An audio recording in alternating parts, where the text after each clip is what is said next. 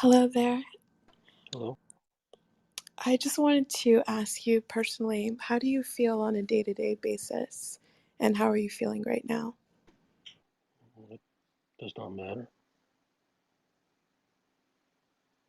Okay, thank you. Have a good night. You too.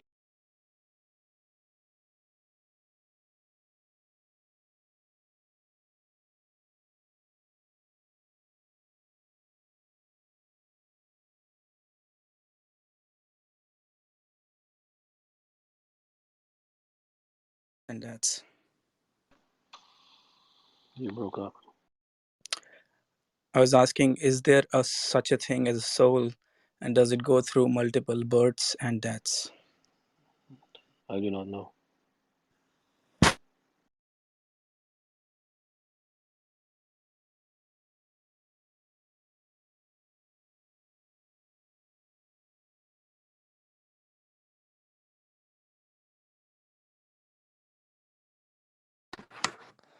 Hello. I was reading your book the entire morning and really glad to see you here. The question I had is the fastest way to, find the state of no mind, to look inside? You are chasing it. You will not find it.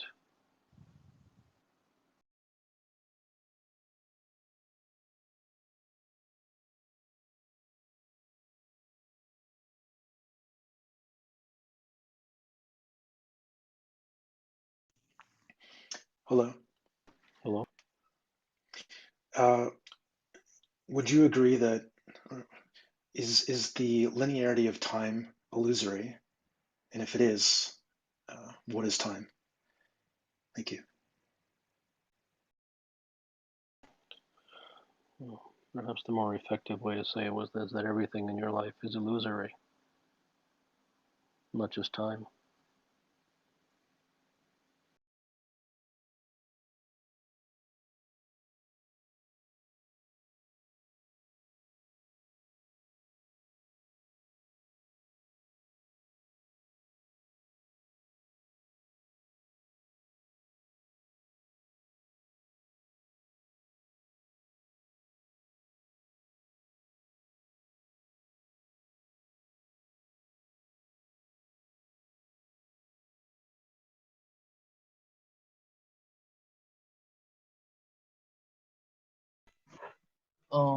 You are doing it for fun, right?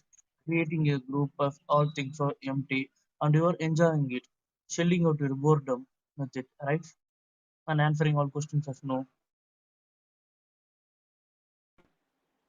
I cannot hear you properly.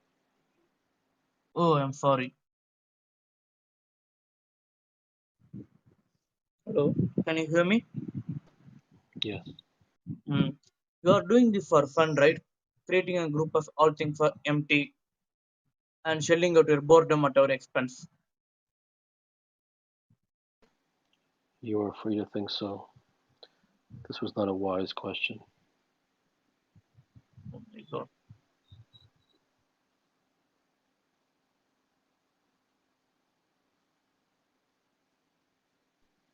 May I? Yes. Um, is there something as dropping it all at once? There is, but it's not volitional. It cannot be forced. May I ask another question, or is this limited Okay. one? So I've been an extrovert all my life, and when I started for the past year, I've been a lot by myself, and I'd spend the whole day without interaction with not much interaction with other people, and I could sit by myself. And I got on Clubhouse to ask you questions when it came out for Android in India, and then I started using it, and then I realized, in spite of all the search and what I want and all of that, I'm still drawn to people and interactions, and I've been trying to understand this. And I've not been able to get out, and I don't know whether it's an addiction. I look at it as an addiction, of course, and it's just a week, and the week has been. But there's the focus also. Sometimes, even if it's something as a room, and you're focusing, and there is the focus, but I don't understand this. I thought I'd dealt with the problem. It's there I don't always. know what you're asking. I'm asking whether we are drawn to other humans, and whether we want social interaction, even if we can go a year without much social interaction. When it comes back again, it's still like before. The vast majority of human beings are drawn to other human beings and drawn to socialization, yes. Thank you.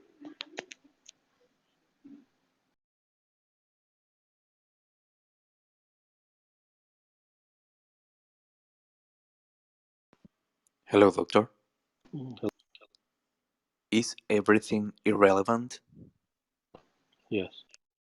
Thank you.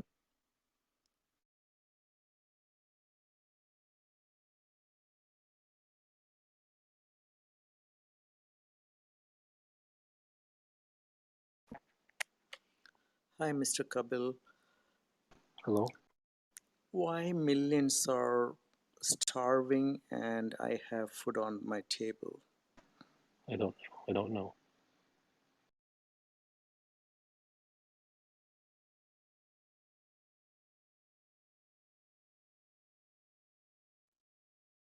Hello. Hello? If an individual's mind makes him or breaks him, what does it mean when the mind is empty? It does not mean anything.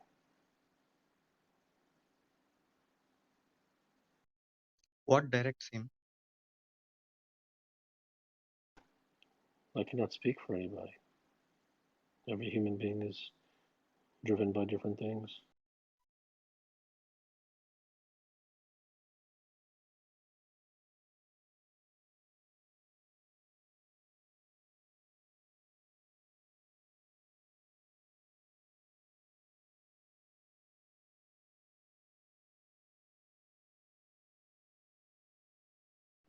Yes.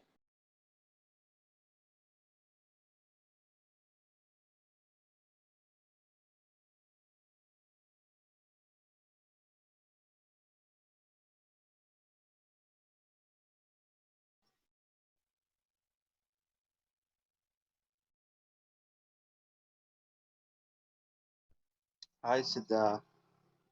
Hello? Am I audible? Yes.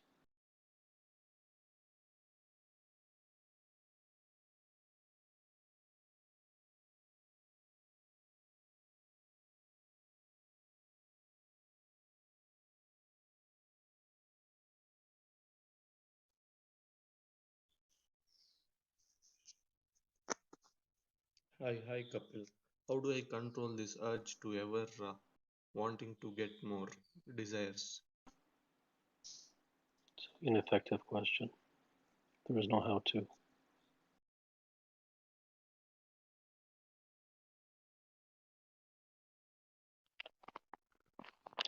Hello. Yes. So, you have been talking about meaninglessness in life. So, my question is, what keeps you attaching to life? I mean, death is pretty easier than to live. But if so, what's your wisdom if you have? Well, I cannot speak for why any particular human being is attached to life. Every human being has a different DNA.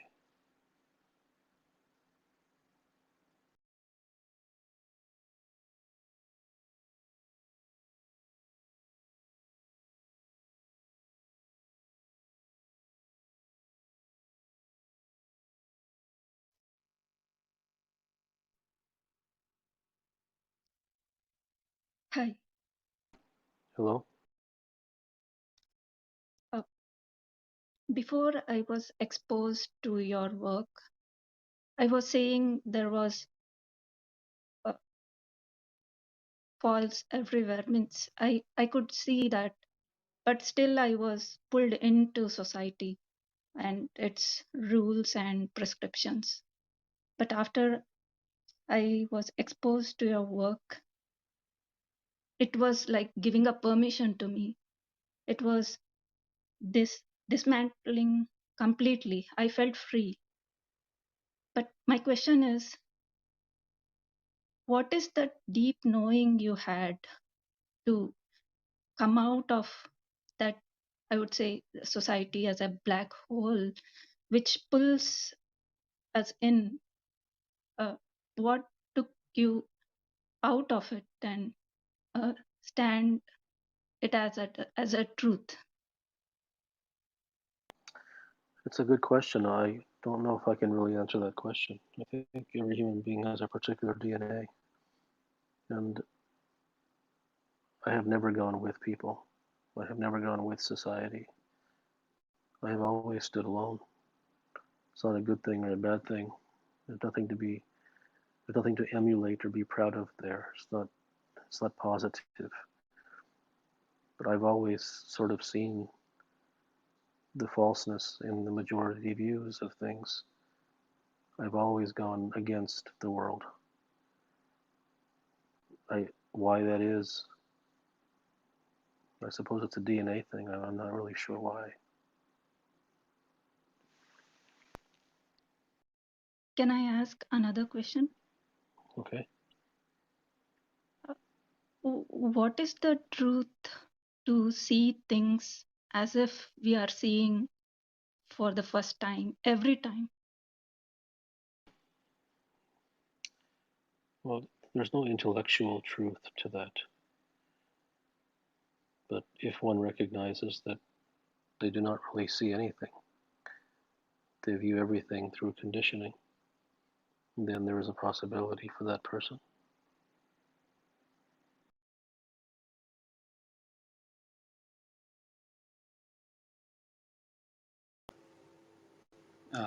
Hi Siddha, I hope you and your family are doing good. Thank you. My question is, so recently, please do correct me if my question is very intellectual or if I'm questioning in a very wrong way. But my question is, recently or some from few months, I have been questioning everything because we have been living in a concept that we are conditioned to believe in. And while thinking about everything, I stumbled upon the word called freedom, and I started thinking about what actually freedom is.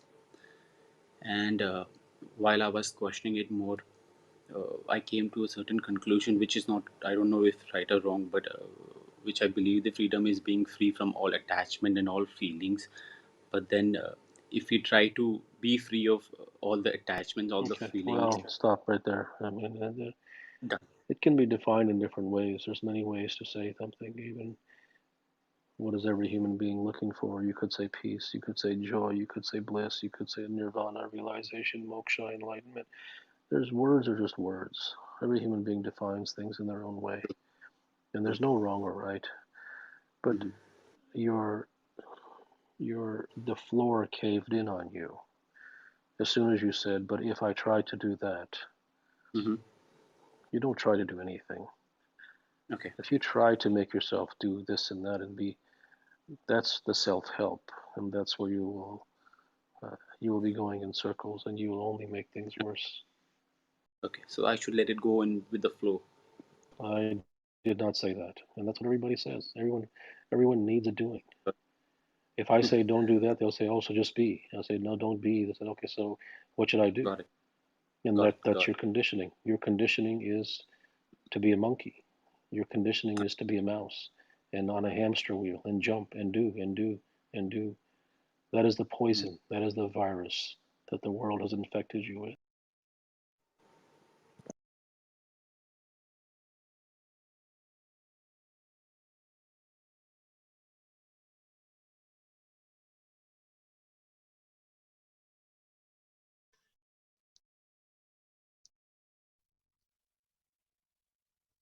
Hi, Kapil. Hello. I have a question that what is happiness? And is happy, as I understand, It is is a happiness. myth. It is a myth.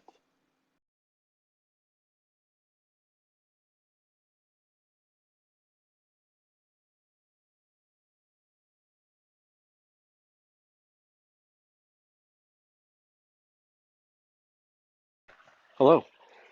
Hello. I think you already answered the question, so my apologies for making you repeat yourself. But do you feel constrained by the English language to talk like this? Is there any other language in which you could perhaps maybe conceptualize that phrase, devotion to the truth? Language in itself is a barrier because words can mean many different things for different people, and words cannot describe a feeling. Words cannot drive. Words cannot describe the feeling of arriving at something. So everything turns out to be conceptual to some degree. And that is why a certain degree of genuineness and sincerity is required upon the part of the viewer slash listener, because it is only then that they'll be willing to look beyond the words.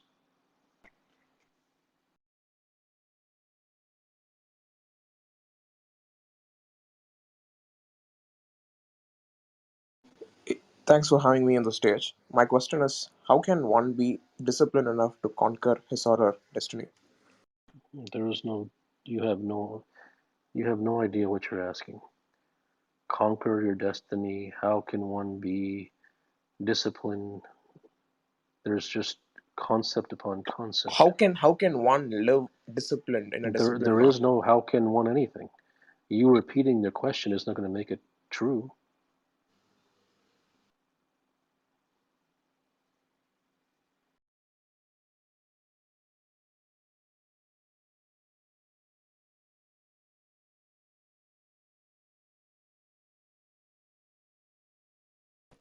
Hey, um, Hello. I'm Edie. Hey, my question is like, if everything you're sharing is not very novel and already like naturally be aware, so if one is not Yeah, I trying didn't. I to, didn't. I didn't understand the first part. What did you say? okay, um, so if one is coming from the direction of already being aware of this state, like what you're sharing doesn't sound novel, but trying to figure out a way to make a living in this so-called Well, world. first of all, I did not describe any state. I don't know what you mean by it is not novel. I don't know what you mean by describing a state. I don't know what you mean by if one is already aware of this state. You're just making things up. It's just if upon if upon if upon if upon if. Well, if I can't say any if, how can I share a state so I can ask my question? There is no state. You are infected by all these concepts. Um, I'm not interested in convincing you.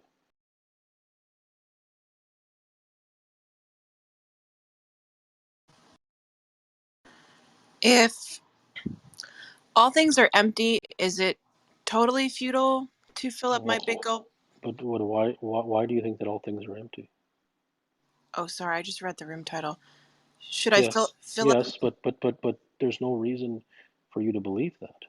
Okay, I don't believe all things are empty, but if they Okay, were, should I fill up my big gulp? but if you don't believe all things are empty, then why do you ask if they were? This big gulp exists in a hypothetical plane. Your question exists in a hypothetical plane. Your mom exists in a hypothetical plane.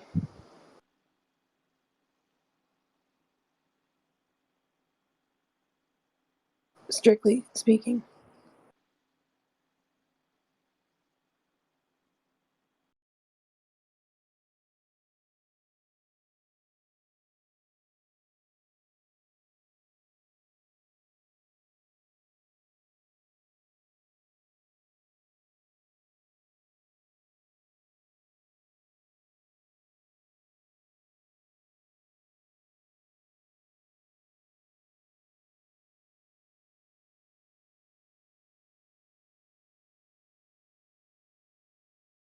Hi. Hello. Is meant to be the biggest lie ever? There are many lies.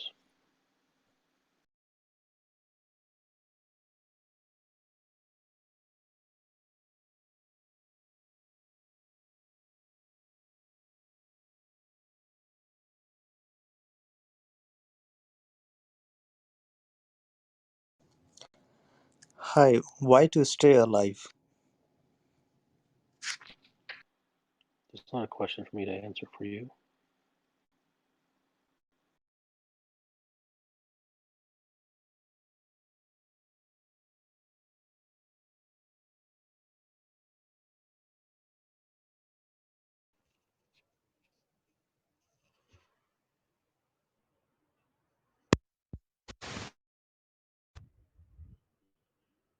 Do spirits actually exist?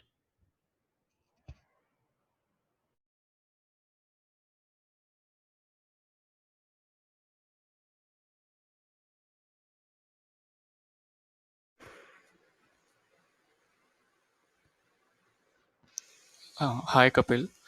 Uh, as you have mentioned, you have not been conditioned by this world. What, according to you, is beyond thought? Truth.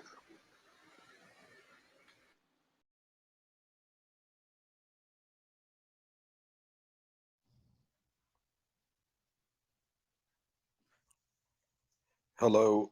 My question is, why is it, why does it make, why is it more, why does it have more sense to perform or to do any dramatic work than life, so to speak? I don't understand the question.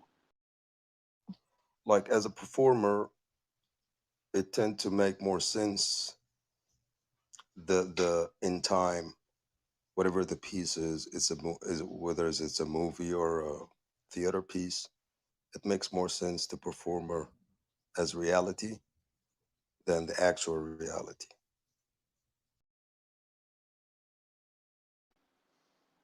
I still don't understand the question.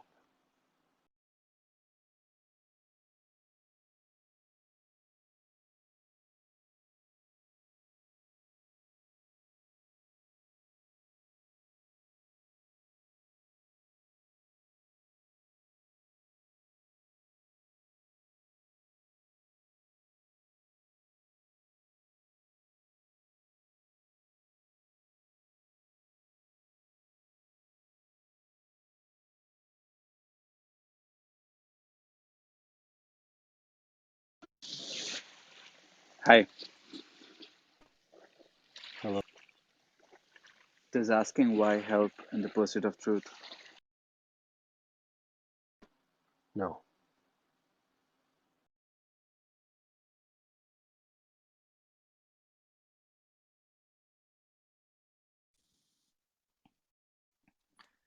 Hi, I'm curious if you still have any questions or matters that you're pondering or asking, and what those are. Well, there are many truths to know. It does not merely matter what they are, but they're in all sorts of domains. There are many truths to know.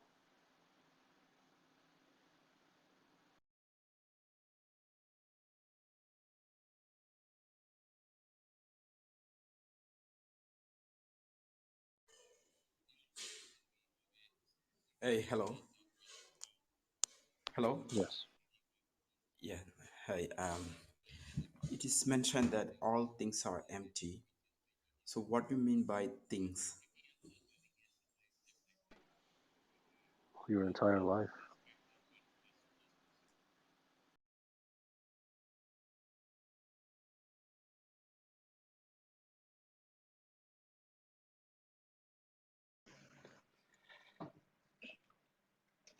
Isn't devotion to truth too empty? No.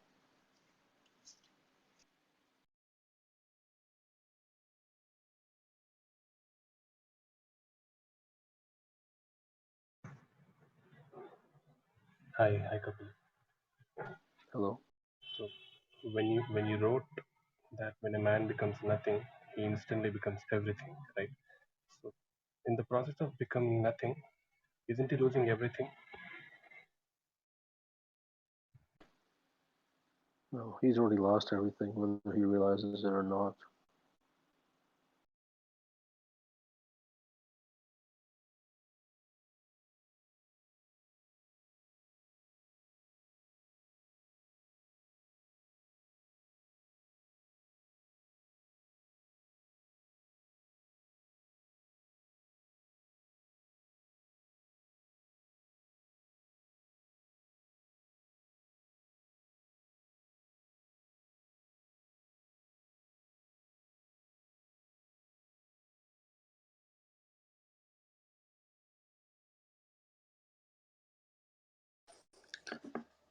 Hi, Kapil.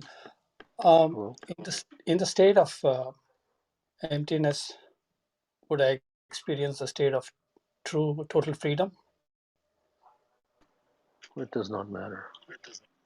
Because if I said to you, yes, what are you going to do? Chase it because it gives you freedom? There's no concept here to make you attracted to it so that you'll go do it.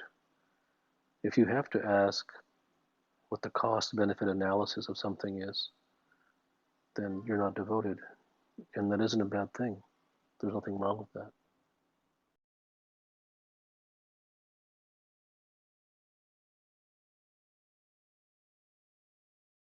Hi there. Hello. I wanted to ask what is truth, and if it varies across domains and planes, why is There are not an illusion? universal truths and there are truths that are situational.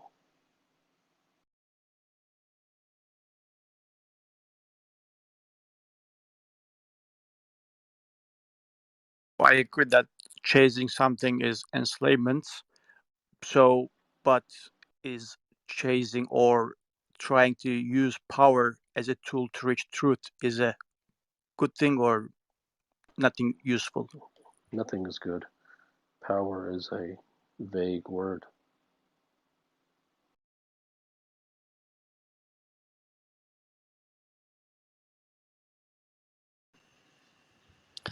Would you say your beliefs about the world make your life enjoyable? I don't think it's about beliefs, nor do I think is it about enjoyment. It is only about truth.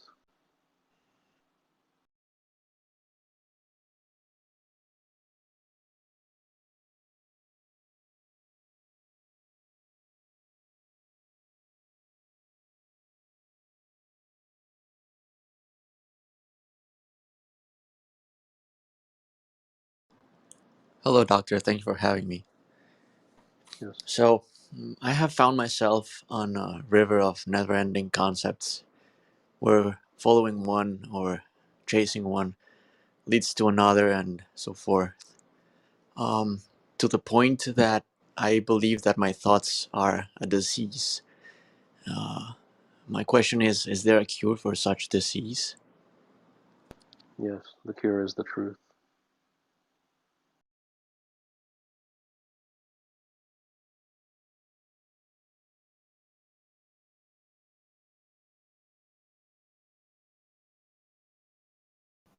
Hello. Hi. Yes. Um,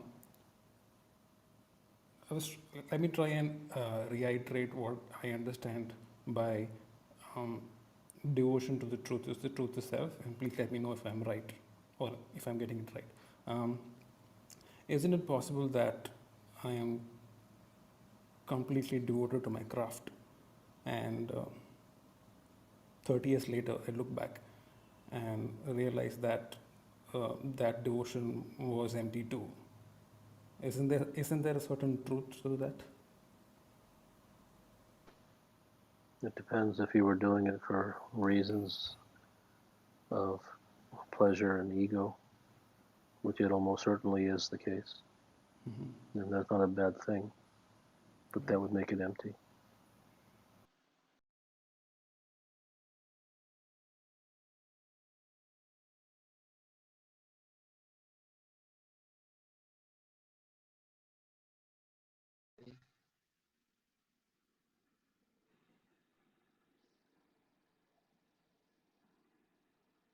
Hello, am I audible?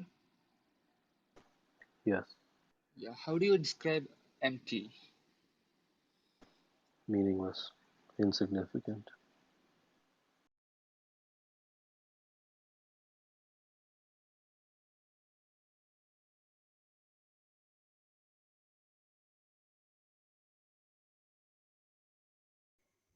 Hi, Kapil. Hello. So, uh, if you don't pursue anything, how can you expect different I results never said that you shouldn't from pursue yesterday? anything. Did I say that you shouldn't pursue anything? When did I say I that you shouldn't said, pursue anything? I thought the pursuit for truth uh, meant no pursuit at all. I did not say that. You said that. I never at all came close to saying anything like that. You hallucinated that. Okay, okay. Then, so I should define my own pursuit, or You should not do anything. what? Then what should You I can do? you cannot hear the truth because you're just looking for an action. You're just looking for a prescription. You're not ready to ask Okay. questions.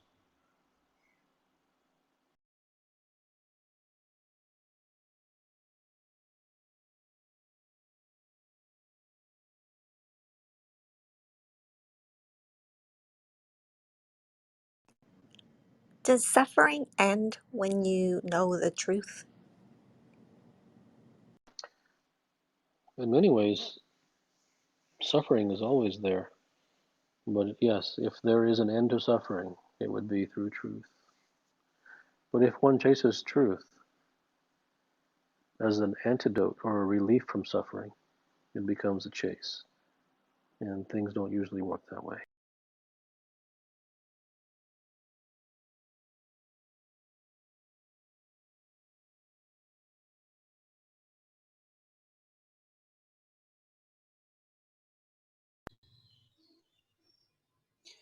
Hello, how do I know myself?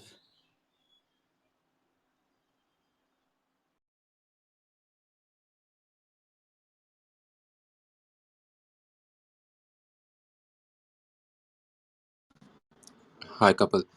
Would you say each one of us listening here and coming on stage is nothing but, just looking or seeking a prescription?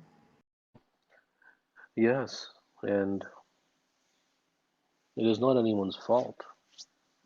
You have to understand that when something is all that one has ever known, what else can they say? It is that's the power of conditioning. There's nowhere in society which ever tells you that you should not seek prescriptions. And that very concept, that very idea, the very thought of that is um, completely maddening. No one would ever think of such a thing. Everything is based upon a how to. So the fact that there is no how is not really present anywhere in the world.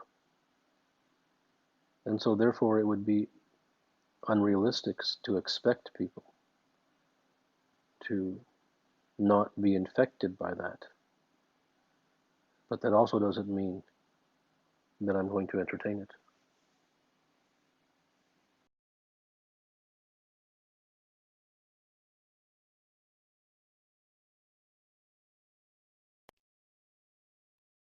Hi, Kapil. Am I audible? Yes. Um, can someone guide me to truth, or is it something that I should figure out myself? It depends what you mean by someone. In all Uh, practical, in all practical, in all practicality, for the someone to guide you, he or she would have to be completely immune to the notion of prescriptions and wholeheartedly devoted to truth. And you may search the world over, you likely will not find such a human being.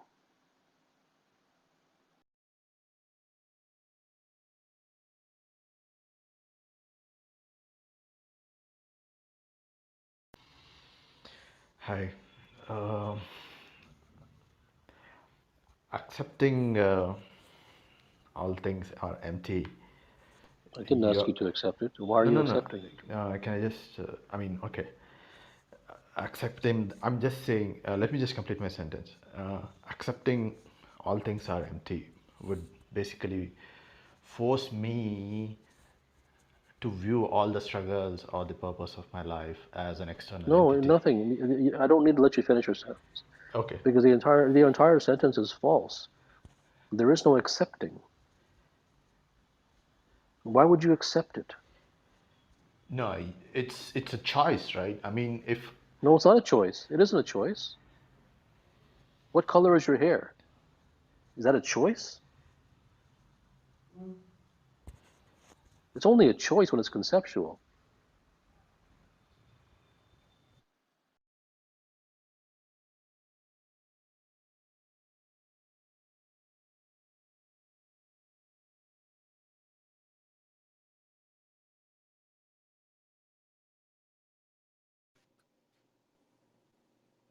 Hello. Hello?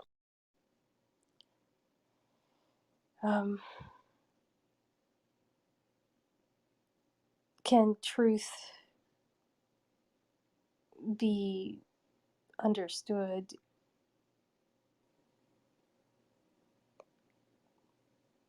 or is it experienced? Well, it cannot be understood intellectually.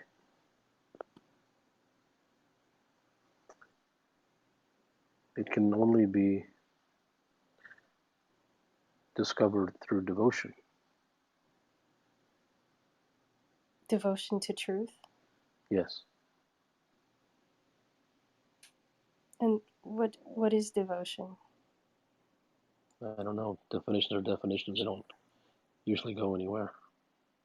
I think you know what devotion is. There's no fancy Merriam-Webster dictionary definition that will do anything for you.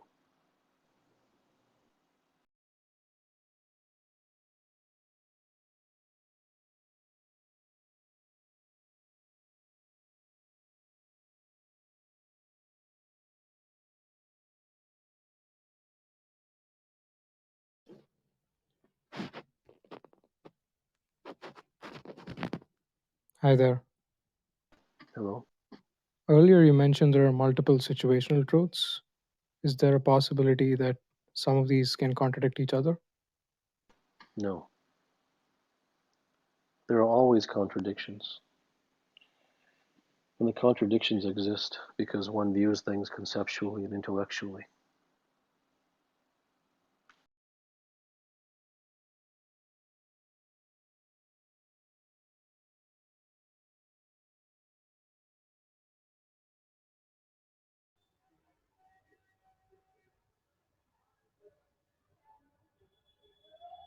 Hello. Hello?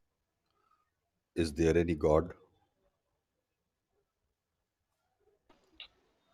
Well, if you have to ask, then that will require a choice.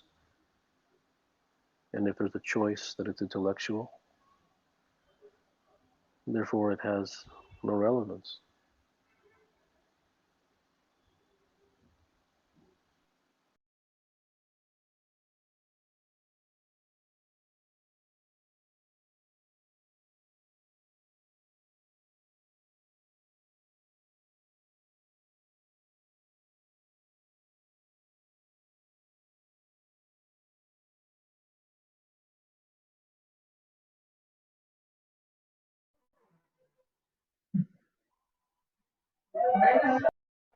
Hello. Hello? So if all things are empty, why am I seeing everything solid? I'm looking Why at are you? Are you problem with not? me. Why are you believing that? Why do you say if all things are empty, as if I'm trying to convince you of that? The topic Why are all you things. taking my? Yes, Okay. but why are you taking? You don't need to take my word for it. If you were here for the talk, there is no need for you to take my word for it. So when you begin with the statement, if all things are empty, what you are saying is that if I am saying that all things are empty, then blah, blah, blah, blah, blah. I'm not asking you to believe it. No.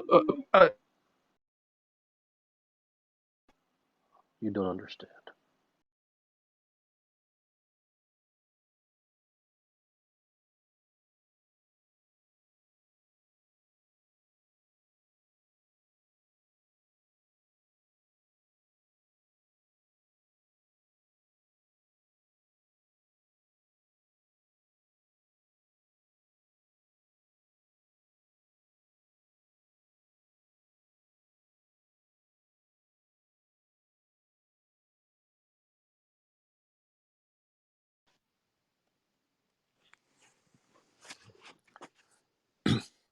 How does one know when one discovers the truth? They just know. There's no sign on the board. Human beings have an inner sensibility to know such things.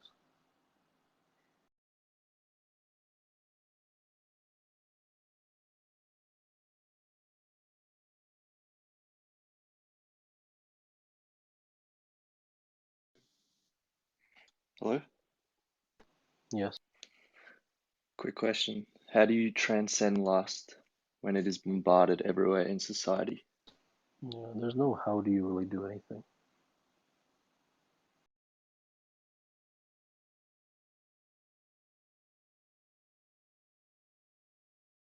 Is truth choiceless? The devotion to truth is choiceless.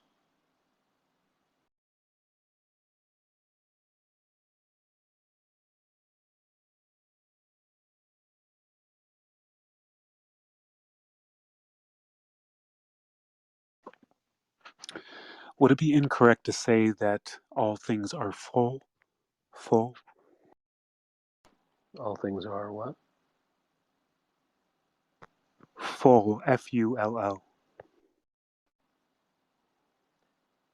Well, I'm not trying to convince you of anything.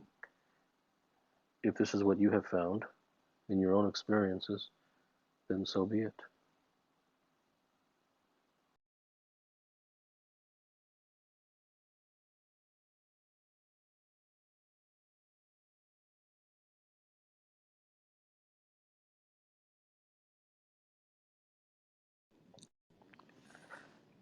Hi. Hello? Should suffering be avoided? There is no should.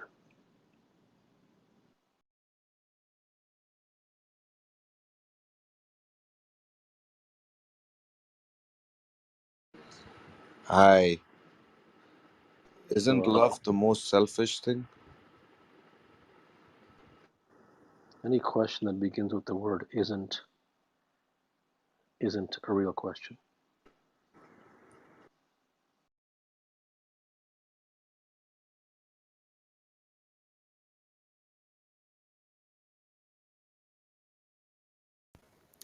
Hi, Kapil. Hello? My question is, once I complete a task, how do I basically get rid of the memories of that? There's no Or how do I.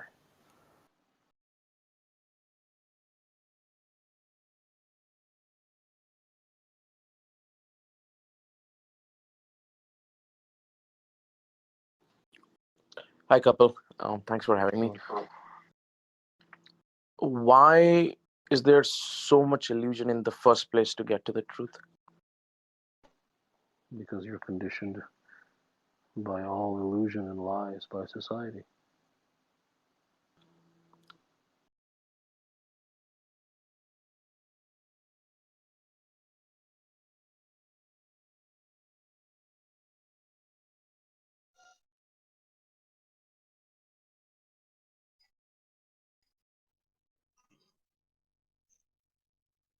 Hi, Hello? are truths subjective or There is are there a relational universal element? truths.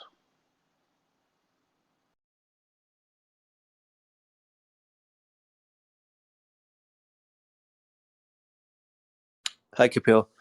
Hello? Hi. What do you think the difference between chasing and devotion is? I think you know. Okay.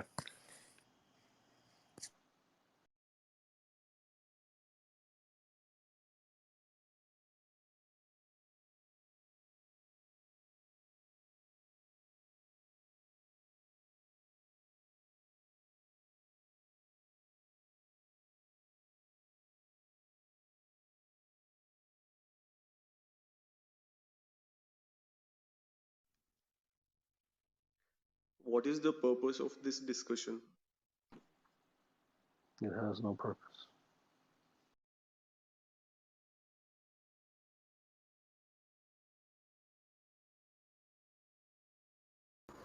Hello, Dr. Gupta. Okay. Mira's devotion to Krishna was where she suffered, but it didn't matter to her because it was her devotion to him. But she caused a lot of pain, or the people who were around her, her husband, they all were in deep pain and in return caused pain to her. So my question is, if I go on the path of devotion, I'd be causing pain to my children in some way, and that kind of stops me from pursuing this, or it causes me to sit back and stay with them and do the duties that I'm supposed to do as a mother. And it causes a lot of confliction within my mind, and I don't know where I'm supposed There's to. no way out of that. There's no right answer. If that's what you're feeling. If that's what you're feeling. There's no right answer. There's no, how do I stop feeling conflict? So I just pursue the path. I did not say anything. Uh-huh. I didn't say just do anything. Right. Okay. Well, I'll think about this more. Thank you.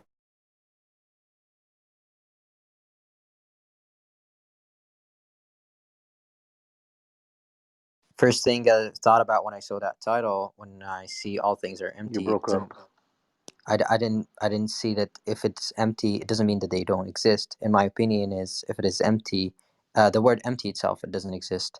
Same thing with evil. I believe that Do you evil. have a question? I'm not interested in your beliefs. Do you have a Yeah, question? I want feedback on that. And why do you think I think that? Right. I'm not interested in giving feedback on your beliefs. If you believe something, then you believe something. I'm not here to tell you that your beliefs are wrong or right, or you should think this way and change. I don't care. If What you does it believe mean, X, empty? How would you define empty then? empty is meaningless and insignificant.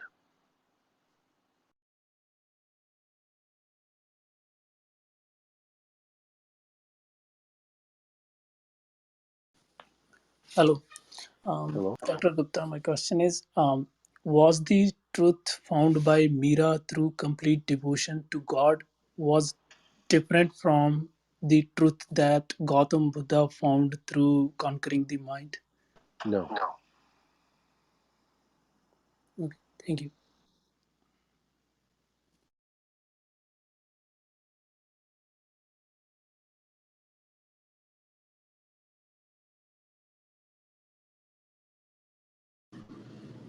Is your advice also empty? I have no advice.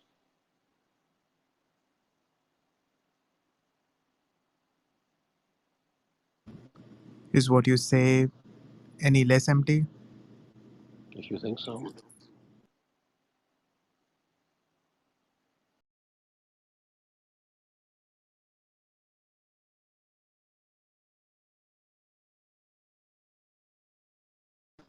Hello, Siddha.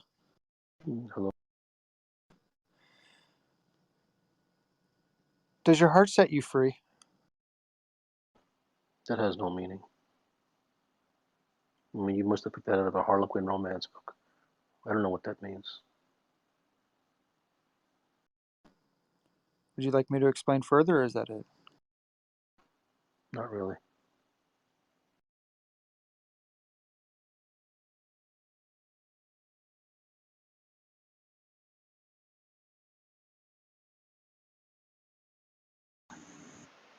How are you, Siddha? Do you have a question? Yeah.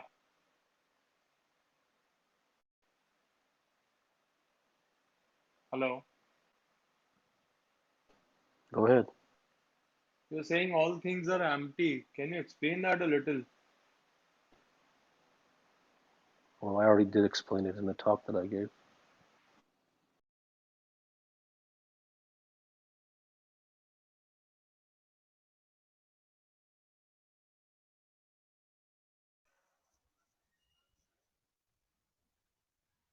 Yes, hi. So, according to you, what is the meaning of equanimity? Well, equanimity is a word. I think you know what equanimity means.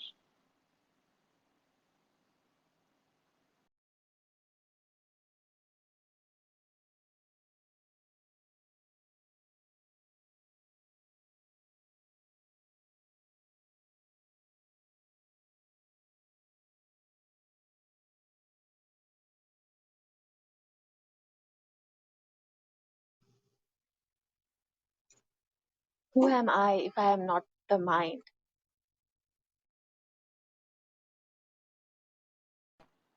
Such things go nowhere. I could say you're a grape. It won't do anything for you. It's just intellectual, spiritual nonsense.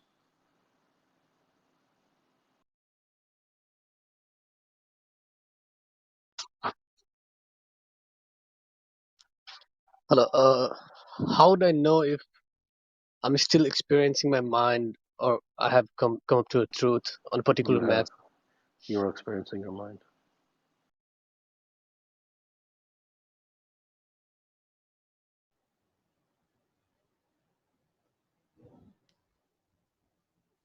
Hello. Thank you, Kapil, for and good morning and namaste. So I understand that no one here should take what you're saying as a word of mouth. But my question is that why are you doing this? Because if you think like no one I should take. don't know.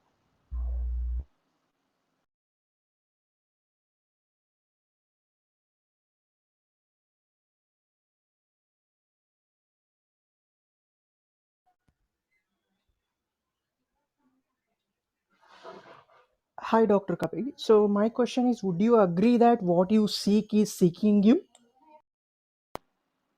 That's just spiritual jargon.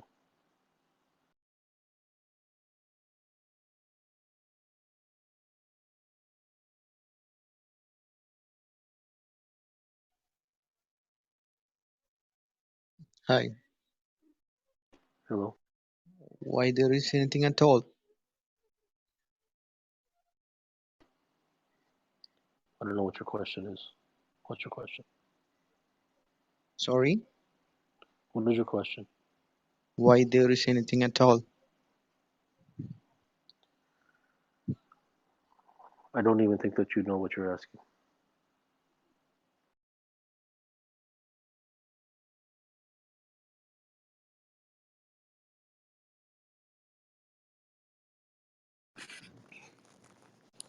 Hi, I'm wondering if you would share your internal dialogue during these talks. I have no internal dialogue. Thanks.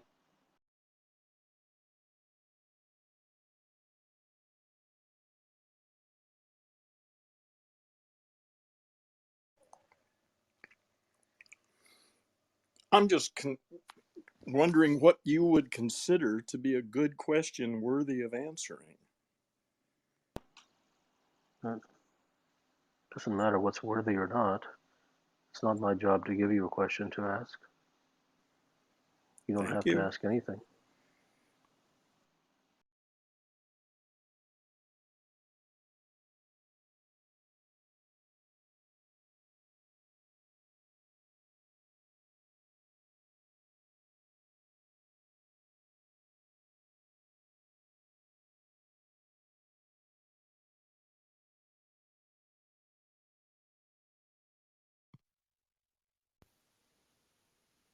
Hi.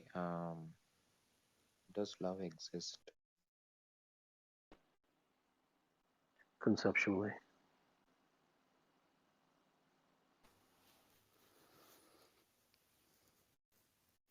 People deal with death. People die. Is there an approach you use to deal with people's grief? No.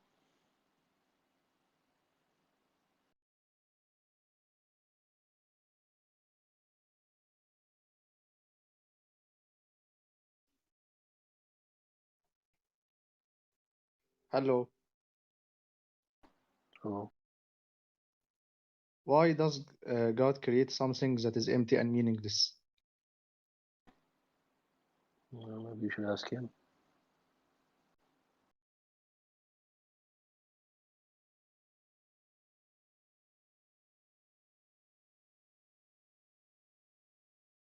What is curiosity?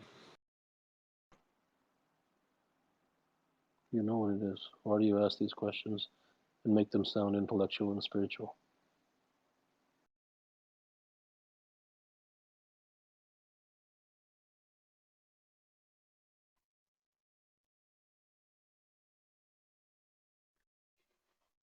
Hi. Uh, Death is inevitable, yet why do we feel grief when the loved one, dies? Because it's only inevitable intellectually.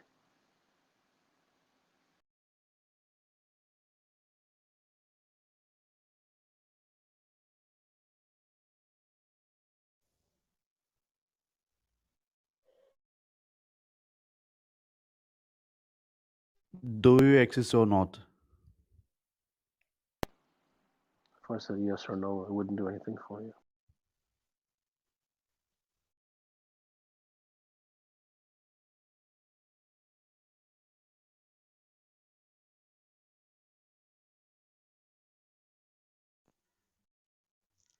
Pranam Siddha. My question is, all things are empty. Does that mean, are you talking about silence? No. All things are empty means all things are insignificant.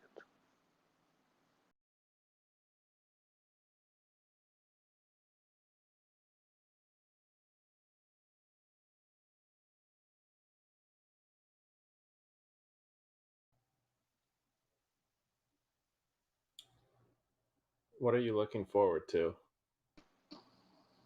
Nothing.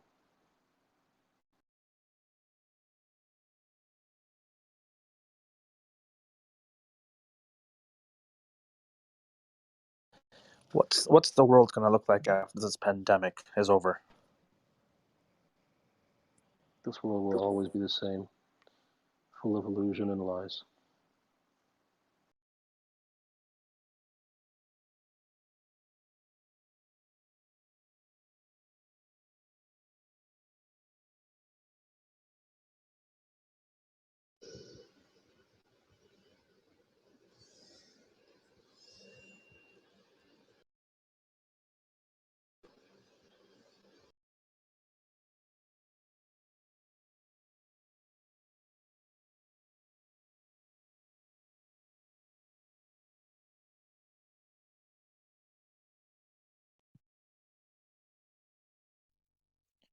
Hi. Is marriage really necessary? Not if you don't think so.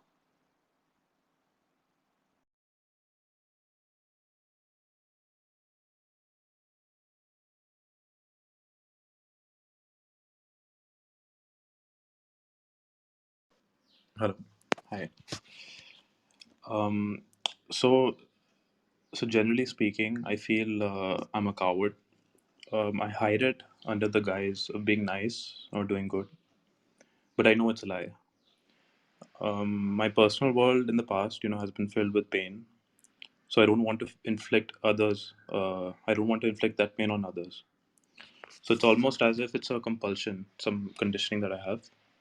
Um, so I'm not going to ask, how do I overcome it? Because I know you can't give that advice to me. But do you have any general thoughts on this? No, I don't have any general thoughts.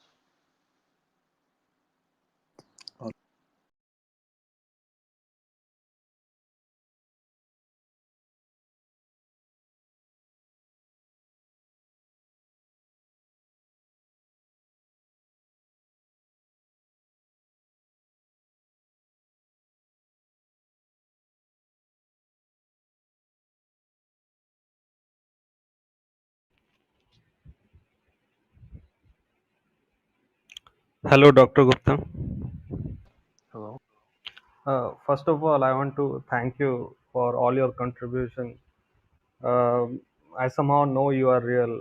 My question is, so I got interested in truth and enlightenment from at the age of 14, and right now I'm 26, and I'm totally confused, like where to go from here. I already have a business, and I have to There is support. nowhere to go from here.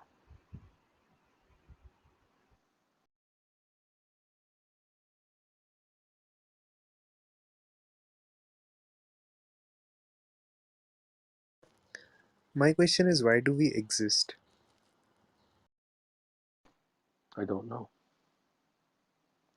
The question is, do you?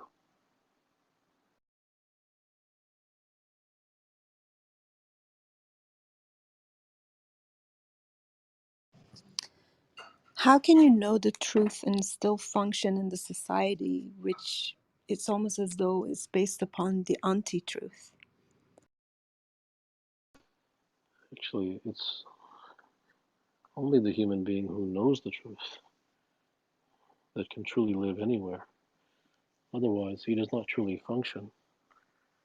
He simply lives a reactive life as a slave to society.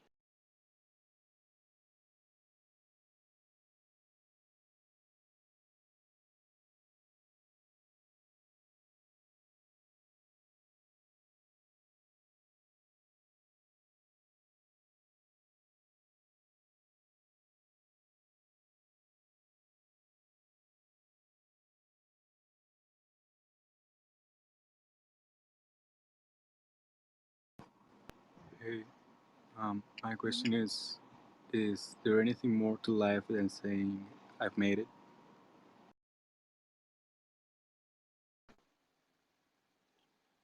If that's how you conceptualize it, so be it.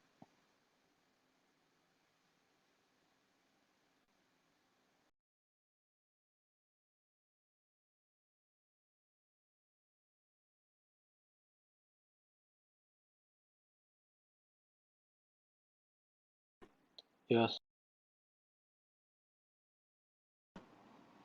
Thank you.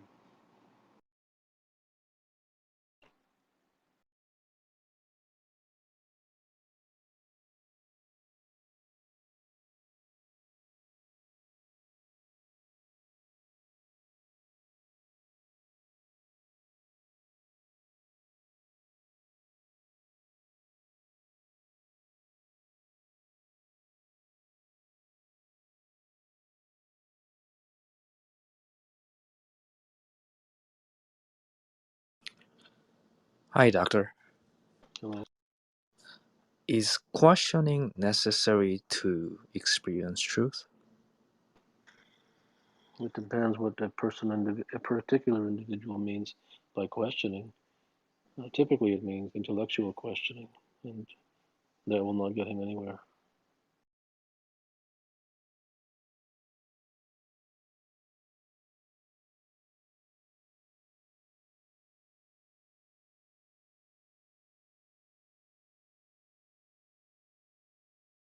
Hi,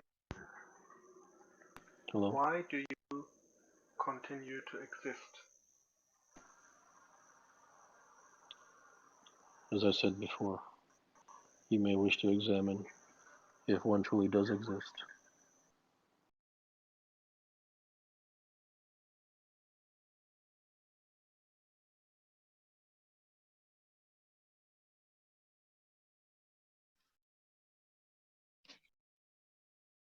Hi, my question is why do I forget the things that I know, the things that I have realized?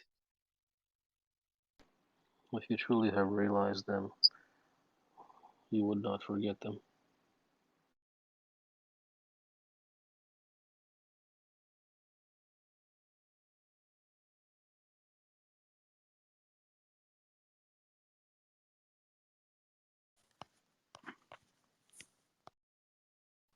Hi. Who or Hello. what is controlling the world? That's a very vague question. Okay, so who is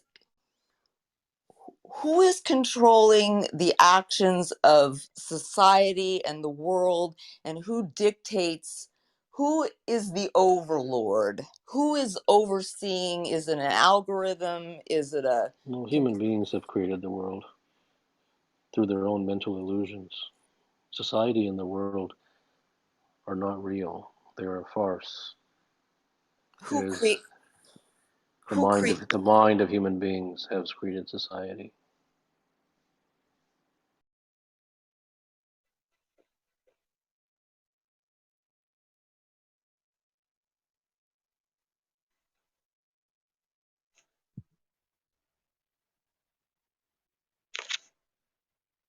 Namaste. Why do I feel peaceful whenever I surrender to Lord Sri Krishna or to life or to the ultimate death? I feel peaceful. Why do I feel that peace? Why does it matter why you feel peace? If you feel peace, you feel peace. Why would you question it?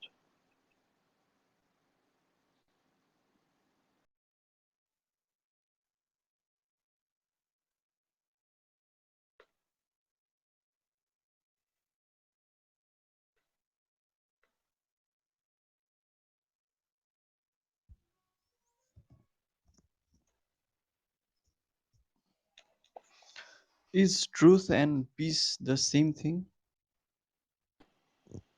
No, no.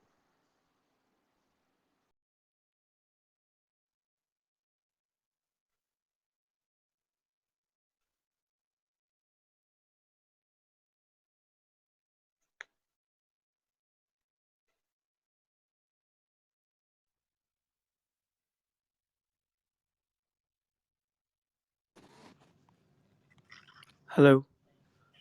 Hello. Just wanted to understand, how do we measure the character of a person that we want to include in There our is life? no such thing.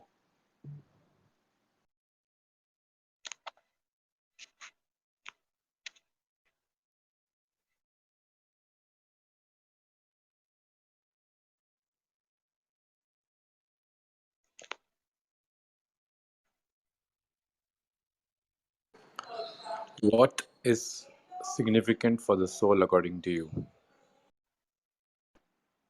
You may wish to examine what a soul really is. It's a vague concept.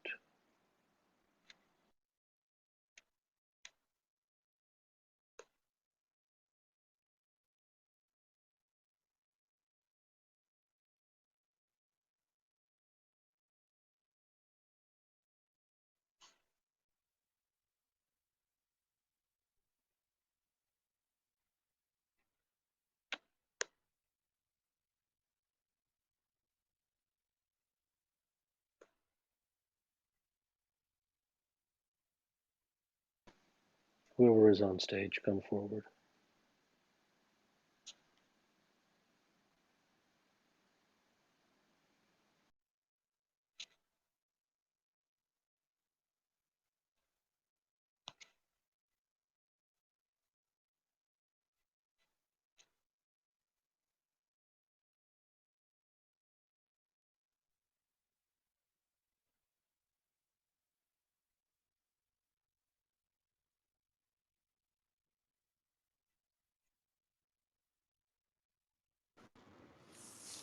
How do you know that ego is dying?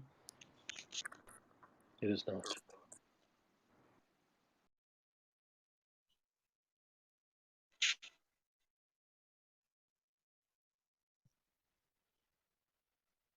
So basically, I have the problem like I'm absent of the mind in the reality. Like I'm not present in that particular situation. So how can I improve? There is no how can I.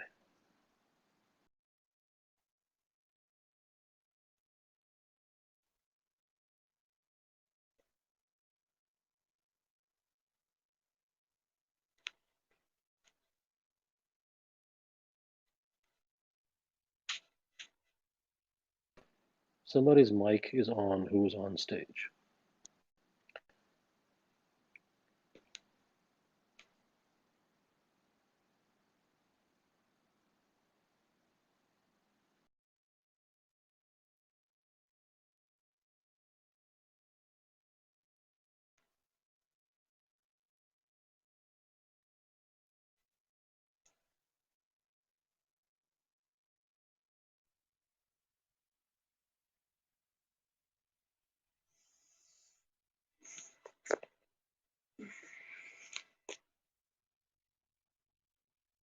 Hi. What do you exactly mean by the title? All things are empty.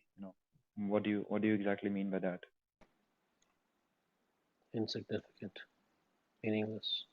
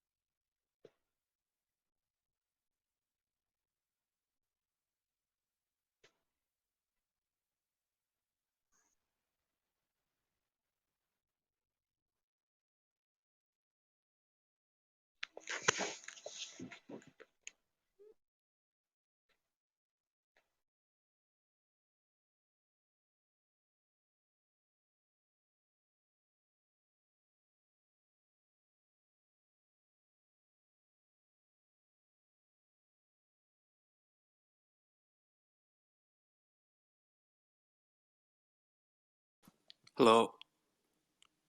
Hello. I got a simple question. I'm just curious.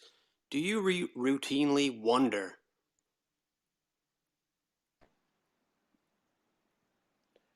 And it has no relevance.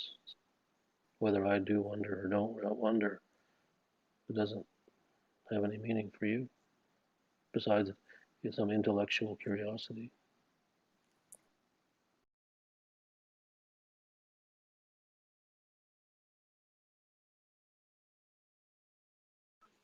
Hi, hi, Siddha.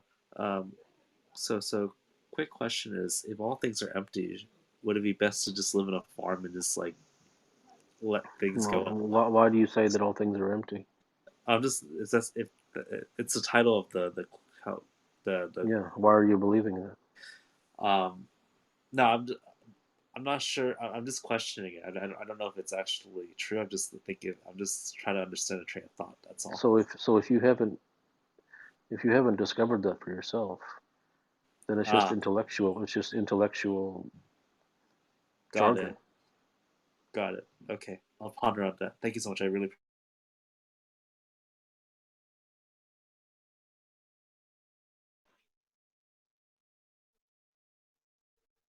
Hi, hello. I want to ask like how to stop procrastinating. There is no how to.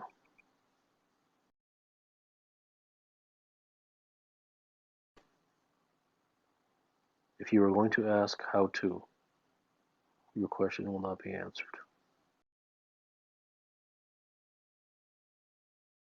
If you're going to ask how to, you may put your hand down.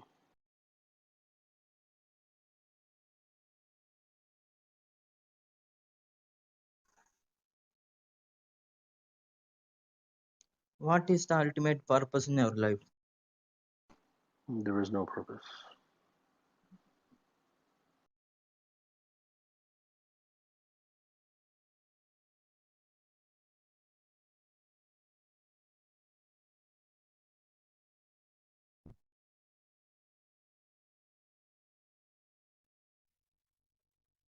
Hello. Why is it so difficult to sustain faith or hope?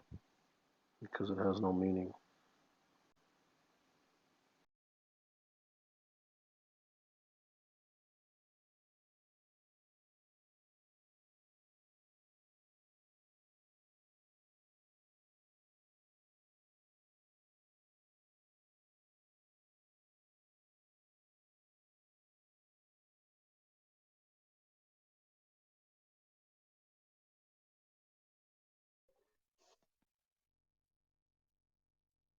What's the difference between belief and truth? What do you think the difference is? Both are similar for me, almost, Why do you say almost? because what I believe is almost true for me.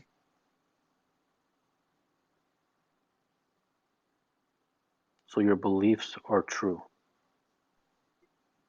Yeah, for me. I don't think for others, but it's for me. I see.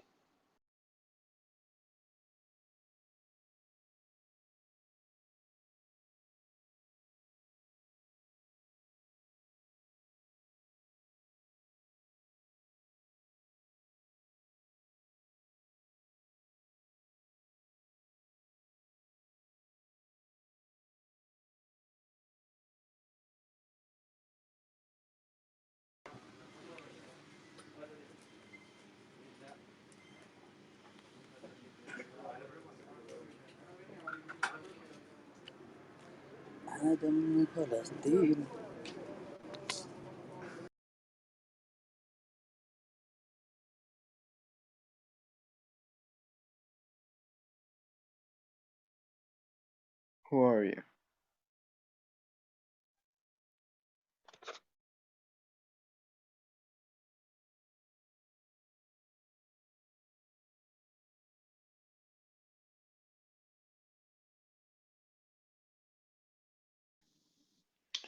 Hey, Kapil.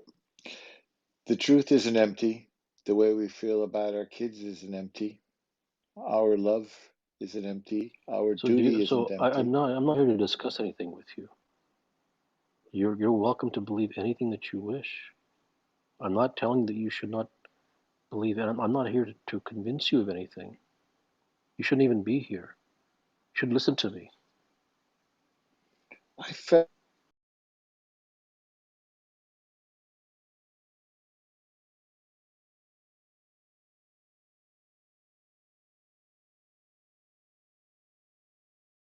Is destiny predestined? It does not matter.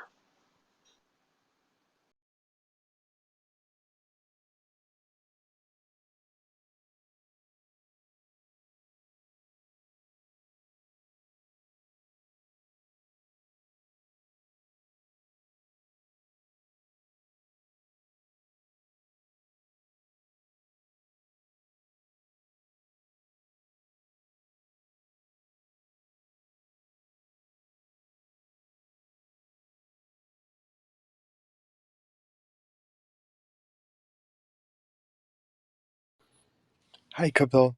Thanks. I know there's no prescription to the truth, but in what scenario would you share with me your path to truth? There's nothing really to share.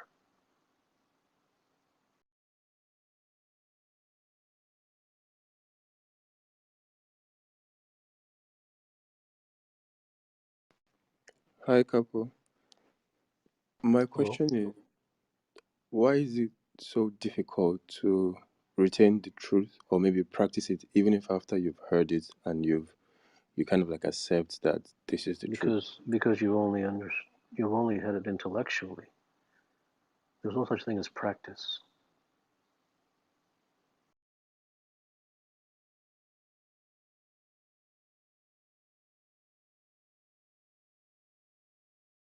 How do I make more money?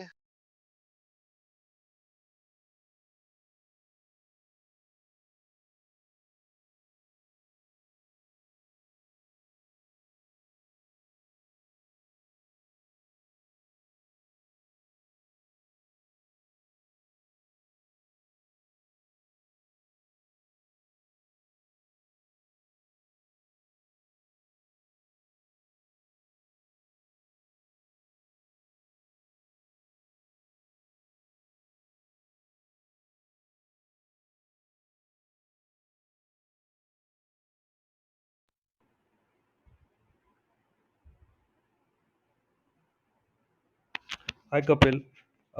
In your articles, you talk about no mind and go there through understanding. So, could you elaborate on that, please? I've written extensively about that. There's nothing to elaborate about. If you have a specific question, you can ask it, but these open-ended questions about how do you solve all the problems of the world type of questions, they don't go anywhere. They're not serious.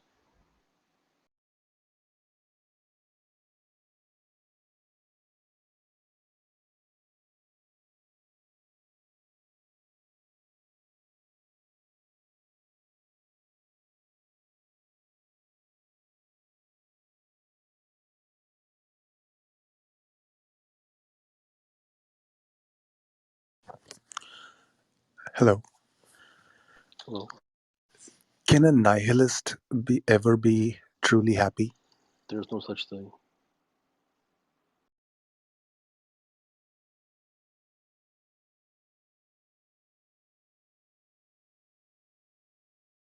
Hi. Is there anything, if at all, that is closest to truth? As in, let's say, if we are living in a lie in society, we see all the indications around us. How do we know that we are moving towards truth? What are the indications which will be surrounding us if we are making that path or that journey? There are no indications. The understanding is that everything that you experience is a lie. All of society, all of the world, all of your friends, all of your interactions, all of your social gatherings, all that's in your head, all the books that you read, all of the austerities that you practice, everything is a lie. Now, that might take you 400 lifetimes to discover, or it might take you 2 years. I don't know. But that is the realization that must be had.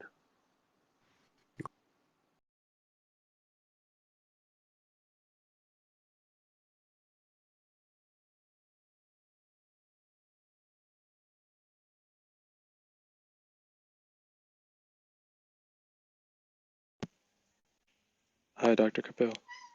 Hello. Hi. Words are a bit clumsy sometimes, so I don't mean to be conceptual, but from my perspective, you're coming from a place that feels really embodied and mature in what you're experiencing. And assuming that your path of devotion was organic and choiceless, um, were there moments along that path that felt like a threshold that you crossed that was like no going back from this, like losing your virginity or something where you fundamentally feel that I understand this greater somehow? Yeah, there have been many such things, but I don't look. I don't look for them. And They how happen. exactly they happen by themselves. Yes. It's spontaneous, and the hindsight comes to you that uh, might But give but it any. I will tell you that I think that perhaps any type of even and I'm not saying that you do, but it suggests it sort of in your words and your tone that I don't think that anyone should have any admiration of any sort for me. I don't think that anyone should look up to me. I don't think that anyone should look at me as someone to follow or to hold in any high regard in their mind. It just happened. I'm no one Mm. really to you know emulate.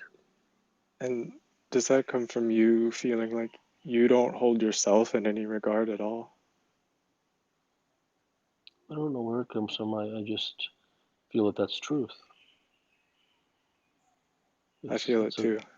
it's a journey inside of oneself. It is not trying to be like someone else, and uh, I don't think that anybody should be like me.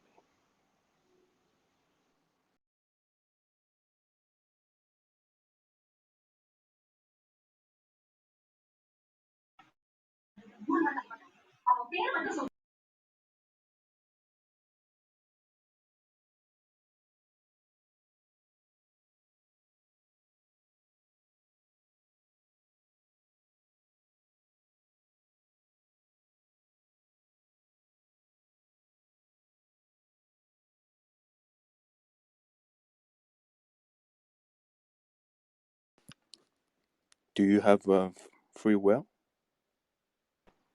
It Free does will. not matter.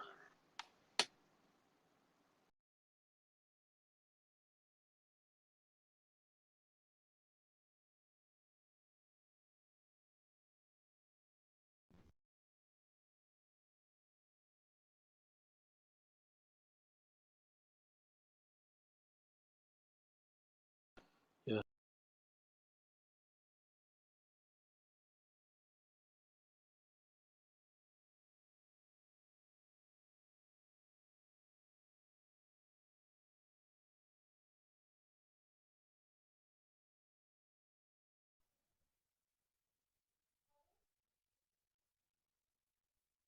Hello, Dr. Gupta. Hello.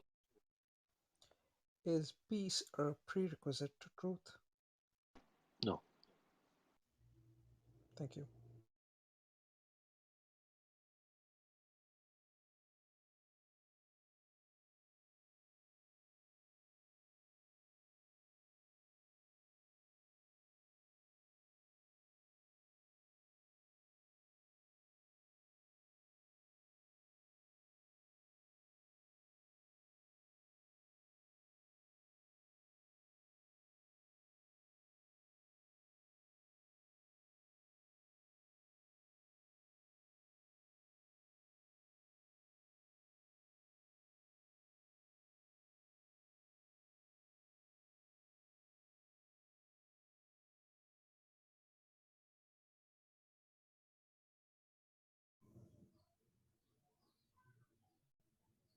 Namaskara.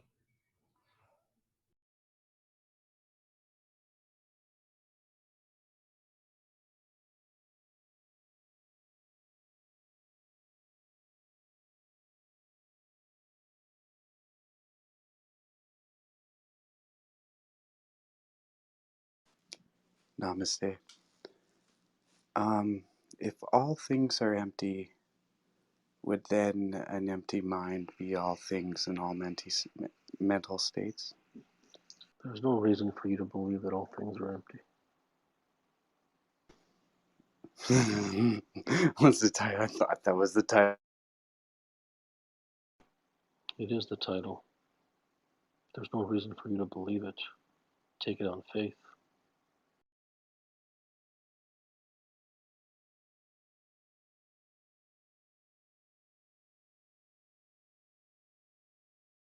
Hi, doctor.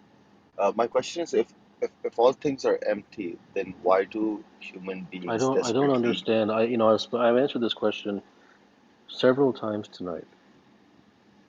There is no reason to think that all things are empty. There is no reason to say if all things are empty, as if you were taking my word for it. Well, my question is, why do human beings so desperately seek fulfillment? That's the question. They don't seek any. Why? What else would they seek? Whether it's fulfillment or freedom or peace or whatever it may be. I don't understand the question.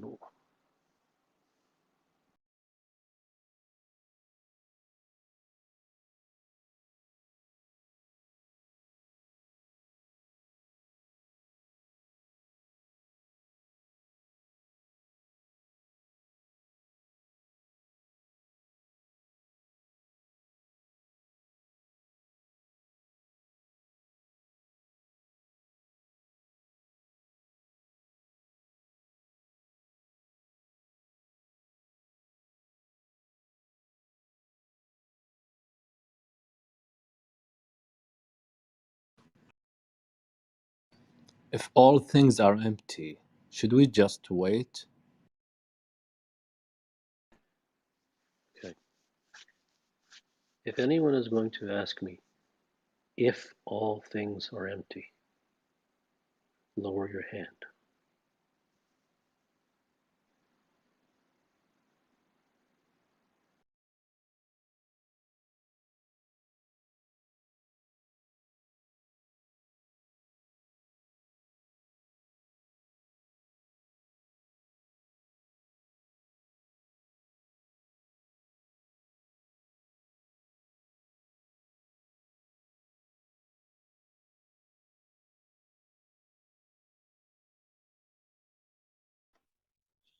Um, Hi, I just had a question. I don't know if this was answered before. Karma, fate, and free will. Which of these three things out of this, which is the most truthful one? Irrelevant.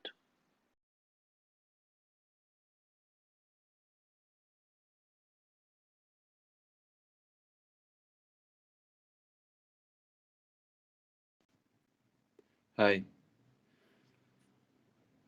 Hello. How have you dealt with the kind of shock and the destabilizing effects of becoming more and more aware of how deep your self-deception runs? I don't deal with things. There's no dealing with.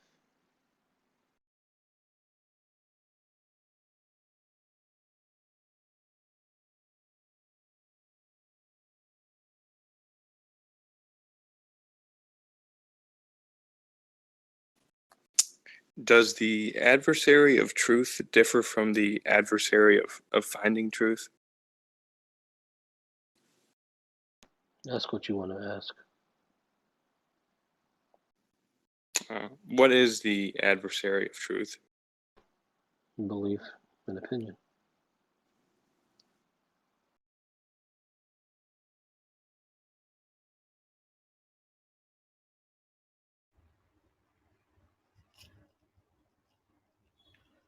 Namaste, Kapil. Namaste. Uh, if one is in silence and there are no questions, there are no interpretations, is such a state nearer to the truth? It can be. It depends upon the context. Some people can manipulate that state for a few minutes, but that doesn't mean it's real.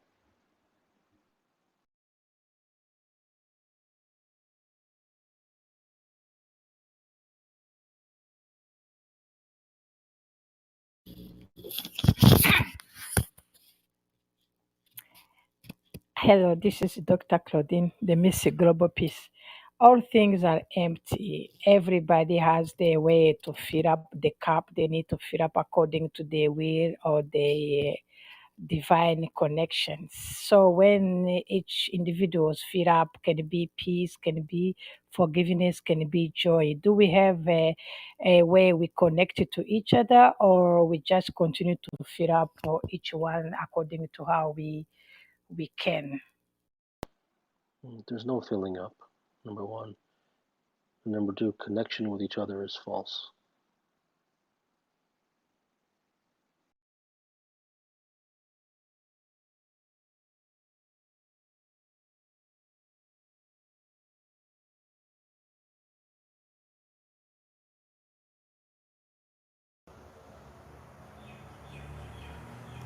Yeah, good morning, sir.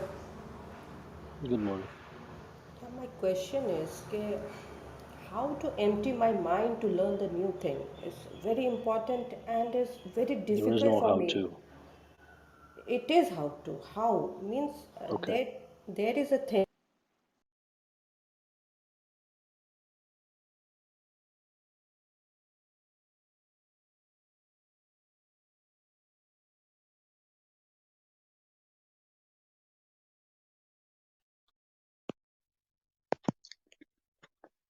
Hello.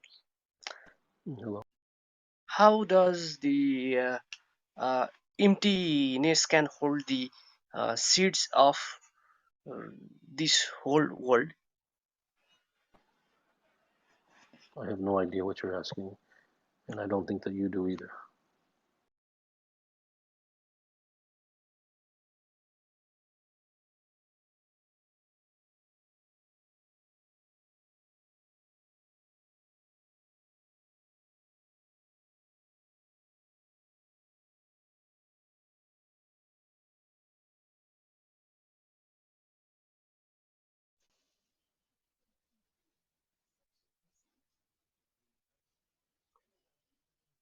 What is the source of my creation?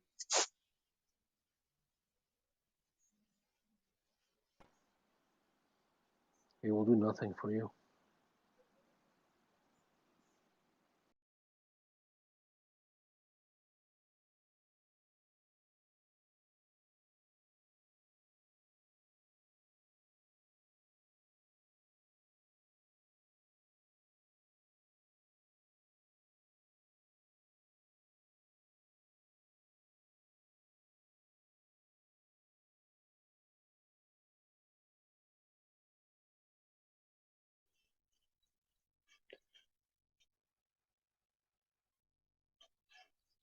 Hello, Hello.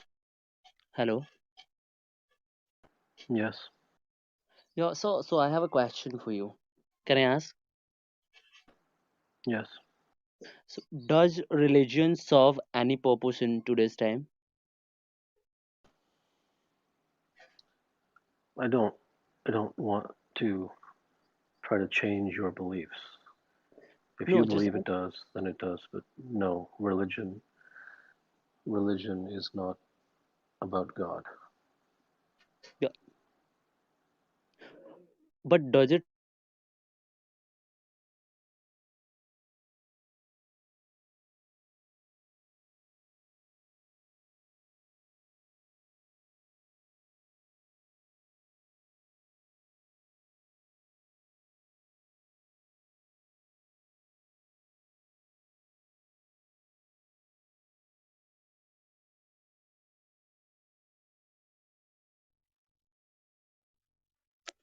Hi, Siddha. I'm deeply hurt and I feel empty. How do I stay with this emptiness if it is? There's no reason to do anything. There's no how to.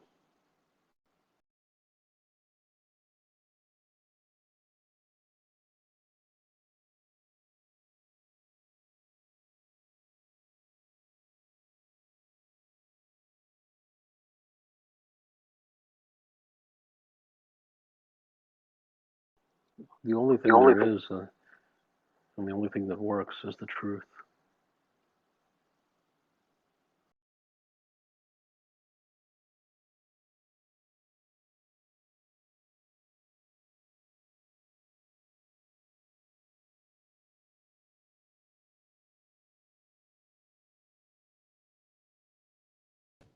Hello, sir. Hello. Is the seeking of my ruby tooth a worthy goal for my life?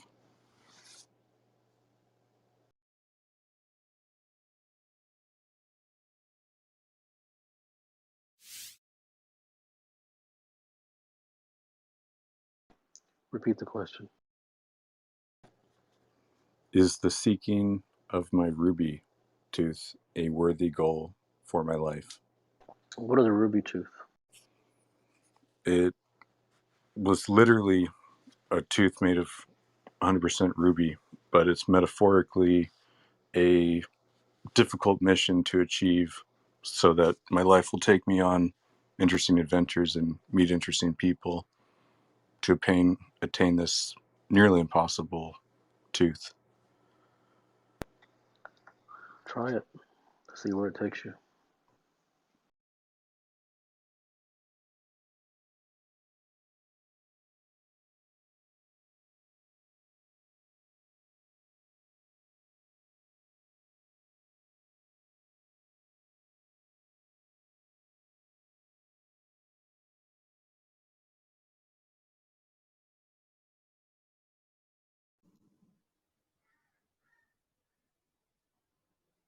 Hello, Dr. Kapil. Hello. Thank you for bringing me up. So my question is: isn't even the thinking that one day I will reach the ultimate truth an imprisonment by the self?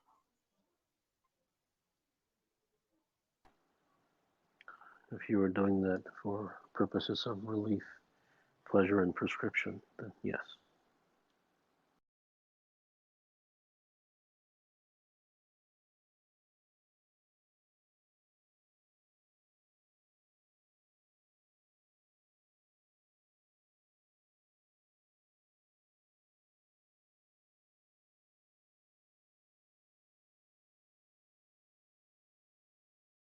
Hello, Dr. Kapil.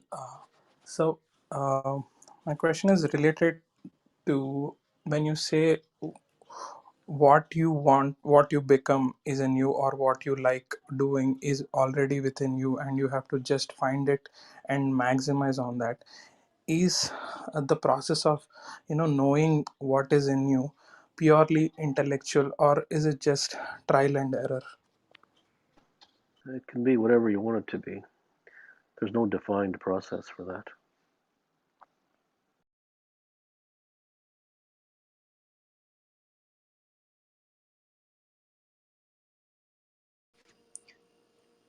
Hello. My question is, can one create art from nothing, or is everything just a reinterpretation of one's perceptions and experiences? It's whatever you think it to be. What does it matter? Whether it's a reinterpretation or whether it's from nothing. There's no badge to be got.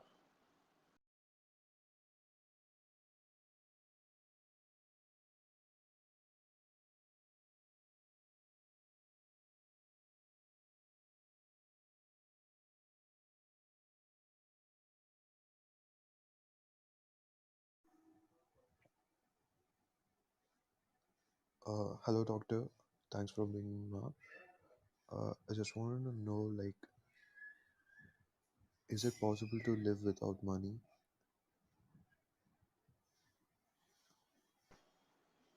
People live without money. They live in caves. They live as a homeless person or a person who begs on the street. So yes, it's possible to live without money.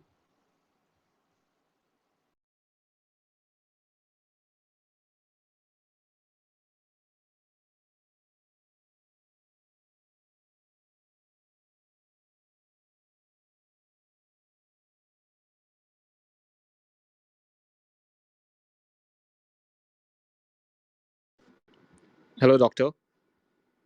Sure. The question I want to ask is there life after death? Is there rebirth? I don't know.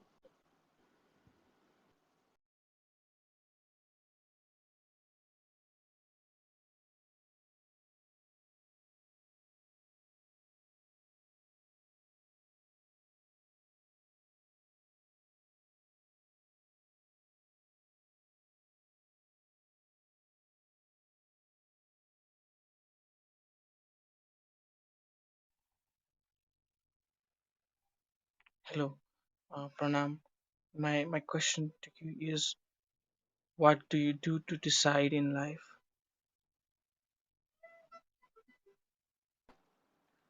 There's nothing as to what to do. It's not about doing anything.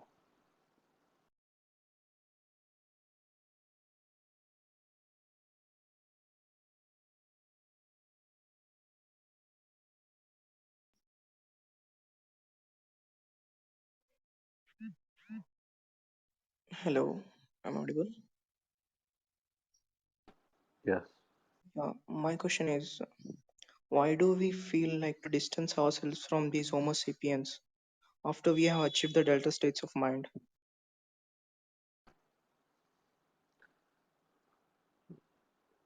Who cares?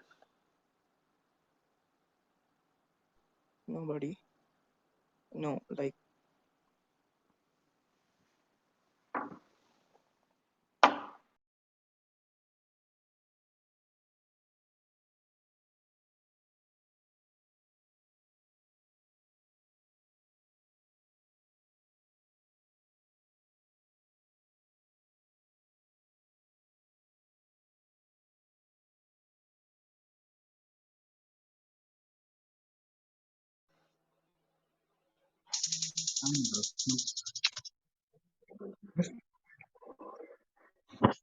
Uh, when did you realize that all things are empty? What does it matter?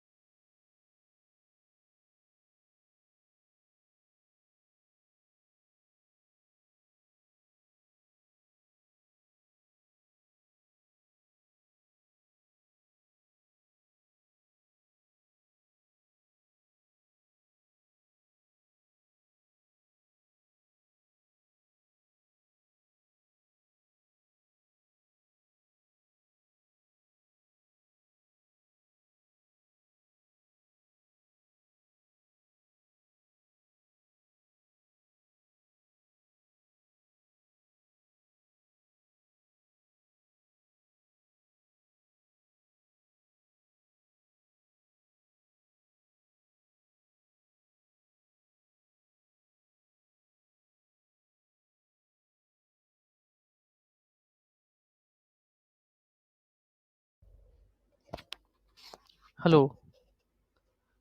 Hello. Am I audible? Yes. Uh, sir, sir, I have been struggling with this enormous fear of self-realization, the fear of a non-conceptual, non-perceptual reality. Even though I want to discover it, at the same time, there is this enormous fear that I've been struggling with for more than a decade. And I cannot could give you a you, prescription to overcome the fear. pardon? I cannot give you a prescription to overcome the fear. No, no, I'm not asking for a prescription, but could you comment on like what is it that I need to see? What is it that I need to realize in order to be free from it?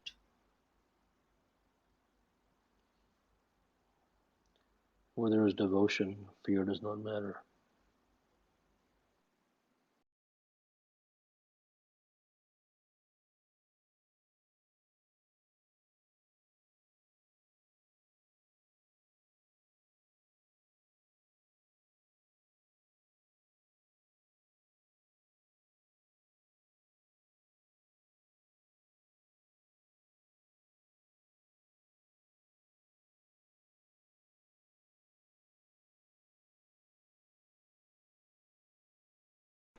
Yes.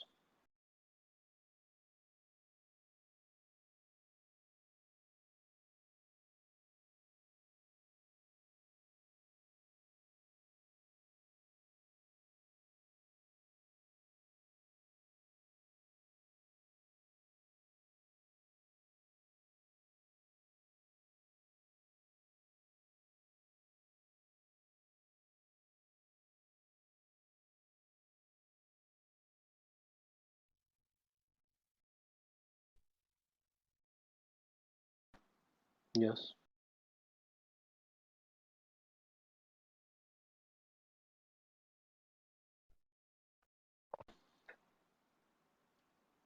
Do you have a question? Yeah. Hi. So I'd like to put it, in spite of this is with not regards to work, with regards to the relationship we create with people. Why is it that although we I can barely hear you. can you hear me now? Can you hear me Yes. now? Um, why is it that when we create connections with people, um, we sort of create a relationship in our head, but when there is no exchange, although we understand that we're not accepting, we're not looking for acceptance, we're not looking for a give and take, but we feel like it's empty.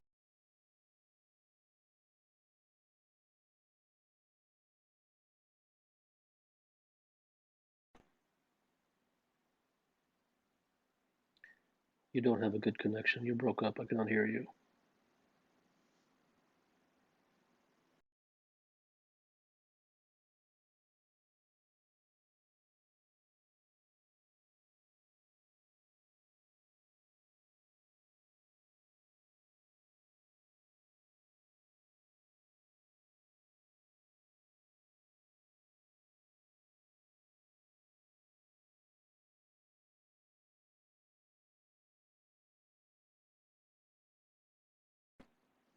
Good night.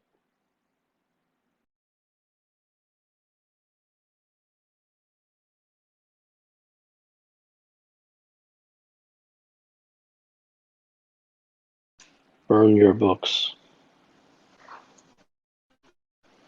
This does not mean that you should.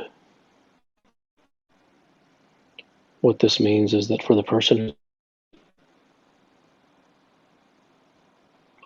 or an obsession or an extreme longing to discover the truth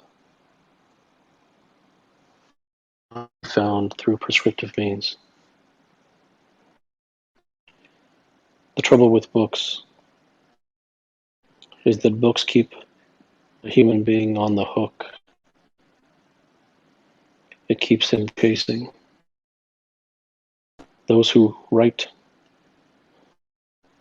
are trying to get across messages. They're trying to convince and convey. And there is an extreme to providing how-tos and methodologies. Well, this keeps one forever in ignorance. One could read 1,000 books. It will not to where he longs to go. Every human being is longing. Every human being craves. And that's something in the ultimate sense is the same for everyone. Whether one calls it peace or realize enlightenment, wisdom, nirvana, whatever it, every human being is looking for that. Every human being is looking for something real, yet following something that is unreal. Unreal. Myth real. Precisely why the human being chases for his or her entire, and while there is nothing chasing, chases, more chases. Books does not mean that you should. It is the realization is ready. The truth cannot be found through methodologies, convince, or any questions that may arise. Those who wish not to burn their books. There is no reason to ask, for there is no compulsion to burn your books. It is not recommended. If you books, it is fine. Burn your books. It is a truth. Do you have a question? What? No. You are searching for a question. Never mind. Why this? If you wish to be clever, go somewhere else. If you have a real question, ask it. If you wish to be spiritual and nonsensical, there are a million rooms. It is simply intellectual knowledge. Therefore, it has no relevance. Greetings, Kapil. Thank you for your wisdom. I wanted to ask, thank you, is it possible to realize all of your gifts? Well, everything is possible. The word all tends to stick in the throat. But whatever gifts a person has, everything is available to him or her. Thanks for having me up. The question is, can there be any wisdom and understanding through the transmission of text or words that can be felt by a human being? For example, like there's been times where I've read, things that have truth in them before that I've certainly felt, but I know that the words that are containing those words are unreal itself. So the fact that I can understand the truth within the words, is that something that can be understood from someone? Well, you can, if you hear something which resonates and you already know it, and then you read it in a book, it yes, you can understand it, but that understanding tends to be intellectual. The reason why books are written is the same reason why books are read, and that is for the exchange of information. And the information does not get one to ultimate place. Information is simply an accumulation. Hello. Hello. My question is that what gives birth to the devotion for truth? In sense, how is true devotion separate from the self? I don't know what gives birth to it. I don't know And why a particular individual is drawn to it versus another. so, how can we can differentiate You that? cannot. You cannot. Okay. There's no how can. You can. It is. You're getting into intellectual concepts. It Okay. is. The truth lies in the fact you're too ready to ask another question, and that sabotages your ability to listen. You are too interested to ask another question, and that sabotages your ability to listen. Devotion is the only thing which has the ability to get someone to the supreme in anything. And where that comes from, I don't know. Hello, Kapil. I do have a question about books, but can I also ask one that's not related to books? I'd like to stay on topic. Okay, so about books, do you mean basically conventional books that attempt to give you an answer? I have read some of your books, and they only raise more questions. Do you? I know there's no best, but is that the only kind of books that can help So you I go think it somewhere? would. I think that whatever I say, it is always wise to not look only at the words, but to look at the wider, more fundamental message. And that message isn't trying to be relayed to you to make it get across. It is simply there, and the person who's ready for it will connect with it, and the person who is not will not. Um, Books is not just books. Books is information in any media, in any form.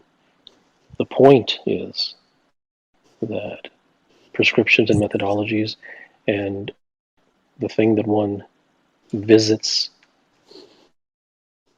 information for is a non-starter.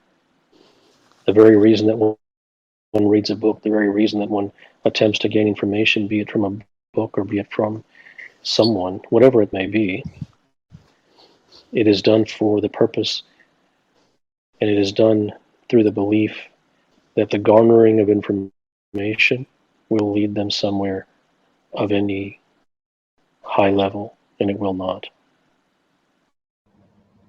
Hello. Hello. What is the best way to erase books from the memory or unnecessary information from the memory? There's no best way to do anything. There's no need to erase anything. Either you have understood or you have not. Hi, thank you for doing this. May we all please know who your guru is? I have no guru. Hi, Dr. Gupta. It's an honor to be able to talk to you. My question is, I understand that books, methodologies are, they have to come in second before your purpose, before your goals, and to really the goals. Sometimes I like the goals are not really. Mm, it's how can I say this? I wanted that. I really desired the goal, but sometimes when I achieve the goal, I feel a certain emptiness in myself. So my question is, how can you really You will have to find a know that? quiet. You have to find a quiet place. If you are not ready to ask a question, put your hand down.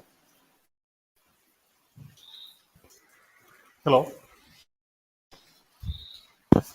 Hi, thank you, sir. which is not completely understandable. I cannot hear you. Continue. Now can you hear me? Go ahead. Yeah. If we read a book which is not completely understandable, I mean, which we cannot go through or could not get the idea, we have to continue or skip it. Yeah, you have a bad connection. I cannot hear you. Hello. Yeah. My simple question is this entire education system feels like I'm just learning vocabularies instead of various Wait, languages, but what education system are you talking about? the regular one that I need to go to the university, the schools, and everything else. Okay. So it just feels like learning a lot of words, but those words really don't, really don't have real life instrumental value to it. Do you think in a similar facet is because all I'm doing is I'm remembering words, I'm understanding words, and I don't think it's quite substantially instrumental.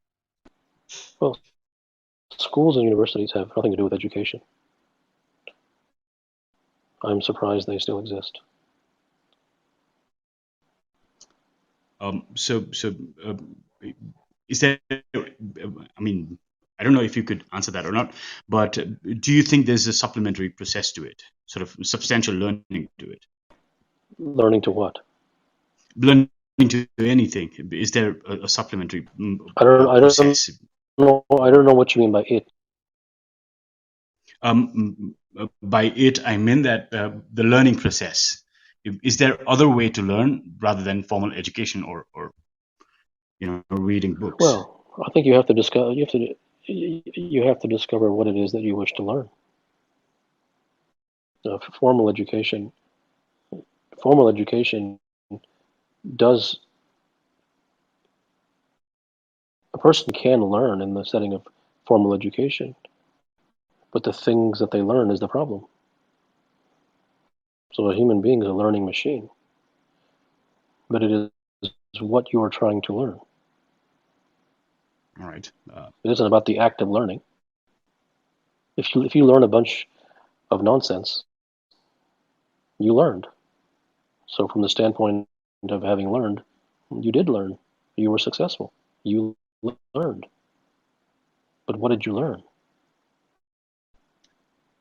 That's what I'm sorry to cut you right there, but that's what is my problem at the moment. Like, for example, there are thousands of universities that teach you political science, for example, and let's say learning a political thought about 16th to 14th century.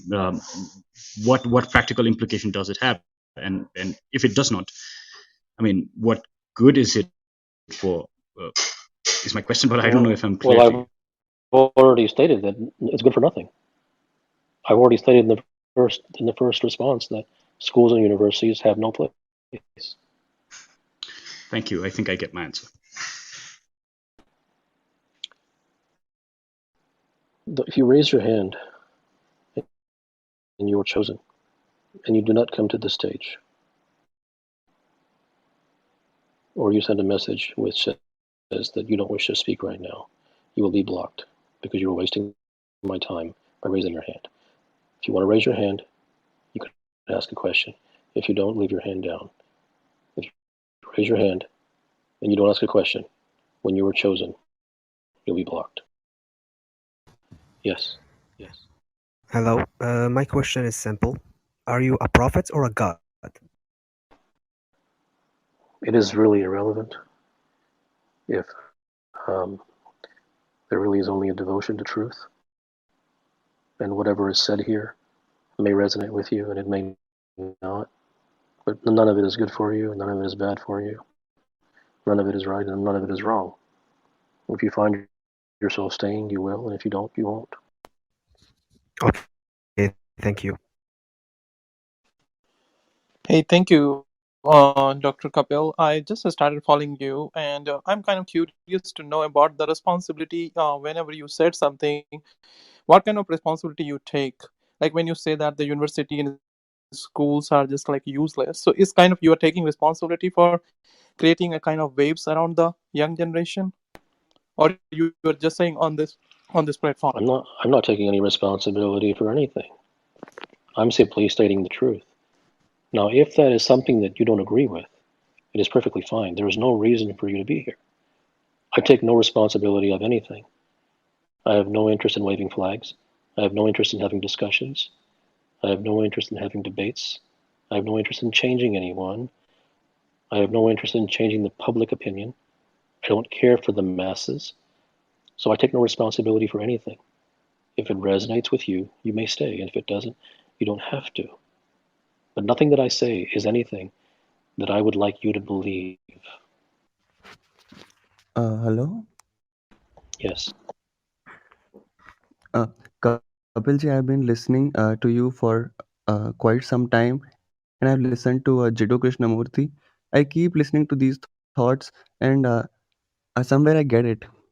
I get it to a point where I can explain it to a bunch of people and can write a bunch of articles and blogs, but really I don't understand anything.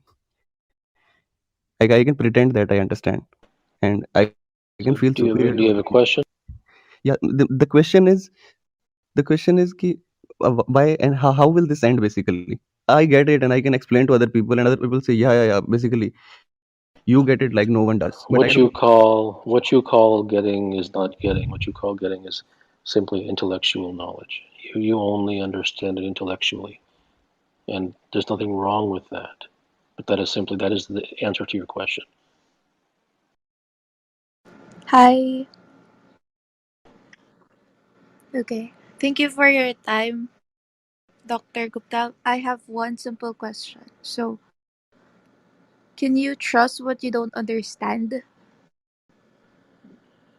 I think you know the answer to your own question. Hi. Hello? Is is God a prescription? The word is not, but it depends how you approach it. If you approach it such The that if I do this austerity and if I do this method, then that will help me find God, then that is a prescription. do you think the the masses and the belief in God, most people's belief in God, serves as a prescription? Human beings tend to believe in God out of fear. Devotion is extraordinarily rare. Yeah, Namaste. You said before that you don't have any guru in this physical world. Do you have any guru in astral world while you travel? Uh, You're getting way into the spiritual realm. I do not believe in gurus.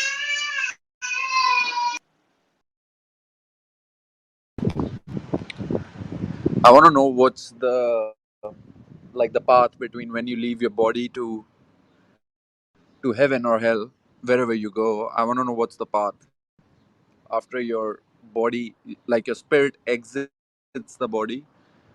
I want to know. Yes, I understand that you want to know. If you're If you invited to ask a question, you can.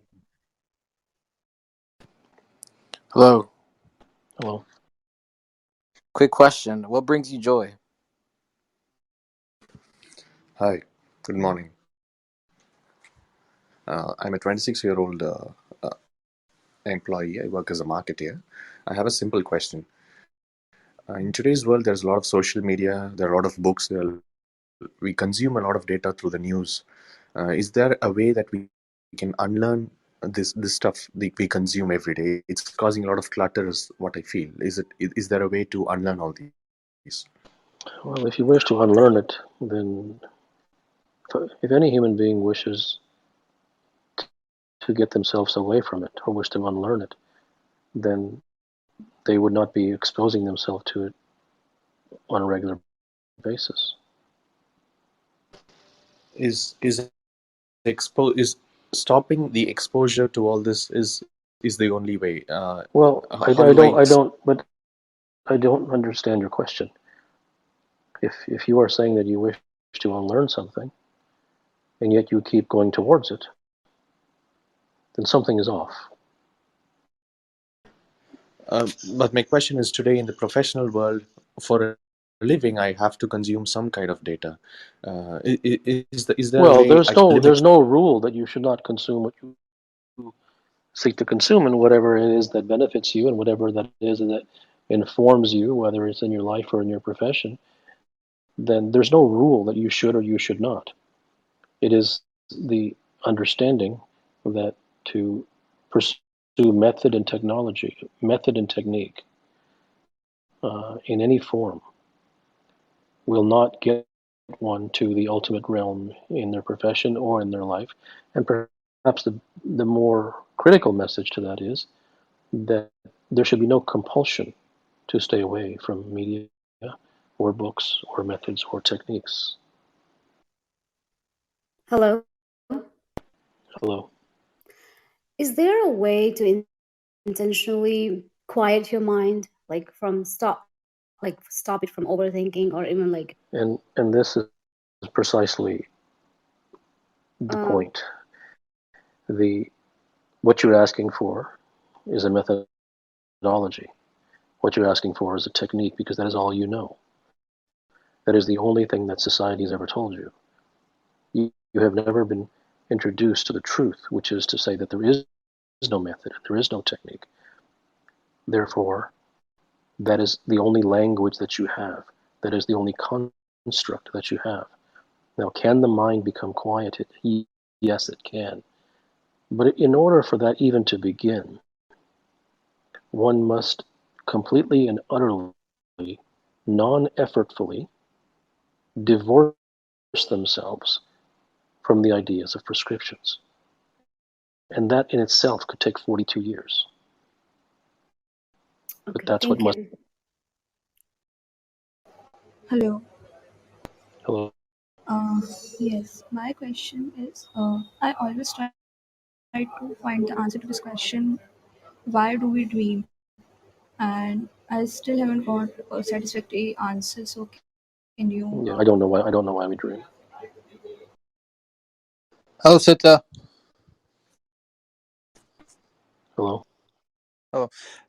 So I heard your lecture, your wisdom at the start, and what I understood was that books lead to chases, chases lead to more chases, and chases don't lead to truth. So the end cannot justify the means because the means employed determine the nature of the ends produced. So I'm wondering, how did you conclude that information is just an accumulation? Could you elaborate on the different forms of accumulation? Well, no, I don't need to, because if you're asking me how I concluded it, that means that you're asking me to convince you of something or to teach you something. And that means that it did not resonate with you on impact. Not that it should, but the fact that it didn't requires a discussion. And discussion is more information and more accumulation. Hello, Kapil. I got a little Hello? question for you. The question is, uh, did we evolve? I mean, is the consciousness the product of evolution, or is it just an illusion that we're thinking of? It doesn't Thank you. matter. It doesn't matter. That's all just intellectual jargon. It does not matter. Hello. Hi, Kapil. Hello? Hello. Yes. Yeah. My question is is the desire to understand another, is it not another chase as well? How is it different from other No, chases? it is. It absolutely is. If you are looking to understand to in order to achieve some sort of pleasure or accumulation, then absolutely it's a chase. But But the things that are devotional are heartfelt. It is the things for which one has no choice. And if you have a choice for it, it's a chase. Well, my question is, what's the difference between attention and concentration? I'd like to stay on topic. Hey, Shia. Hello. I have a quick question. Why are you kicking people out without them finishing their sentence?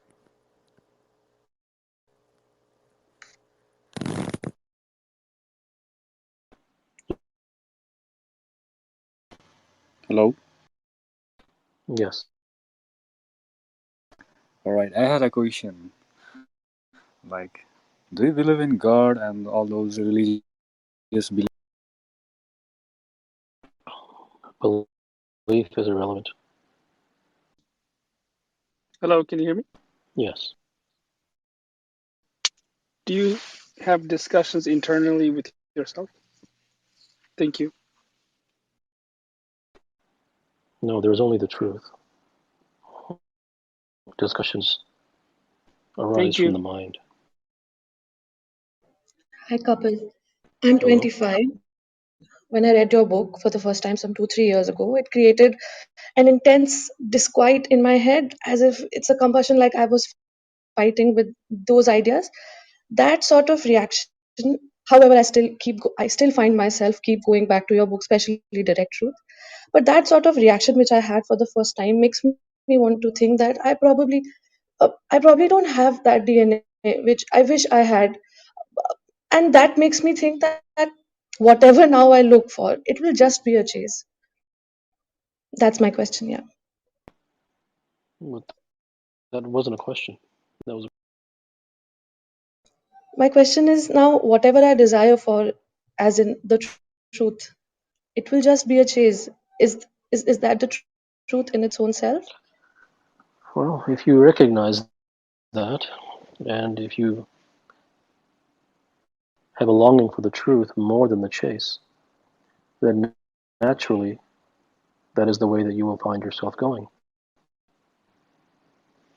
One is not necessarily doomed, and if your realization that you have stated is true, then you definitely have a possibility. I think I already heard your answer to the question I have when you said that, when you mentioned the heart and that you don't have a choice. But would you comment on the importance of devotion to the subject of the devotion? Thank you. There's no importance. Either one has there. It isn't important. Uh, I have a question. Is there any correlation between truth and peace? For some, truth brings turmoil, but in the end, if the truth for longing is real in a person's heart, it is the only thing that can bring. I want to shout out to friends comments. I want to shout out to Donna. I want to shout out to A Squared P Squared. Thank you guys. Bye. Uh, Hello, Kapil. Thank you for the opportunity. Can you hear me? Yes. Um, I'm a student and an engineer by profession. Um, I have, whenever I work or study, and it's sometimes I will be in a painful or a situation, and I like to resonate myself in that state, and I like to be, and I like to somehow lost in that state, and I'm kind of trying to understand You what's were this. chasing it. You were chasing it. It's not going to work. There is no. Some have already been blocked. If you raise your hand and do not ask a question or do not come on stage, you will be blocked. Put your hand down if you do not wish to ask a question. Hi, Kapil. At times, when I'm reading someone's work, I get the sense that it's bringing me closer to truth or further from the truth. Is is this feeling of proximity to the truth? Is this a trick of my So mind? that has done. You have felt that. You have felt closer to the truth and further from the truth. So what? Look where you are. Wherever that may be, look where you are. Thank you. Hello, can you tell me how to find our career in early life? Like, what is the passionate about? No, I cannot.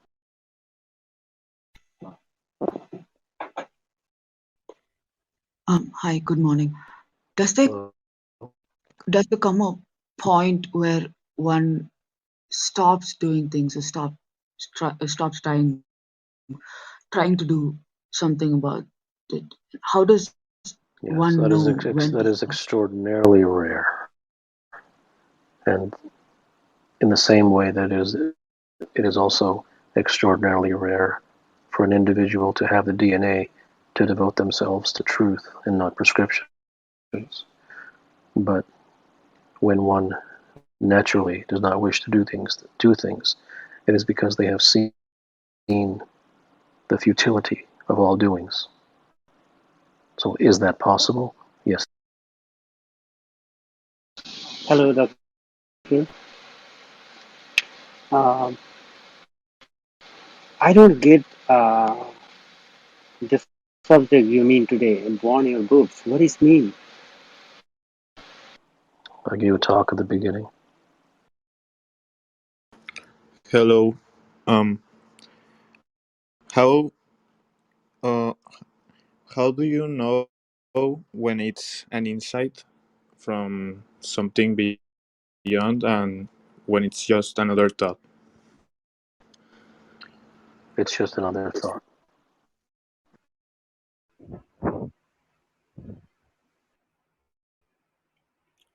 Hello, Kapil.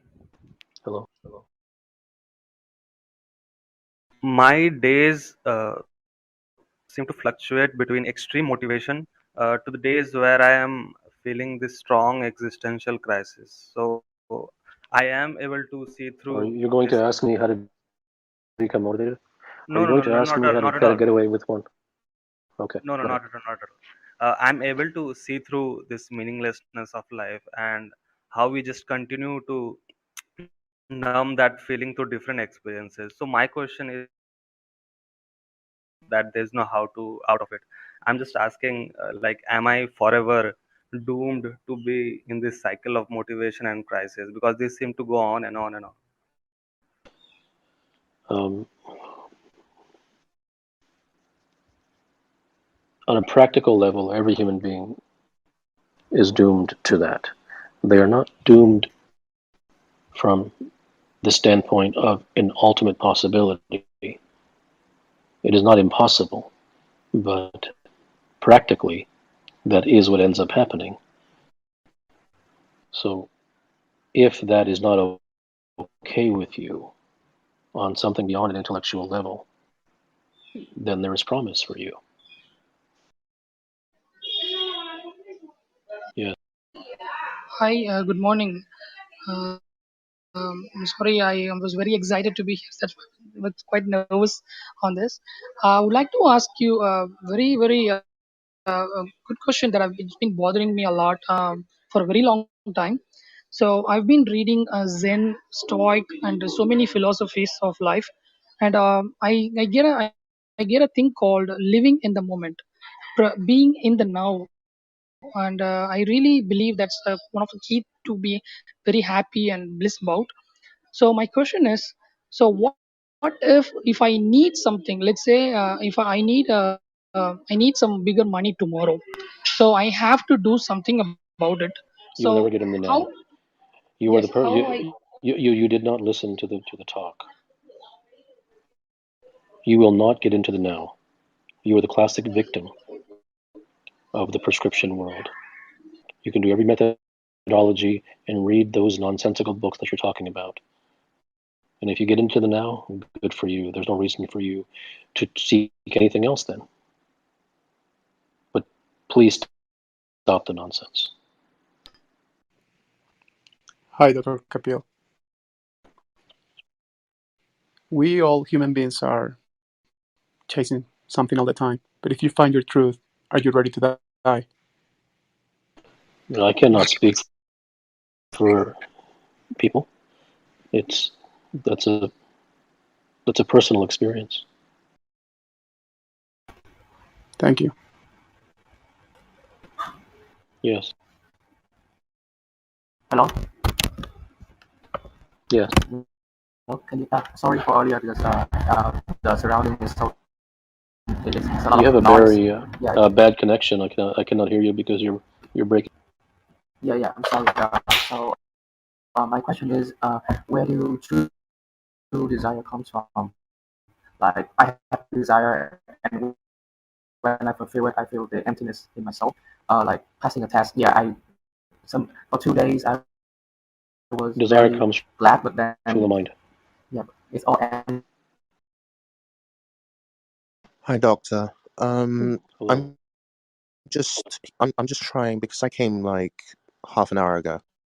So I'm just trying to figure out, if you don't mind, just basically what you covered, in the beginning about burning your books, because I'm not sure that everyone really knows, in terms of the content that came out before. Thanks. Burn your books. Methodologies, prescriptions, techniques is all that's found in the media and the books. They will get you nowhere. Hi, doctor. What does it mean by conquering the mind? And where do we start? There is nowhere to start. Conquering the mind is freedom. There is nowhere to start. You did not listen to the talk. Not that you should have. But then you're asking a question which was discussed Sorry, essentially in the talk. I There are no missed it. prescriptions. Thank you. Hello, Kapil sir. Sir, my Hello. question is that I often get the feeling of we are living with the luck, like how we born, how successful we born with privilege, or where we born in our countries, and how Yes, we are born. everyone is born into circumstances. Yes, yes. Some So I people don't. view. Uh, Hang on, stop.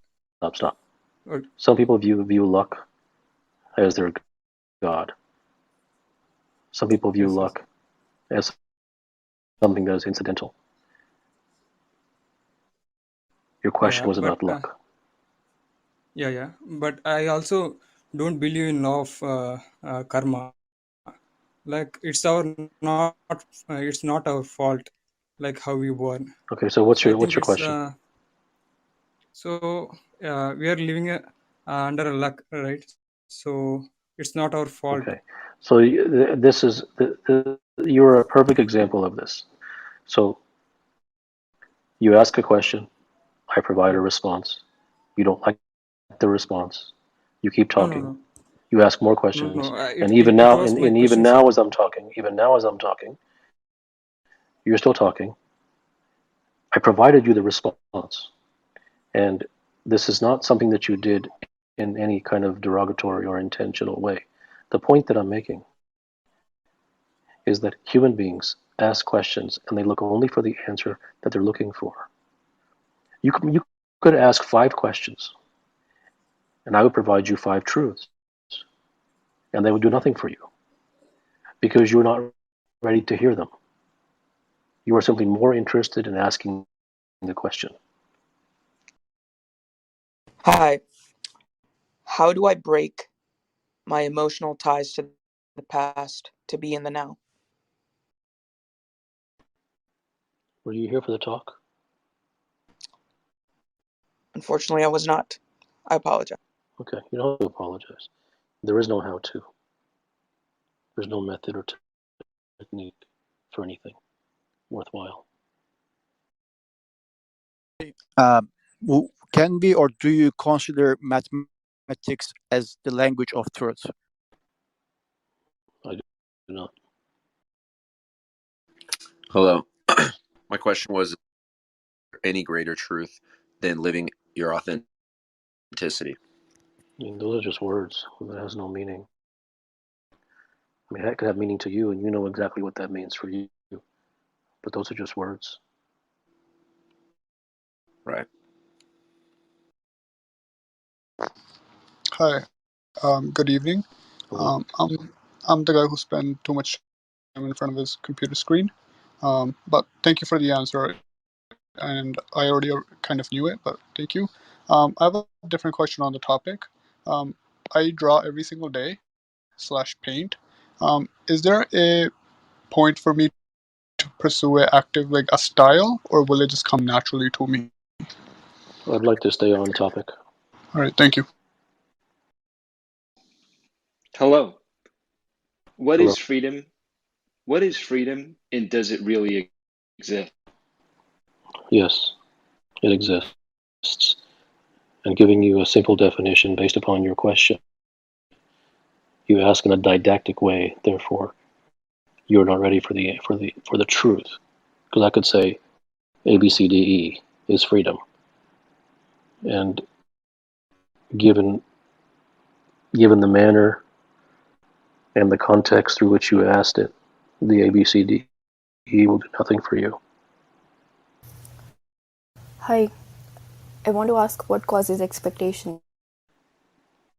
It doesn't matter what causes expectations. It only matters where one goes with it. It only matters the effect of that upon a person, and if they recognize what that effect is without subscribing to any ideal or philosophy or concept or how to or self-improvement or. Hi, Dr. Gupta. Can you hear me? Hi, Dr. Gupta. Thank you for the opportunity. I don't have a question. For the questions kind of stopped coming since I found your work and read your work, listened to you multiple times. So just want to say thank you from the bottom of my heart. Thank you. Hello, Kapil ji. Namaste. Hello. Yes, do you have a question?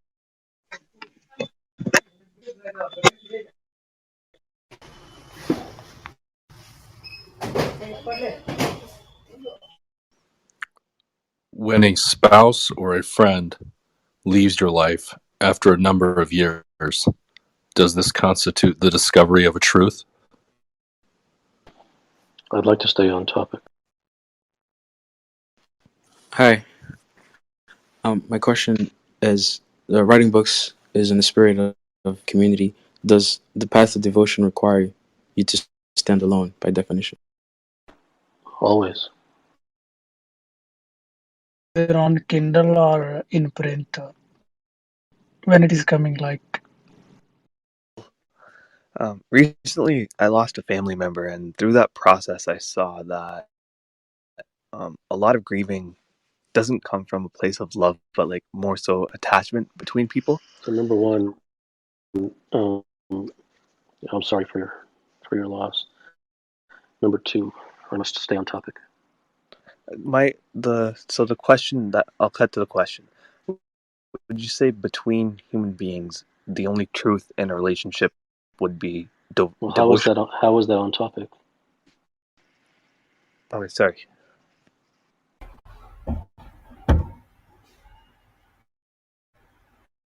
Hi, Dr. Gupta. Thank you. Okay, so now it's more quiet. So my question is, like, I know that I understand that books should come second, the one should come first. But when you don't want anything, so like, shouldn't we do anything? Like, we should stand still. If we don't do anything, it's So this is our time will be this is the wasted. classic conundrum by those whose minds are absolutely wrapped and conditioned by prescriptions, which is basically everyone. I never said that desire comes first. I never Uh, said that that books should come second. oh, okay. I never said that you should do this or you should do that. In fact, I went out of my way to say that you should not be compelled to burn your books. If you find value in them, then keep them. It would be silly to get rid of them. So there's nothing. A human being's only language, his only understanding through his conditioning through society is what to do, what activity should I do. And if you tell them that there's nothing to do, then they will say, so I shall do nothing, which is what you just said. And if you tell them there's nothing to do, they will say, so shall I just stand still? I didn't tell you to do nothing. I didn't tell you to stand still. I didn't tell you to do something. I didn't tell you to read. I didn't tell you not to read. That is why it's all about understanding. It is not about prescriptions. And what you have just described is exactly how prescriptions are circular. They can never go anywhere. Hello, Mr. Gupta. Can you hear me? Yes. Okay. I would like to talk about the topic at hand. For years, I was a reader. I was always reading in order to find something, never knowing exactly what it was. Reading books and items that resonated with me, but I could never get rid of the feeling that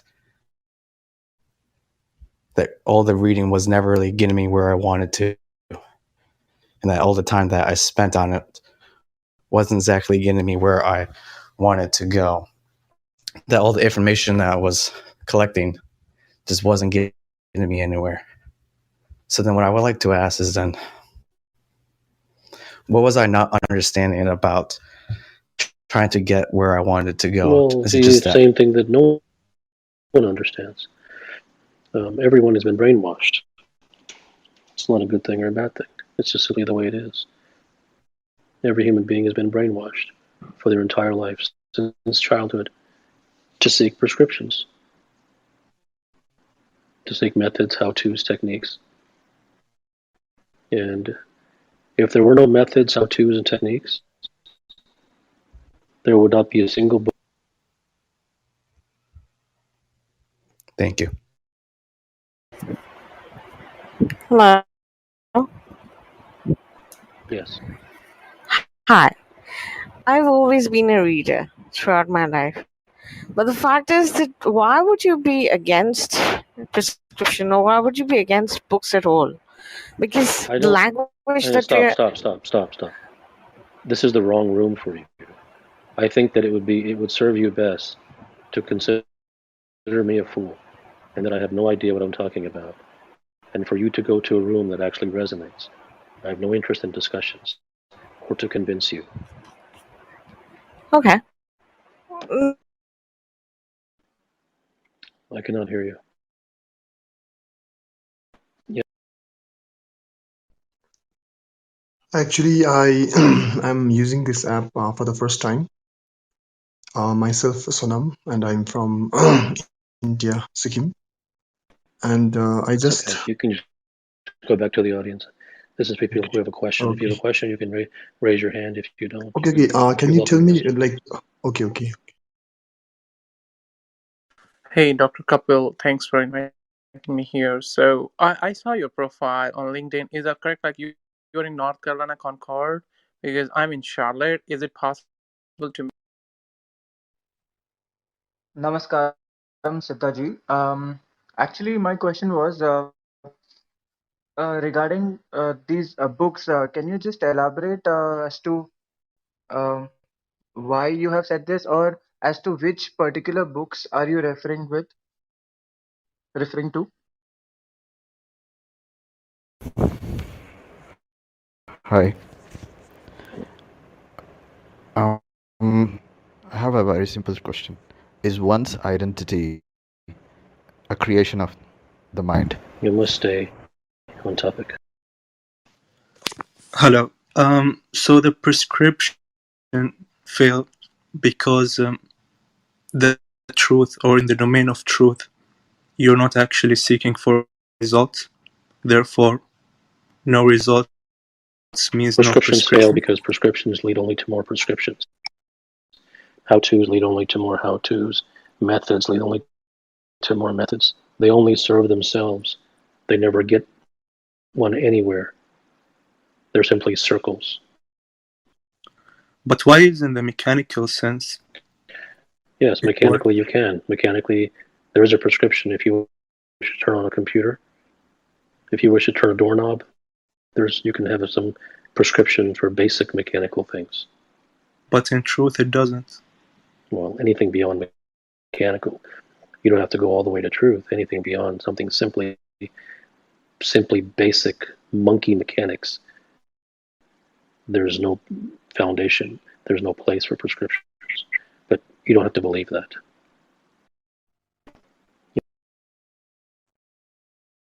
Hi, Kapil. Hello? So for beginners, books are necessary to get to maybe to a certain stage. But once you are there, you no longer need to depend on a book, but you should be able to find your way. Is that correct? If that has, well, there's no correct or incorrect. If that has been your experience, then one must walk according to their own experiences. If you have found that books get you somewhere, wherever that may be, then it would be wise for you to continue it. There's no right or wrong. There's no rules here that I'm seeking to get across to you. There's no convincing happening here. Okay. Namaste. A couple of 3-4 years back, I bundled all my books, most of the books, and donated the books. Just saw your burn your books topics, and I asked, is there a necessity to? No, I find it's there no necessity to read books. Life is only experience. So I just wanted to. I'm feeling good. Thank you for this topic. Thank you. Hi, Siddha. Thanks for offering your time. My question is, why are we as humans so desperate to find right or wrong ways to do things? Well, if you think about it logically, why would you not? It's the only thing that you've ever known. Every single thing. You cannot expect a human being to be brainwashed and basically conditioned in every possible way according to certain concepts, and then hope or expect that they not subscribe to that concept. So however you are is because of what society made you. It isn't who you really are. Thank you so much. My question to you is like, what is the one thing that can To develop your habits of reading books. Yes, sir. Yeah, I think that you were not here for the talk, and therefore you missed the entire point. Good morning. I have so many books, and, and some are good, some are bad. So how to choose which books to burn? Do not burn any of them. If you are not ready to come on stage and ask a question, put your hand down. Why should you burn your books? You should not. Hello. Yes. Yeah. So I have this question: like, if books are so bad, so why for millennials we are reading books? Why do you say if books are so bad? Then why do we need to burn your books? Did I So say that you need to burn your books? no, you didn't say. But I never said that you should burn your books. so You should not burn your books. You should not. In fact, you shouldn't listen to anything that I say. You okay, shouldn't even be in this room right now. There's okay. nothing for you here to learn. Hello. Yes. Yeah, my question is: is realization possible without language? And by language, I'm referring to I knowledge. must stay on topic. What do you mean by burn the books from your title? What do you want to explore in? So if someone is not here for the talk, I don't have time to do the talk again or to explain. Hi, I just joined this room. So what's this room about? Namaste, Kapilji. Who should we follow, or what should we follow? Is You it our shouldn't own follow inner anything. experience? You should not do anything. There's no So our shade. own inner experience. I'm So you sorry. mean our inner experiences, or what we experience in this journey of life, is what we should rely and count? Well, human beings' experiences are they have the possibility to provide him um, some level of knowledge because one has the ability to look at his experiences if he has the DNA to truly examine things. He does have the ability to look at his experiences in a retrospective fashion and discover what they really did for him and what they did not. And from that, something can arise. But people tend not to be this incisive. They tend to live monotonous, robotic lives. And it is exactly for that reason, coming back to your original question, why they do follow people. There is no reason to follow any doctrine, to follow any guru, to follow any prescription, any method. Because if you follow those things, then you are a blind man who is being led by a dog. Therefore, you will never know anything on your own. You will always be asking for the next step and for the next step. And this is exactly and precisely what has happened to human beings for their whole lives across all cultures because they have been taught that methodologies and techniques and prescriptions and good for you and healthy and not healthy and correct and incorrect and bad and good and holy and unholy, as a result, they live their entire life as a slave to these how-tos. And they waste their entire life. I have a question. These books offer borrowed knowledge. So, is borrowed knowledge better than experiential knowledge? Nothing is better than anything. Books Thank only you. offer methods, techniques, and prescriptions. Thank you Thus, so they are much. useless.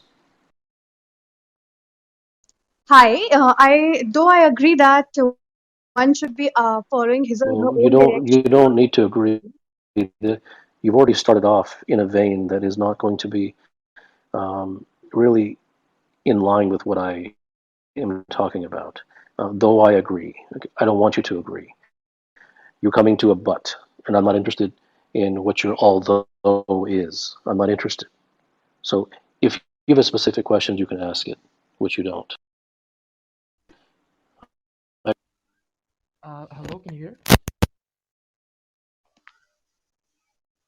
Hello. Uh, Forgive me if I'm misinterpreting, but I followed your writing. Um, I did not I follow any authors. or I read have never followed any author in my life. And though I may have read things in the past, there is nothing that I have read that has taken me from one place to another. I have mentioned in my life people who are truth seekers, people who have found things of truth in their life, people who are genuine, people who are inspirational. I have never in any way, in any fashion, even implied that I have read someone and from that reading I went from this place to a higher place. Hello. Yeah, you are saying these books are physical books, right? If you are not here for the talk, don't ask questions. Hi there. A lot of the understanding that we and clarity that we gain today on a day-to-day basis is by asking questions.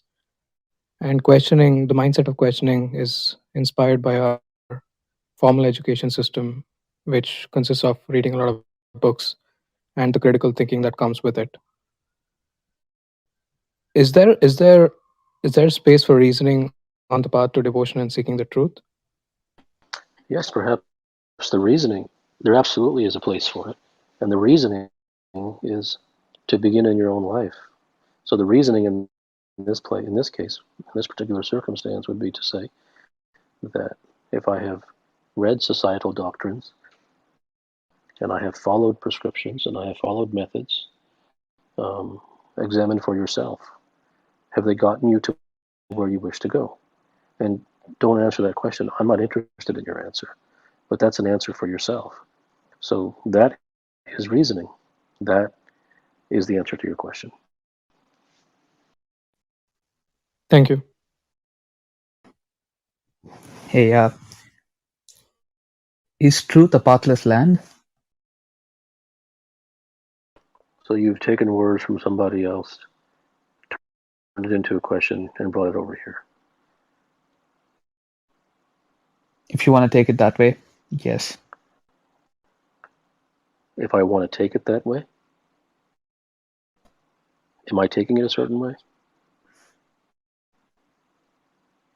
I really thought that statement had some Is great that sense in statement it, and is that statement yours? no, that's not mine. Okay, so then why did you say that if I wish to take it that way, as if it was subject to interpretation? All right, I've read it somewhere, and I made Okay, it like a question, and I'm asking you. so that's fine. So I'm asking you, why did you respond with, if you wish to take it that way, as if there was another way to take it? Okay, I apologize then.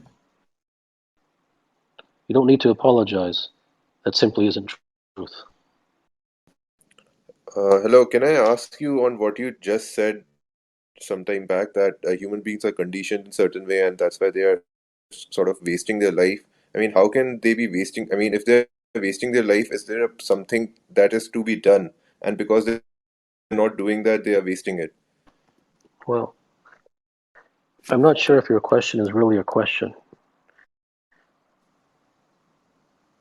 There is nothing to be done, but I'm not sure that you are really here to ask a question. I think that you have an opinion. I think that you have No, taken a particular side and a particular angle, which is fine, but that really does not lend itself to a genuine and organic question. yeah, thank you. I have a question. Ways of life. No, Do you think I've written extensively about mentors. The answer to your question is no. But the answer to your why? question won't do. The answer to your question won't do anything for you, though, unless you understand. Unless you understand the depth behind it.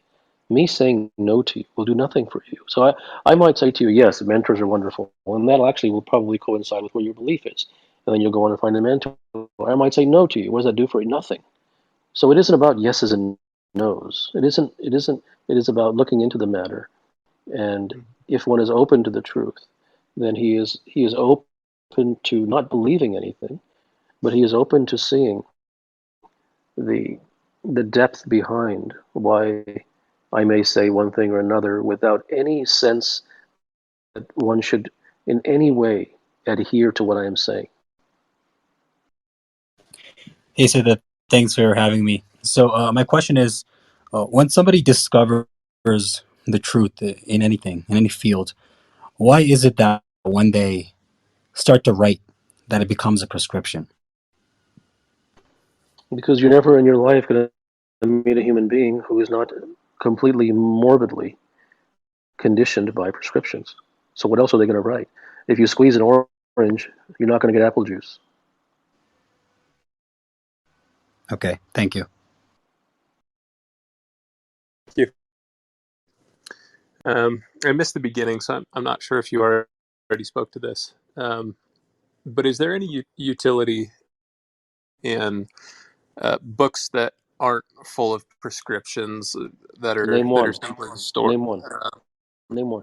I guess I'm thinking of like the Gulag Archipelago, or that are stories of human experience and belief systems gone awry And and and causing and problems. and what you're basically saying is that you're looking to say that you find that some books uh, are able to transport you from one level of place to another in terms of transformation. And if you believe that, then perfectly fine. There are no books that don't prescribe. There are no books that don't have a message. There are no books that may not give you a 5-step plan, but there is no author in the world who is writing books that does not wish to have an angle and convince you of something. That animal doesn't exist anywhere. I see. Hello, so I wanted to know that are people predestined? If they are predestined, so is it possible for them to I consciously? must stay on topic.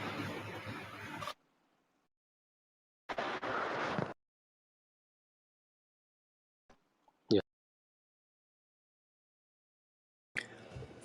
What's your take on history books?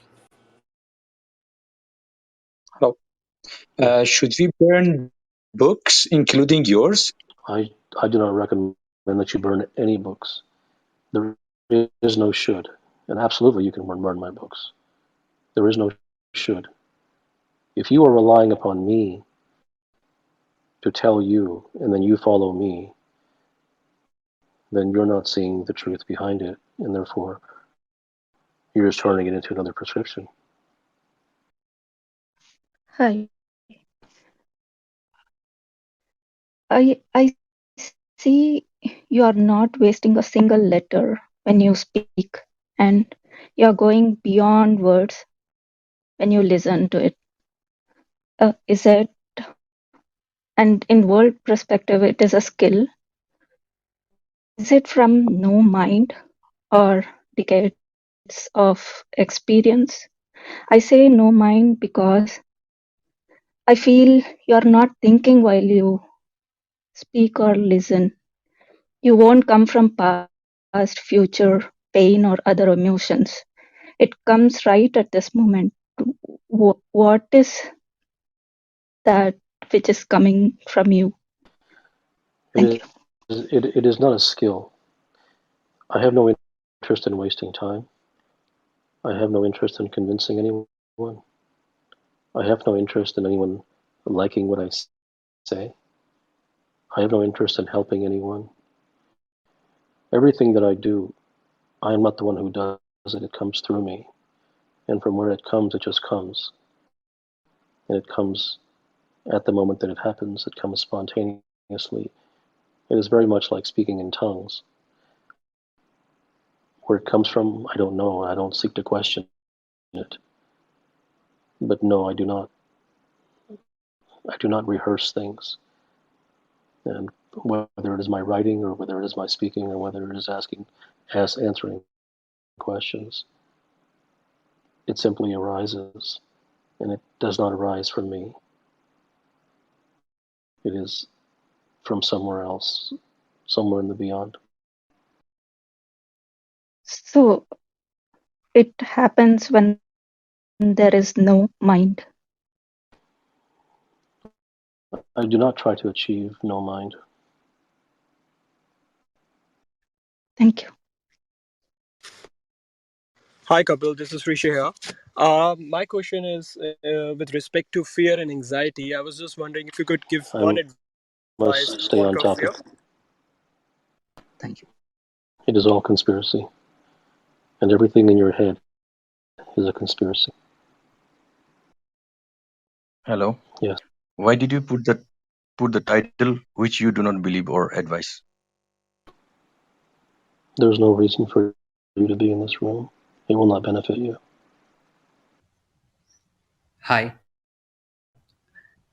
I have a question regarding the approach to books. I do resonate with what you shared about how reading a book can oftentimes it does color what I. But at times I have also seen there are moments when it helps me as a starting point. Okay, so that's fine. So do you have a question? I see where you're going with Yeah. this. So the question is, can I help?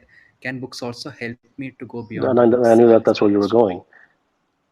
going. I don't hold any rules. Okay. If you find that X and Y and Z, then for you it's X and Y and Z. I'm only speaking the truth.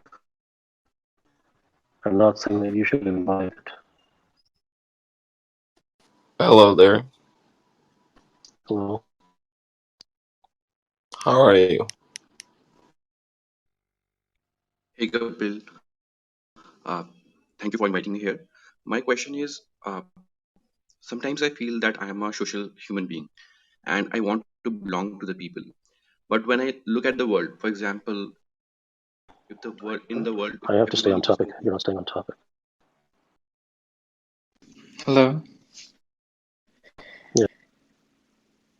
You can burn your books, but how do you burn your knowledge? Because the one who is burning is the one, Okay. is the knowledge You itself. So began how? you began with you can burn your books. You can burn your books, but I'm not telling you that you should burn your books. You shouldn't burn anything. Hi, Dr. Kapil. Hello. I recently got your book, Direct Truth, and I was so relieved to see that there was no teaching in it. Um, and I've heard people ask you about your writing, about things you've said in the past, and you often say, I have no idea what I said, I don't remember. If you were to pick up your own book,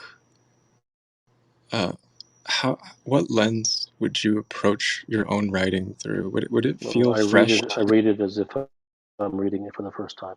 It comes fresh to you because it's written from a space of non-effort. It would be able to reflect to you like you're seeing this for the first time.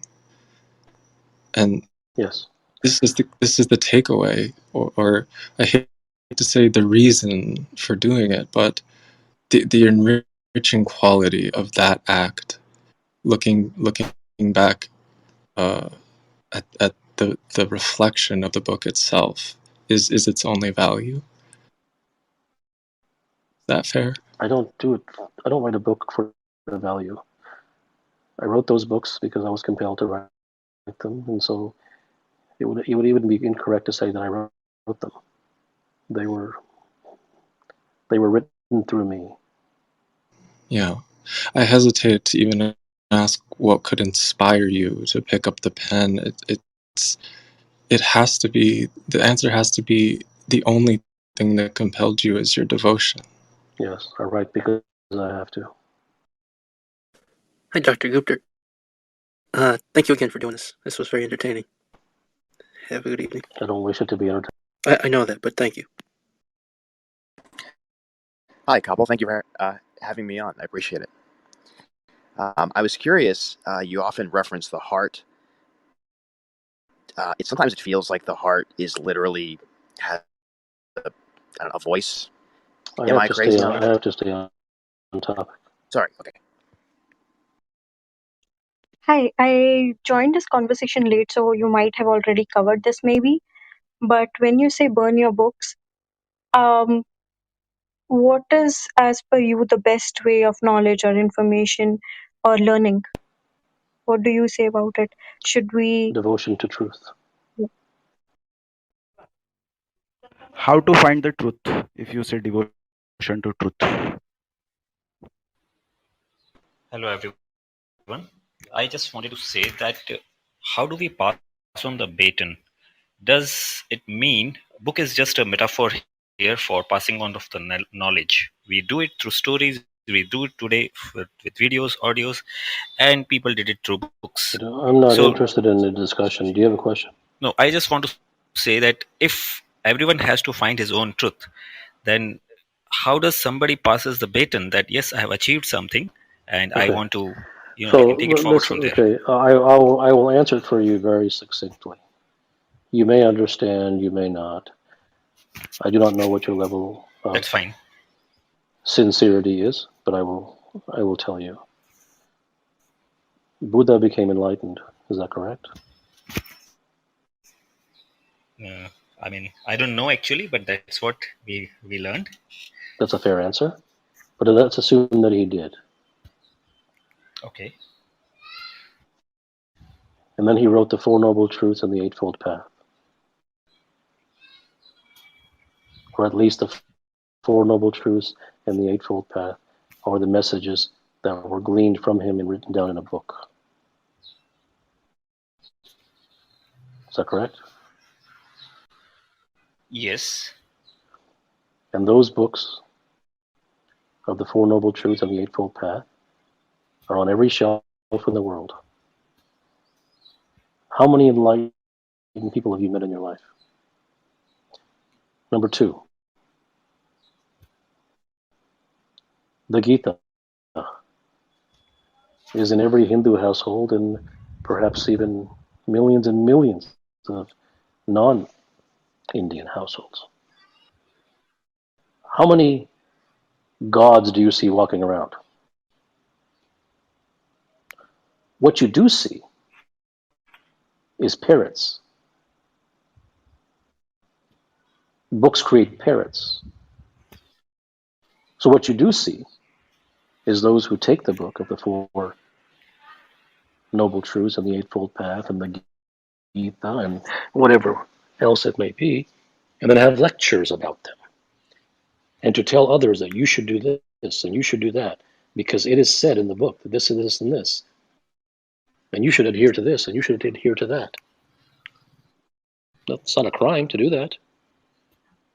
But if you look at things from the sky, if you look at things from 30,000 feet, if you look at things from a bird's eye view, what you see is that human beings learn nothing from books, because you can learn nothing from prescriptions.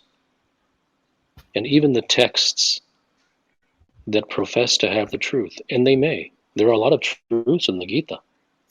It is not fluff. But the effect of that is not the creation of gods. The effect of that is the creation of intellectuals and parrots. Parrot.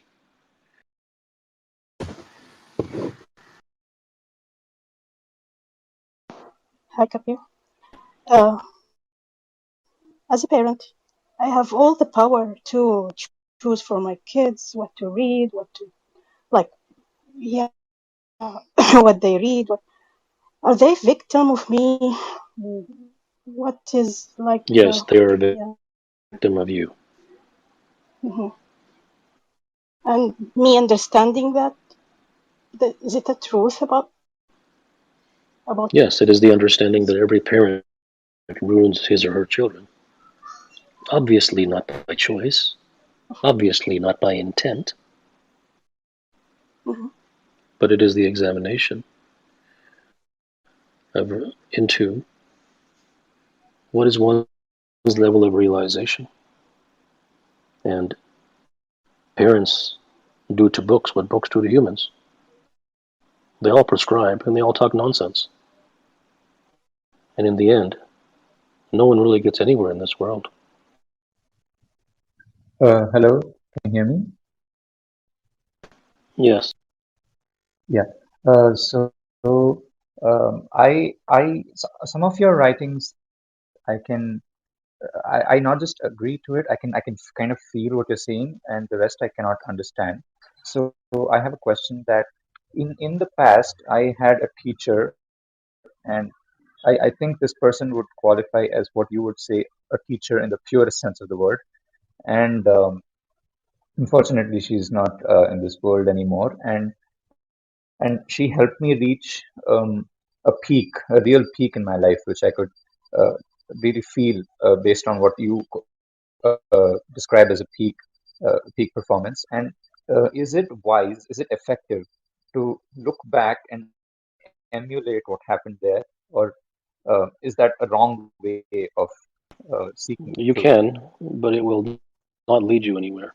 But having said that, you should not use my words as any barrier against doing so. Right. And Hello. Yes. Hi. So I just joined this play group, and I just wanted to understand because I like reading books. and I think of books as a source of information. So Hi, Hello. how are you? Hey, Siddha. So, yeah, in my journey of transformation, I also burned all my books because there was no need. However, I want to ask you, if you burn your books, then what do you study? Or do you stop studying? Well, if you're asking what do you study, that means that you find value in studying. Is that correct? Yeah. So if you find value in studying, why would you burn your books?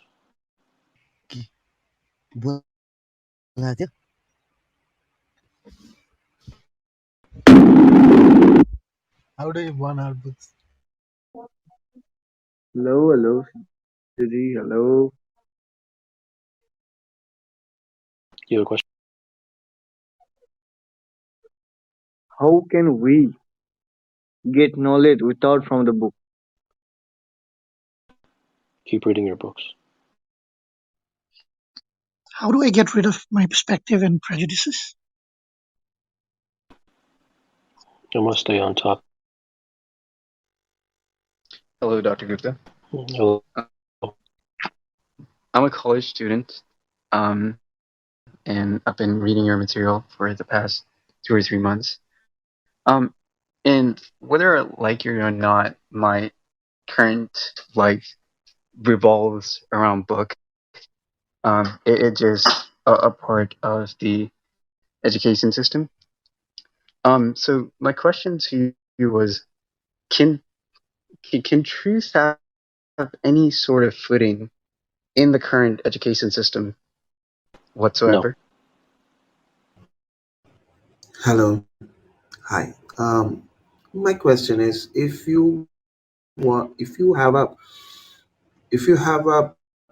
way to convert a knowledge to wisdom through a book, then why not read a book? Why should we burn the book? You shouldn't. It's I good. agree. Why not? I agree. Read books. I have a question. So when it comes to books, um, we are turning extremely logical, especially considering how many books we have. Where does logic fit in this entire spectrum? Because Bhakti Sutra talks about logic as the lowest form of wisdom. So I would love to know from you. Logic only goes a certain length. After that, it leaves you high and dry. Um, my question is, what may be a reason to burn a book? There's no reason. There's no reason to burn it. Good evening, Dr. Gupta. My question Hello. is, of books, of the books that I have read, shall I burn them? Sure. What of the books that I've written? What about them? Are they of value to keep, or should they be tossed? I cannot tell you if they're of any value. I can guarantee you they're not. But what use is that?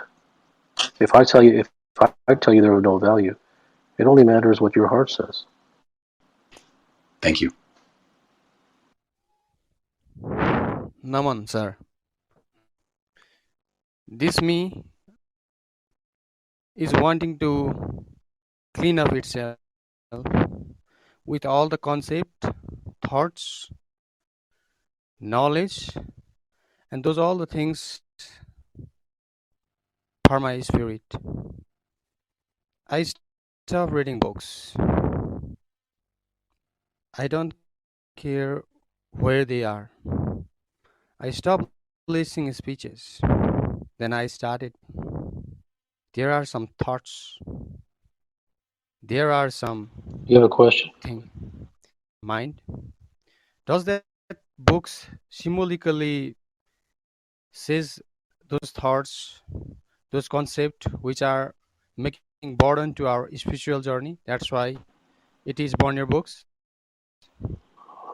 Spiritual journey is an idea you got from a book. It has no meaning.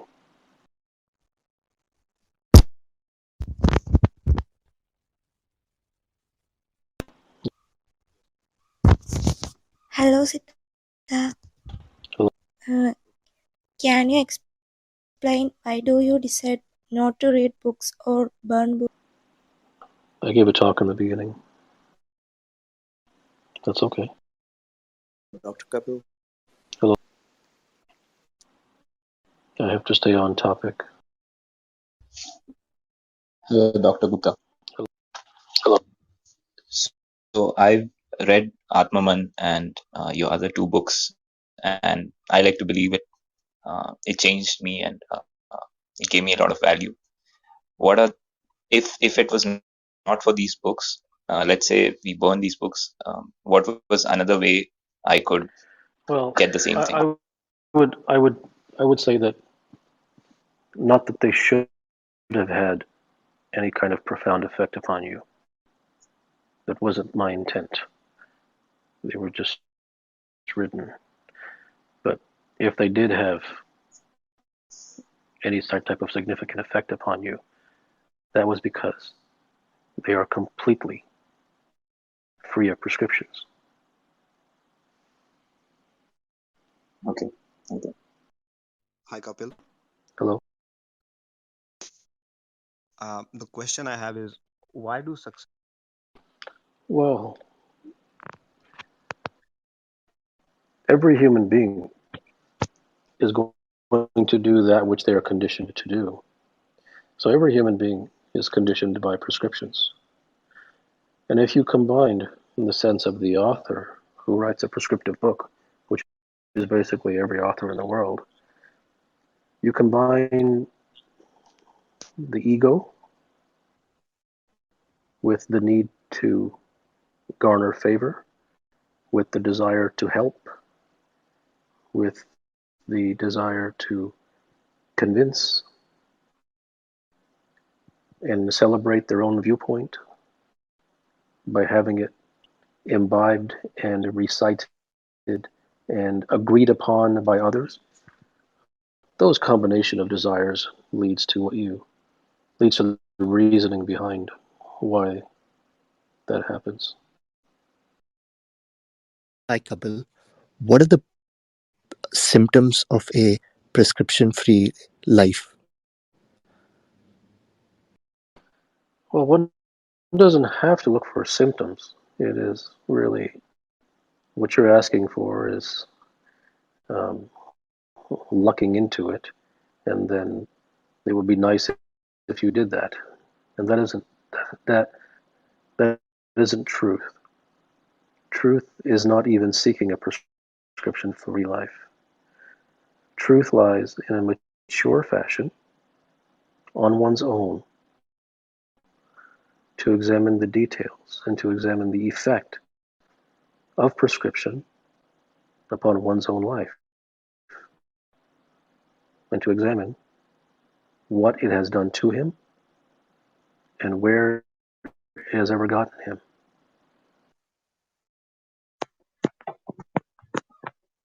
Hello, sir. My question is, what kind of mindset mindset we should have a part of? I could not hear.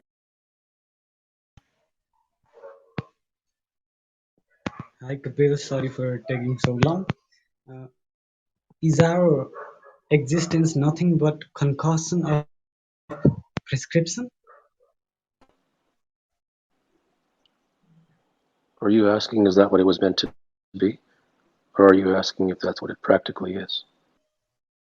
If that is what it practically is. Yes.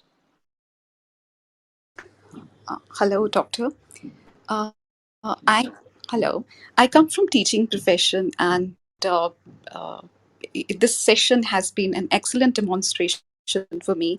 Like for almost ages, we are trying kind of shift from imparting knowledge to constructing knowledge of domain. And what I have experienced right now is kind of it's a wonderful experience for me. Coming to my question, like you have used books as kind of a metaphor for any or all kind of prescriptions, and we are so conditioned, kind of, we've engaged with books all our lives, so we kind of, we've conditioned to think that answers are in the books. uh, when you say burn your books, what would you suggest? When do we do it? Before? Well, I don't suggest While? that. I don't I suggest that you do. Right. I understand. I If you understand happen that. to, Right. if it happens to resonate with you that Right. prescriptions and how-tos and methods and techniques have Right. gotten you nowhere, and they are circular, and they Right. lead one off on chases, then Right. one will understand. Mm-hmm. If one has not understood that, and they just come to the idea of burning the books because the title says burn your books, then there's no reason to do anything, because then they haven't really understood.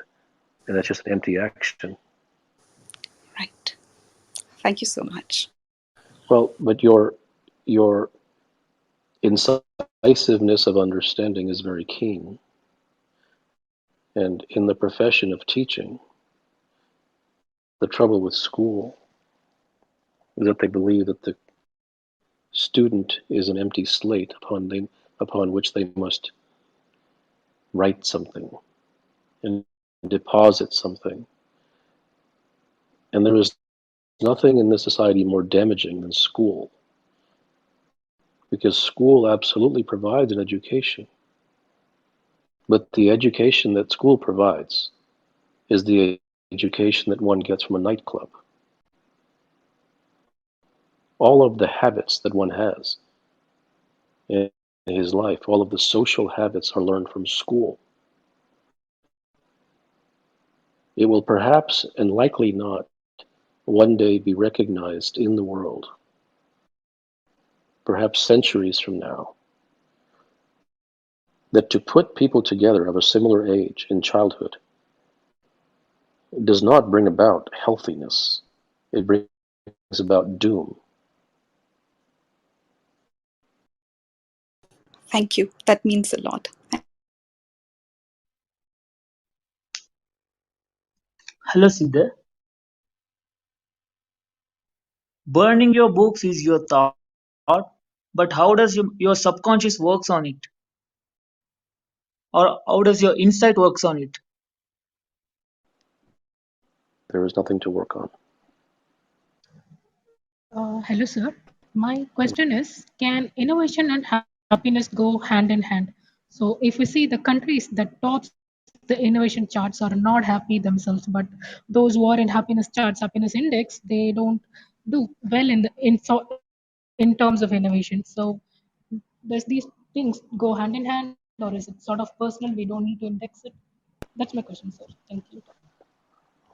You may wish to discover for yourself what type of individual could possibly create something called a happiness index. If that is Okay.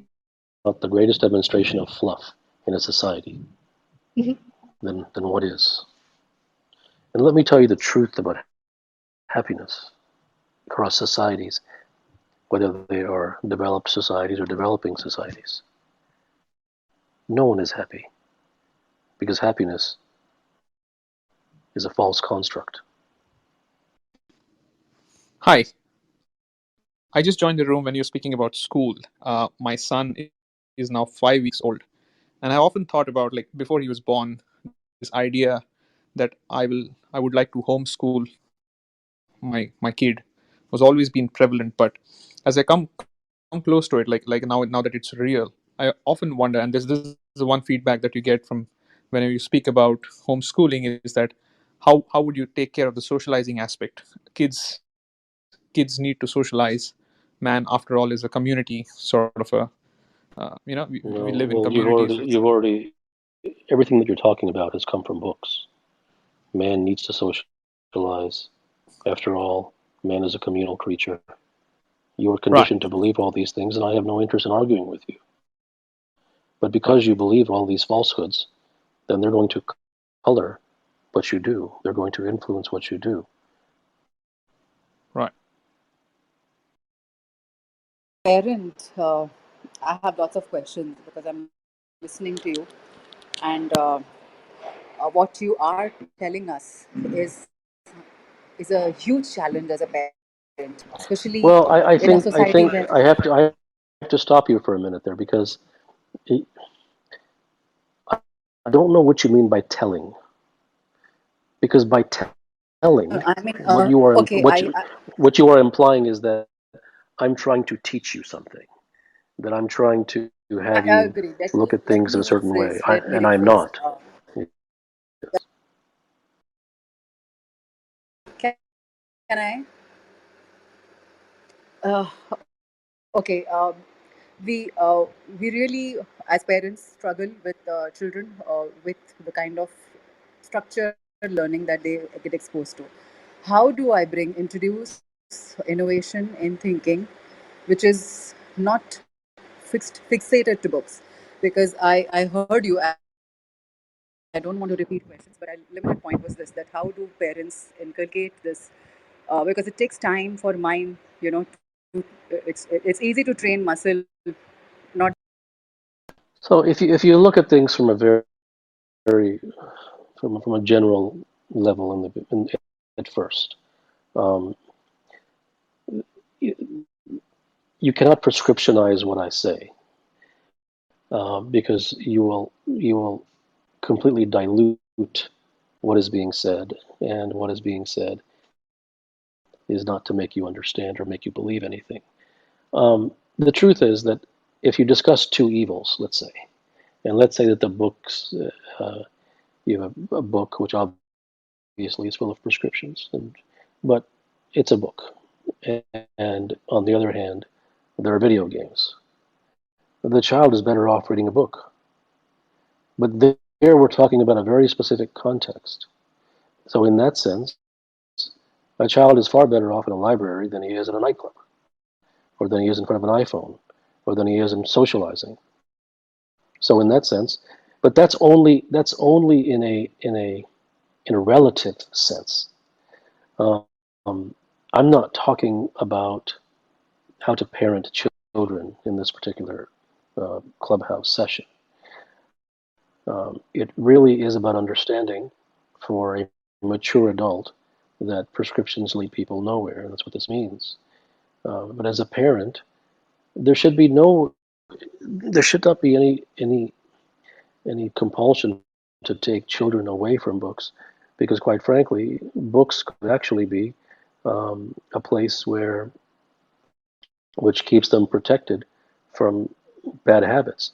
The irony is that all of these habits of socialization and social media and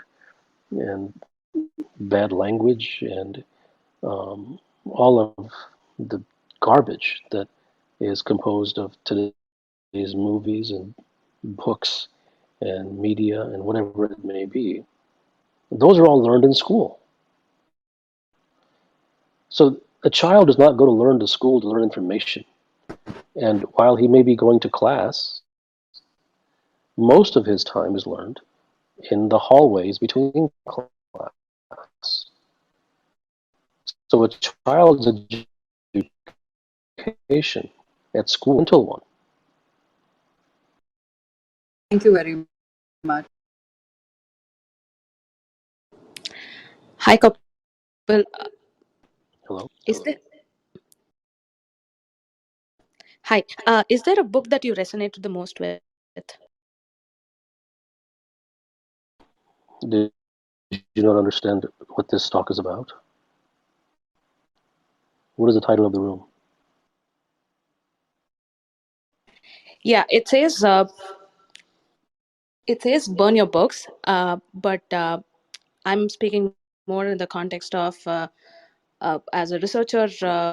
Uh, I'm sure we all need to read books to just understand context of the past. Just trying to understand if there's any books that has impacted you. If not, great. When I look at myself and try to see two desires that are cropping up, and the existence of both are I have not to stay on possible. topic. From the premise that all conditioning and prescription is futile and undesirable, But uh, what? but why? But it is not a premise. Okay, It is the all right. number one. Number one, it is the truth. Number two, you should not in any way imbibe that, because All right. the way that you started the sentence makes it very clear that you are using my words, Yeah. and the truth lies in you seeing for yourself if you have Mhm. found that prescriptions lead nowhere. So you cannot use it as a premise. Okay. My question was that while reading Bhagavad Gita, you see that Krishna is prescribing something to Arjuna. So why does he do that while being the knower of truth? That's exactly my point. You Yeah. will not find a single book that does not prescribe. Right. Thank you. Hello. So, isn't truth something you want it to be true? Hello. uh, my question is, uh, I have heard that someone has told me that uh, when the aspirant improves, he gets many experiences, and we get confused.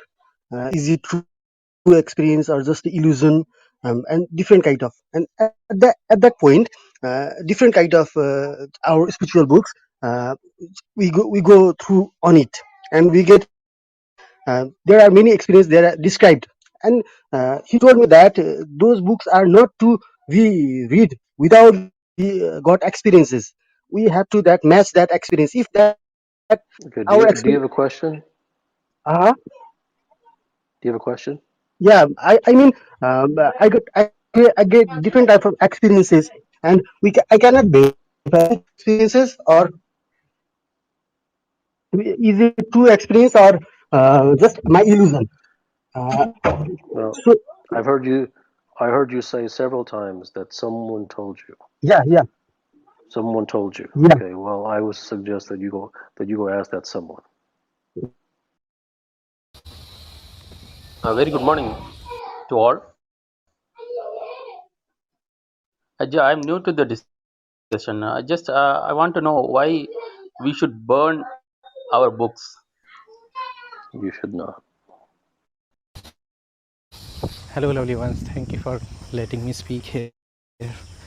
For if there is a book with just one word, and if there is a mind, which it is, it will make a meaning out of it. Even if I give you an empty book, you will think about silence or something else. Even if I give you a tree, you will think of something else. So instead of burning the books or the trees down, this Do identification you with have a the mind has question? to be burnt. Do you have a This question? is no. This is the answer to the burn your I'm books. not interested in any lecture. Hello, Yes. good morning. Why do one seeks for self-preservation but tries to destroy the other? I must stay on topic.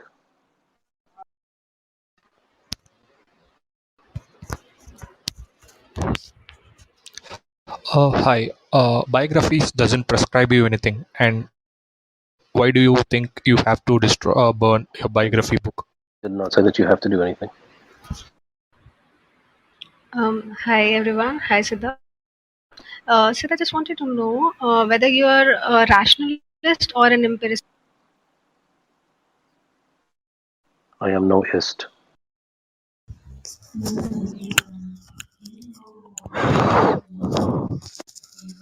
Hello. Yeah. Yeah, my question is on the tag that says burn your books, and I'm in confusion that we must be a man who can create a book, and we must be a man who can Do you have a burn question, books. Captain? My question is, Hello. Yes.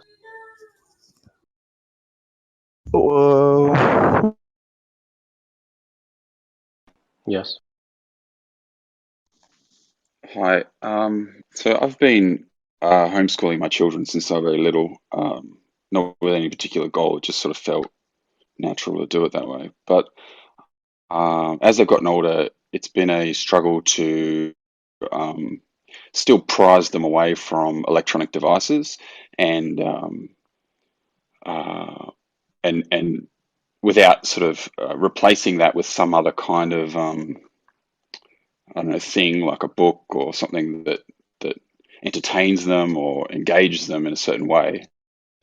Um, so I don't really even know how to frame the question, to be Yeah, honest. you're But looking for a do you have any suggestion as to thoughts? how to do that, Well, and there is even just a way to look at it and think about it. Yeah, it's a real struggle. the struggle is that every human being is destroying their lives, and electronics is absolutely at the center of that. And so Yeah. whatever comes from that realization, whatever actions come from there, it comes from there. But the depth of the realization will determine the action. Hi there. What is the most effective way to convey truth? There is no most effective way. Truth depends upon the readiness of the receiver. Thanks, Kapil. My question is there a way, is there any difference between guidance and prescription? You will not find anybody to guide you who does not prescribe. You can search every country, every continent, every village, every town. You will not Can find one person to guide you who will not prescribe to you. Hello, Siddha. I just wanted to ask. I can burn the books physically, but what about all the so-called learnings and teachings that have been imparted in my mind? How do You don't need to burn them. You don't need to burn anything. There's only truth. Hello. So my question is, basically, I feel most of us we read books to escape our present or our reality. Uh, so I would like to know. I mean, I feel we constantly want to change our present, and this is our desperate attempt. Uh, so don't you think that that's the real issue, and that is something what needs to be addressed? So when you ask a question which says, "Don't you think?" that means you already think, and you're looking for me to come on your side. Maybe That is not a yes. true question. Hi. Hello. Uh, my question was the root of all anger is said to be fear. So when I get Well, I have to stay on um, topic. Hello, Siddha. My question is when and how will I be ready to receive the truth? I cannot answer that question for you. If is also a part of that. Hi, sir. Is logic in any way filtering out the way we look at life or the way we perceive it? Logic is very limited. It plays some role, but it's very limited. Hello. Yeah. So my question is, Dr. Ambedkar did burn Manusmriti. I just want to know your view on this. I have no idea who you're talking about and what you're talking about. It's But there's no about point in no point in reading something else, and then asking me to comment upon somebody else's writing. If somebody else said something or writes something, the best thing to do is to ask them. Hello. Yes. Hi. In the past, whenever not whenever, like many times when I've dropped all the knowledge acquired and all that from that space, and like when I was in mindless space, I've gotten a lot of this from somewhere that I got this knowledge or like it, and that knowledge it's kind of helped me to find the peace, and not only find the peace, but also to find the material gain and all that. And then at some point, I was really confirmed that there is such Do space. you have a It, question? yeah, I do have a question.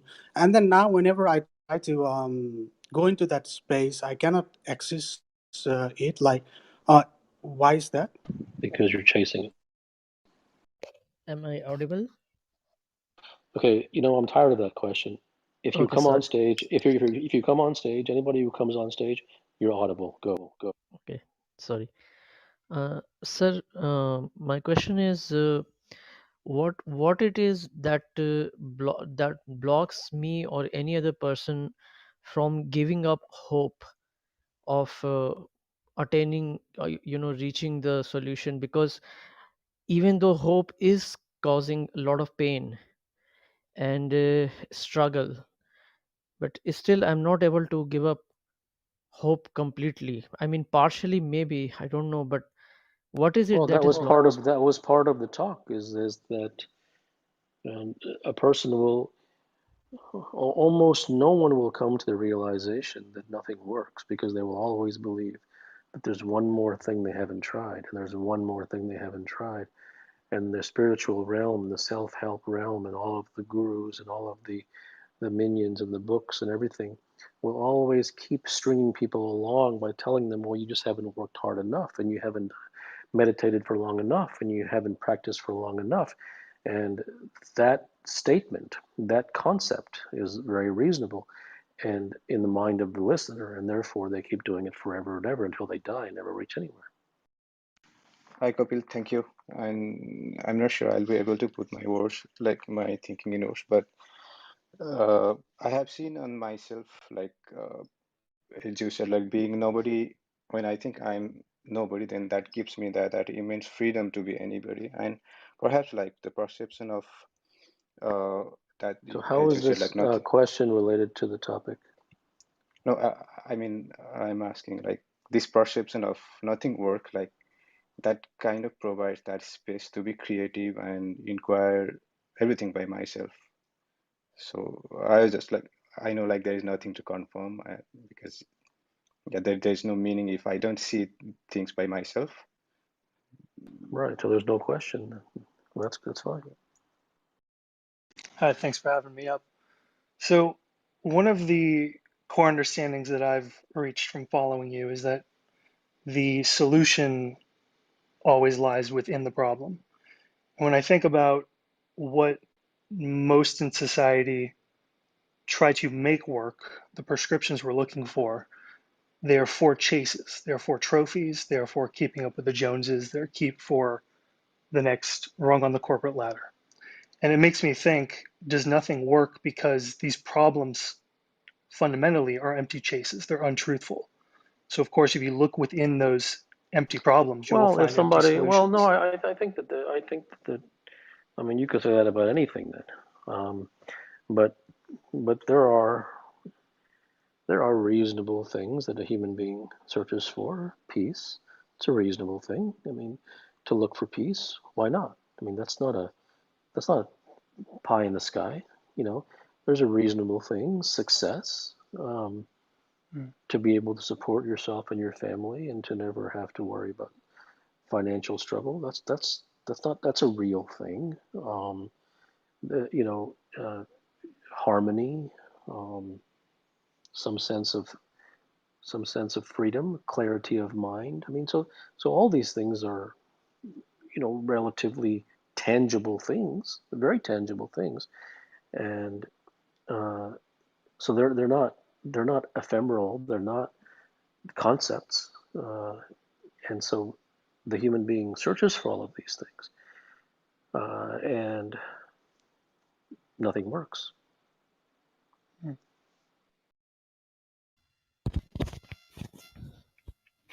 Hello, thank you for giving me a chance to speak, Siddha. Siddha, I want to ask you a question. Please don't send me to our audience after asking you a question. Would you not mind to give me the answer of are we immortal? Please give me in yes or no.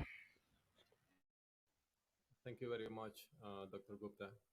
My question is, as an artist that wants to achieve success, what is a question or examination that could lead me to find what really works for me? As I said, the most effective thing that one could gain from this, not that they should, is to come to the genuine realization that nothing works. And almost no one will do that. Not that they should, just because they don't have the DNA for that. They will always basically respond to that in this way. Okay, yes, yes, I got it. So what does work? Yes, yes, I got it. So what does work? Okay, yes, yes, I got it. So what does work? That's where everyone is. And what they don't realize is that by doing that, that's exactly why nothing works. What they have just proven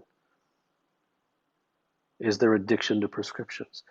That even no prescriptions leads to more prescriptions. Okay, fine, I got it. No prescriptions. So how do I get over no prescriptions? Well, there is no how to. Okay, so how do I get over no how to? Apple.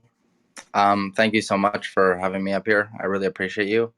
Kapil, my question is, I have a hard time connecting with women in a romantic sense, and I'm wondering if it's not too much to ask, or I'm not trying to be prescriptive, but what would be something that I may consider to maybe connect with them better, I when to think you maybe have not? the wrong room for that, and it's not on topic. Hey, Kapil. The, nothing works, is it because we're changing the goalpost for the things that you were mentioning, the success, the happiness, the financial freedom? Or is it because we just don't No, you understand don't what have to. really we want? You don't have to change the goalpost. If you want peace, let's use that as an example. If someone wants peace, he's not changing the goalpost. He wants peace. Okay, so in society and in self-help books, spirituality, all these things all around the world, um, there's there's 600 million different prescriptions. Do this, meditate, mindfulness, sit quiet, be kind, meditate on compassion and kindness, whatever it may be. There's millions of things. And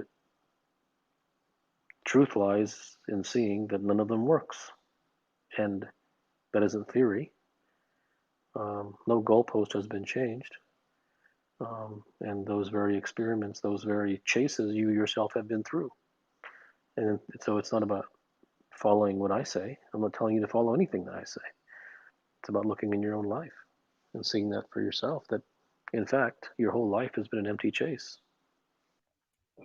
Thank you, Kapil, for giving me a chance to speak. I want to ask you a question. Are you an enlightened person? I'm sorry? Are you enlightened? Hi. Um, I feel that whatever understanding always comes from within. No matter how much I've listened to a certain teaching, all of a sudden one day in the morning the understanding is there. But sometimes I have these ideas, and there's no way to know for sure. How does um If it at this works or if point it I doesn't don't know work, how to go if it forward. works, if it works or if it doesn't work, that will tell you. If someone's looking for, like I said, to use the other example that I was using, if someone's looking for peace and they find peace, then that means it worked. But I will give you a hint that if that peace is found through having done something, it won't last. Yeah. Hi, Kapil. Harsh here. I have felt this numerous times that whenever I've come to the realization that say self-help books don't work, or certain prescriptions don't work, firsthand. So I stop. I kind of become more cynical and kind of do not do certain things, or a lot of things which otherwise I would have done. And there is the thought processes and the thoughts that come up while I read those books or do those things have kind of dropped off. So have I made myself clear, or would you like to know some more information? What's your question?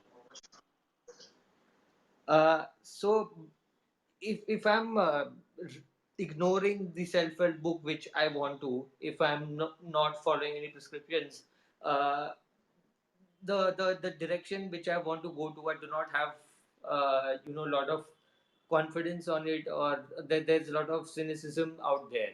So it might be how to question, and you might not like it, but that is genuinely my The very current feeling fact that which you I'm going think that you've heard, the very fact that you believe that I won't like it precisely shows that you haven't examined for yourself the superfluousness of prescriptions.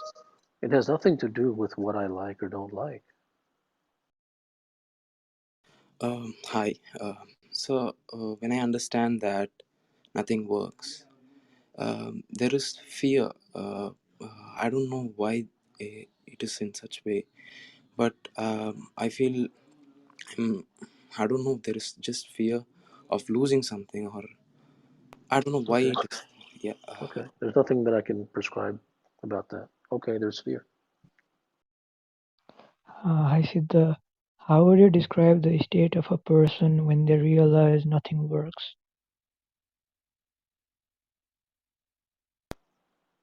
What do you mean? How do I describe the state of someone? Who cares? Like, What if I just their state is beautiful? What does that mean? What is I would that? like to know how it feels to Who realize cares? nothing works. Who cares? What if it felt? What if I told you it felt wonderful? What does that do for you? These are just theoretical questions. It felt supreme. How's that? Did that do anything for you? Uh, Namaste, Siddha. So my question is, will be staying, like since there are so many, like everyone and like everyone has discussed, there's so many ways of self-help books and whatnots. But will staying rooted to a mantra destroy the No. kind of complications? Um, are all insights truth? Or what? All insights. I don't know what you mean by your definition of insights. I mean, like intuition. No, Are no, they? not necessarily, because your intuition has been poisoned by society.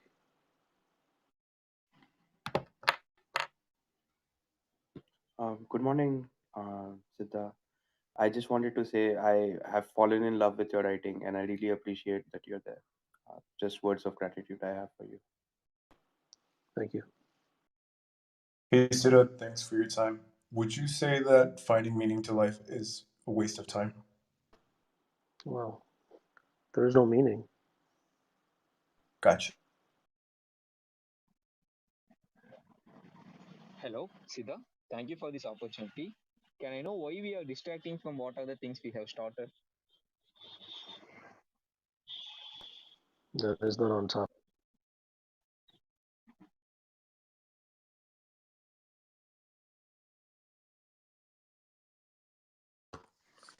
Um, is the, I guess, arrival or undertaking or process or whatever of seeking truth or being present in truth necessarily a lonely one?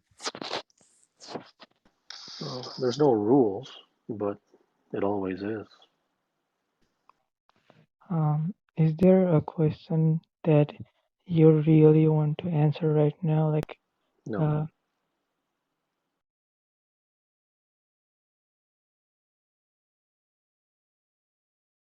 Thank you, Doctor.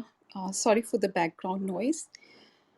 I find this stance of nothing works as kind of liberating from the Well, it ego. isn't, but it isn't a stance. Like it isn't some flag that I'm waving.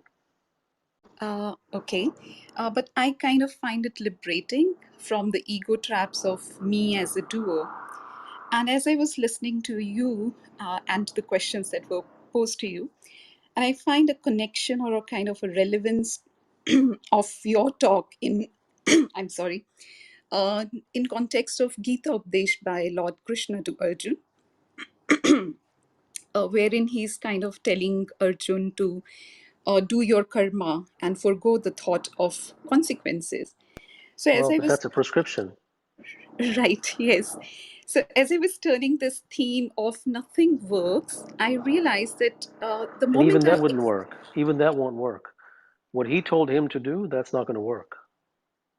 right. So, as I further analyzed this, I came to realization that moment I start thinking of nothing works, and I realize suddenly everything works.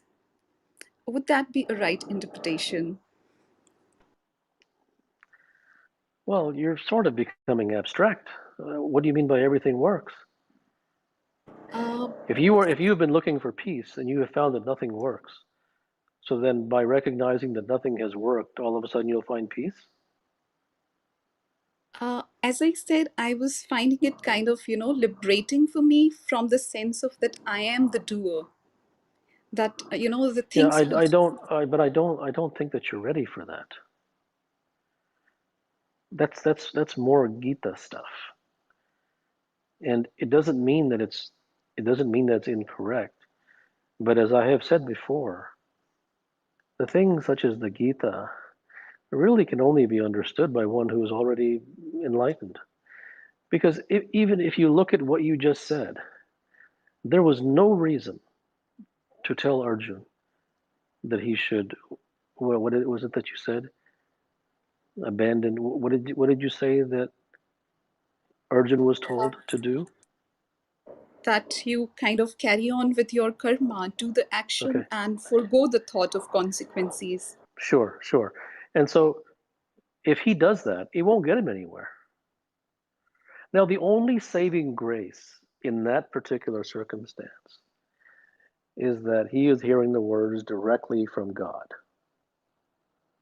whereas no one else hears them directly from God. But even having said that, if you listen to what happens next, every prescription that Arjun is given, he responds with more questions. He responds with, well, how do I do that? And how do I do that? And then he gives him another how. And then he responds, well, how do I do that how?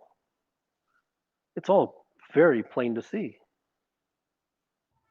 Thank you for the opportunity, Siddha. My question might sound a little absurd, but the prescriptions and the self-help books, whichever people are using to come to get peace or achieve something, does they propagate toxic positivity? Well, that's just a kind of term. What do you know, don't bring terms, toxic, positive. It's like these intellectual terms that you pluck from the tree of society and you bring that little cherry into here. Don't use terms. Don't use intellectual terms. Talk English. Don't talk like a science professor. Toxic positivity that really marks you as an intellectual, that you have read books and you have brought these terms. Speak like a human being, not like a professor, not like a not like a an intellectual. Speak in English. I'm sorry, sir, to use that word, but does that make us ourselves get confused in doing or achieving what we want to do? I don't understand the question. The prescriptions, the self-help books, does they really help or confuse us more? This is my question, sir. Well, there's no reason for me to answer that question because it won't do any good for you. I have spoken endlessly about prescriptions. I have written endlessly about prescriptions. There's many podcasts out there in which I've discussed prescriptions. If after all of that you have to come to me and ask me, will prescriptions help or hurt? It has no meaning. And not that you have to listen to any of those things, and not that you have to believe any of those things. But if you haven't examined it for yourself, it doesn't matter what I say. Therefore, I could say whatever I want. It has no experiential meaning for you.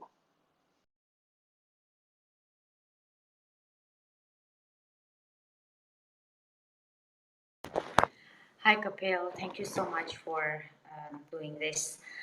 I'm just joining, so if ever I ask something that's been asked before, I'm sorry. Um, I have a particular question regarding something that involves children where their parents are being. Is it on topic? Perhaps because nothing works so far from what I've done. So um, I guess I want to understand what is a role of someone like me whose the children are not my children, but the parents have certain tendencies, certain addiction issues that affect the Yeah, child. I cannot give you a solution for that. I cannot. I mean, it's you And cannot bring a problem and then I tell, well, I think you should do this and this and this and this. I really have to stay on topic.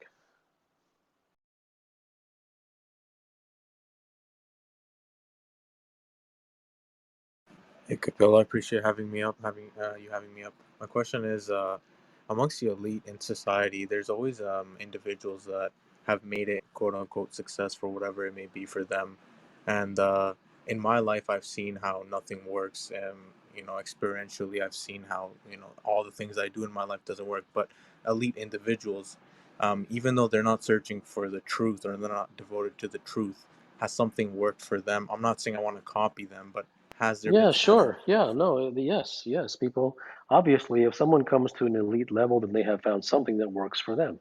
That is a true statement.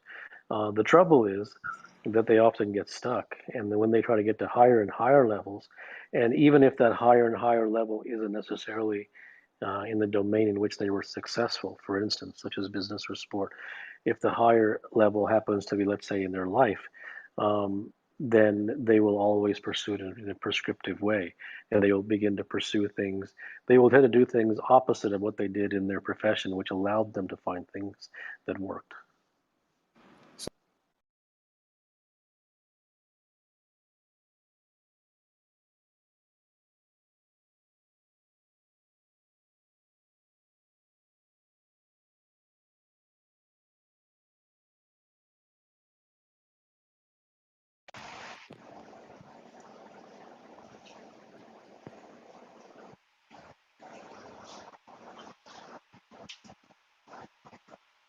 Yes,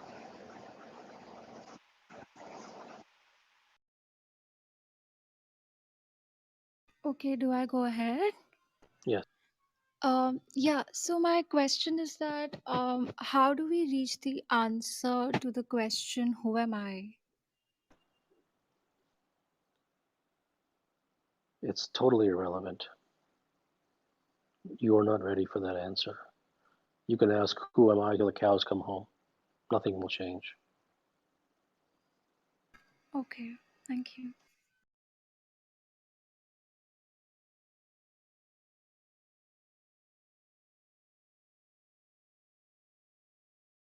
Well, thank you.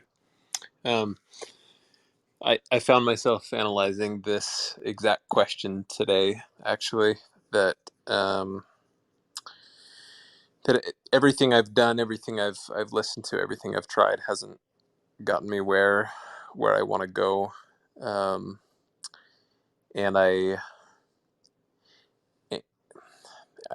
don't know why that is, but I find that I'm not okay um, accepting or believe not believing, but um, I revolt at the fact that nothing works because something has to work, Yeah, and that's what I because said. otherwise what am I doing? That's exactly that's exactly where everyone will be. They will never be able to come to that realization that the voice in their head, which says, "Well, this, I realize the last 217 things haven't worked, but the 218th might. And even if the 218th doesn't, the 219th will." The possibility for a human being to come to that realization that nothing they will ever try will ever work is extraordinarily rare. And that I, is why the human being is left on the hook forever. Because just that thought, that idea, is simply impossible to imbibe.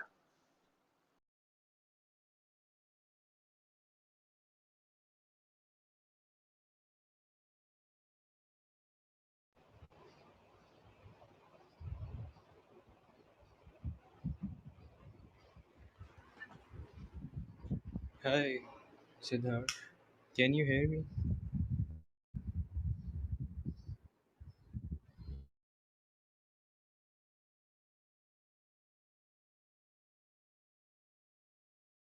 Hello. Can you hear me? Okay. Um, well, when you find something that works and you know that it works for you, and others, you know, witness that it actually does work for you and it does transform you um, into something new or your true potential, you know, essentially whatever you want to call it. But when you tell them what works for you, they go and follow it and they don't go anywhere. It will not work. And that's what nothing works. Because as soon as you tell someone else, it becomes prescriptive.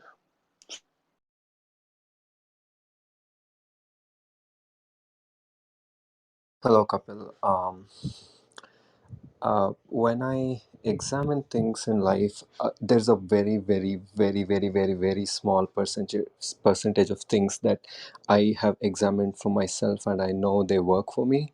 But I find that they arise from some hook, or some hook onto some idea or concept that I've probably picked up somewhere, and I can identify that that is external.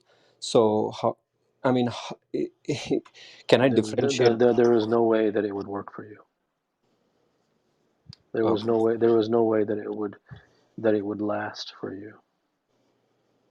If it is an external concept that you have followed or been prescribed or tried to live up to or turned into a prescription or an ideal and you followed it and lived up to it, there is no way it can work for you. okay. Um,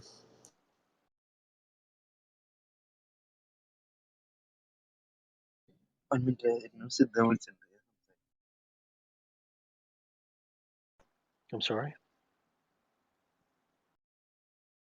Can you hear me,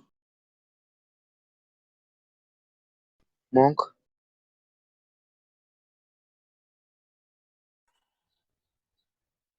Hi, Siddha. I have a question. There are times I fall into peace and then everything makes sense. But then again, my dad comes in and tells me my responsibility, and then I fall out of it. This keeps happening over and over again. Is this a trap that I'm in? How would you answer that? It is a trap that I am in, but I'm confused right now. So then, if you know it's a trap that you're in, then why are you asking if it's a trap that you're in?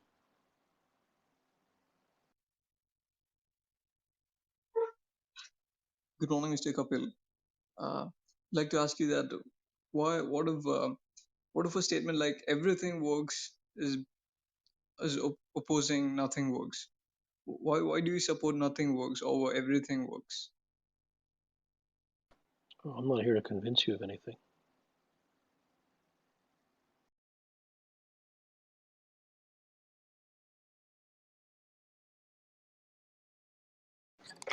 Hi Siddha, I have a question. So these days, like everything that I say or do, it just feels really fake. It's not like real. Everything that I do and say is coming out of a conditioning because I've learned it somewhere else, and I really don't know.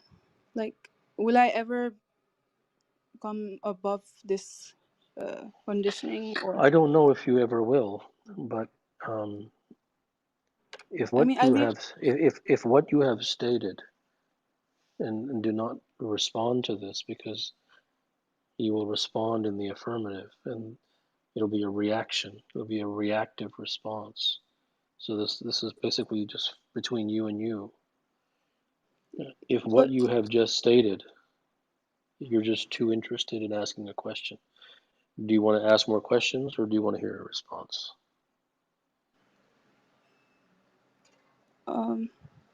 because I'm seeking for the truth, and Like when I sit still and ask myself this question, is it coming out of natural place? I've already heard you.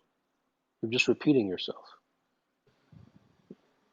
But So that if is you're coming out of interested, a if you're interested in more questions, I'll just send you back to the audience and you can ask yourself. Do you I want a would like you response or to. do you want to keep asking? I want a response. Okay. The response is you've already wasted 12, 15 seconds.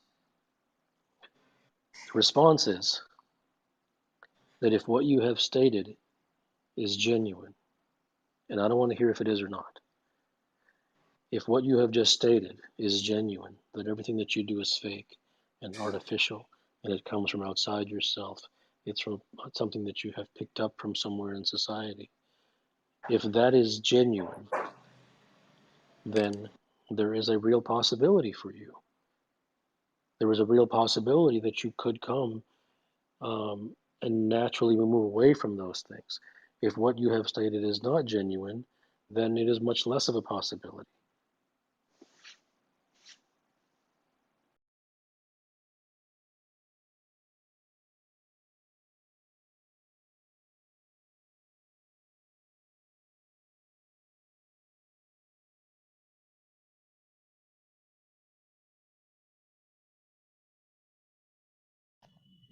Thank you.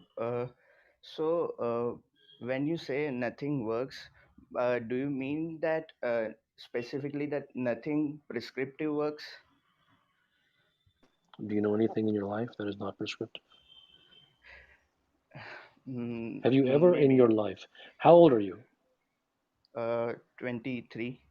Okay, so in 23 years, have you ever done anything that is not prescriptive? No, I don't think so. So then why are you asking, do you mean prescriptive? As if you are suggesting that you have two columns of existence in your life, some things that you do that are prescriptive and some things that you do that are not prescriptive. If everything that you do is prescriptive, what is the point of asking, do I mean only the things that are prescriptive? Uh,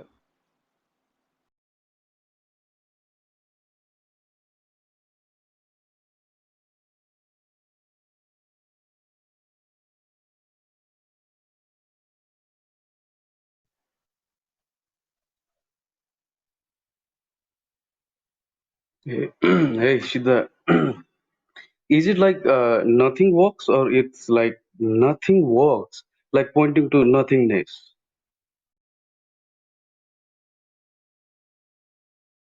You were not here for the talk.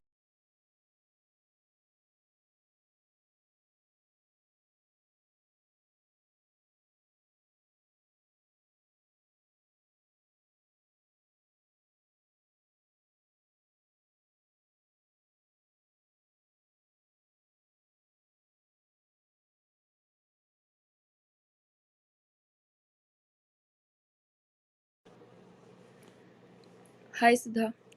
My question is that when we're dealing with a problem and we're going at it with multiple solutions, and we gradually reach to that realization that none of those solutions are working, and we are left in the state of this hopelessness, despair, is that the suffering that all humans are bound to have throughout their life? And what is the cause of that? Like, why does it happen? Human beings suffer because they don't have the truth. And when you mention that you tried all the solutions, it isn't just the solutions at hand. It is the recognition that all of the solutions everywhere in society that you could be prescribed to for the next 1,000 years. It isn't just the ones that you've tried. It's the realization on your own that all of the things that come from society, self-help, spirituality, books, mentors, gurus, all these things, anywhere and everywhere that you've heard things from, nothing works. And don't believe that. But that's just the truth that is being revealed.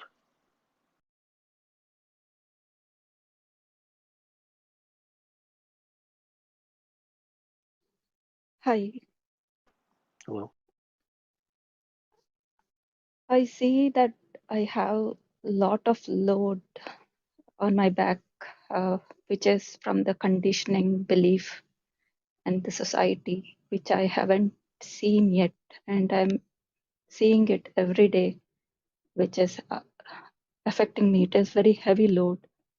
Even though I have dropped at once after exposed to your many of your work and discourses and solo podcast, it is too heavy. My question is, what is it to see truth deeply, completely at this moment and right now? Thank you. It's too vague of a question to ask what is it to see truth. It the the fact that you're beginning to perhaps, if what you're saying is genuine, to realize that you have been conditioned and that the beliefs are a heavy load, and even seeing the truth behind nothing works is a heavy load. The truth is very heavy.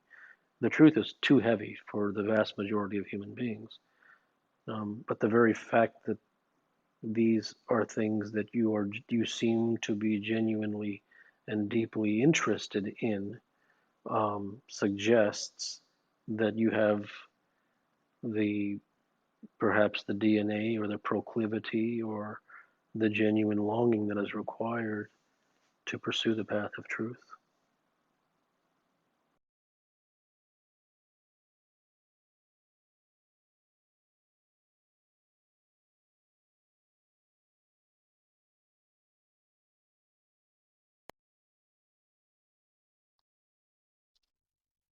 Hi, Kapil.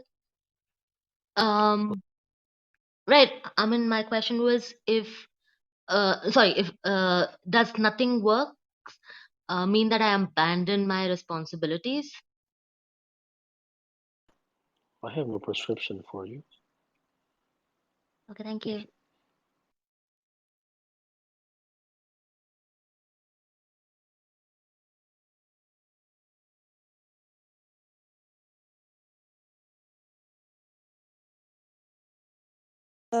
Are there any philosophies that you have lived by that helped you reach truth? Or No, perhaps I don't have any philosophies. Philosophy is simply intellectual jargon. There is what only there's only the pursuit of the truth, and the pursuit of the truth is seeing what's false, is seeing the falseness of one's life. And a human being lives a false life because he lives a life that is societal, worldly, spiritual, self-help, social. Everything in a human being's life is false. But that it would be a misinterpretation to try to put that into your pocket as some kind of teaching. One must examine for themselves. do you believe you also live a false life? I'm devoted to the truth. It's not a good thing or a bad thing. And whether my life was the most true of all or the most false of all, it would have nothing to do with you. You are simply skirting the issue.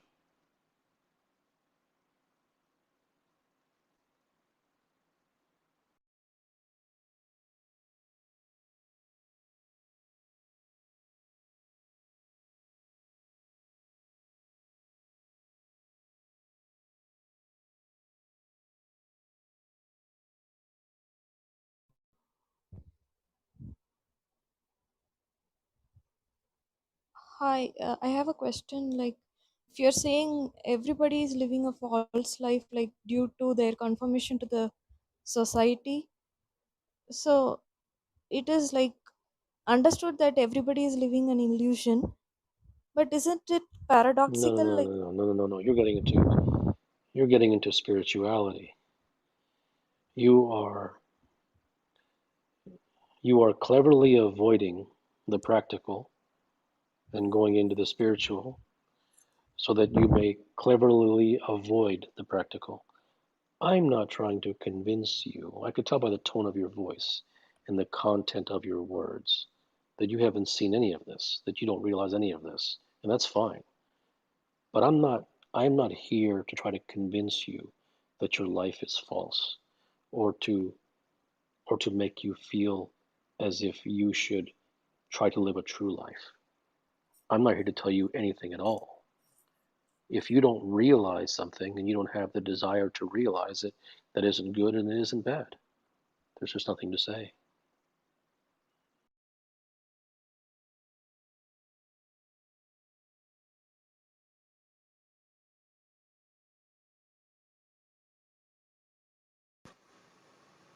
Hello, good morning.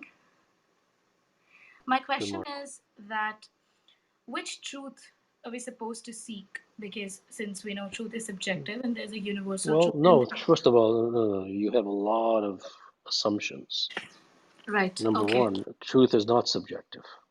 Okay. Number So there's number number this number number two. yes. Hang on. Number Okay. two, there is no truth that you should seek. Okay. There is nothing. This is not a classroom So that how I'm about trying to teach you something right, and then you're supposed to go do it. right. If So why something are we comes known as across to you, seekers? I'm sorry? Why are we known as seekers, universal seekers, seekers of Which truth and spiritual book did you reality? read that in? Whatever, okay, I have an answer for you, okay? Okay. Whatever spiritual book or bumper sticker that you read that in, I suggest that it would be most logical to go back to that bumper sticker and back to that book, since it is the thing that told you that, and seek answers from that.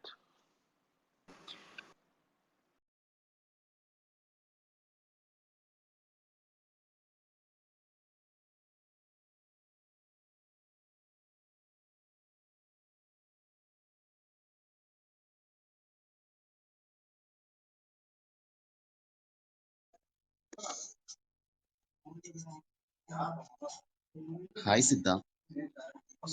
I try to keep awareness at every point of my life, but sometimes Why? Why? Why do you try to keep awareness? if I don't keep it, I Who keep told you getting to do into that? because if I don't do it, I'm getting into a cyclical thoughts or Okay, something which will so if what you call keeping awareness, let's say it's working for you, then why are you asking any questions? because I can't maintain it throughout a day or throughout my life. And there you go. That's my point. It doesn't work.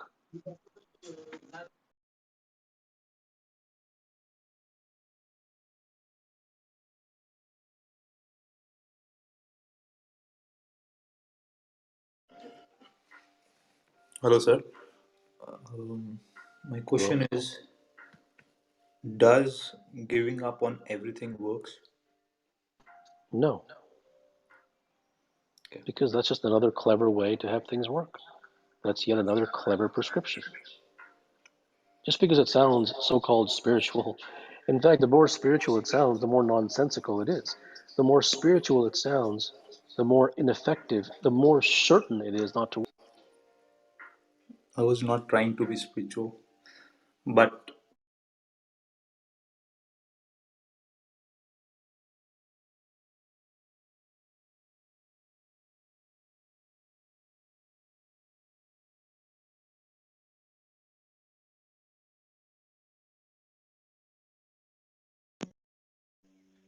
Hi, Dr. Kapil. Uh, Earlier, you said something about consistency, and it compelled me to ask you about a more grounded, like practical approach. I feel this prescription problem dichotomy. It feels very of the mind, but you often hear things about repetition and results, right? Like practicing your swing 10,000 times or 10,000 hours for mastery, and this gives you some kind of result, right?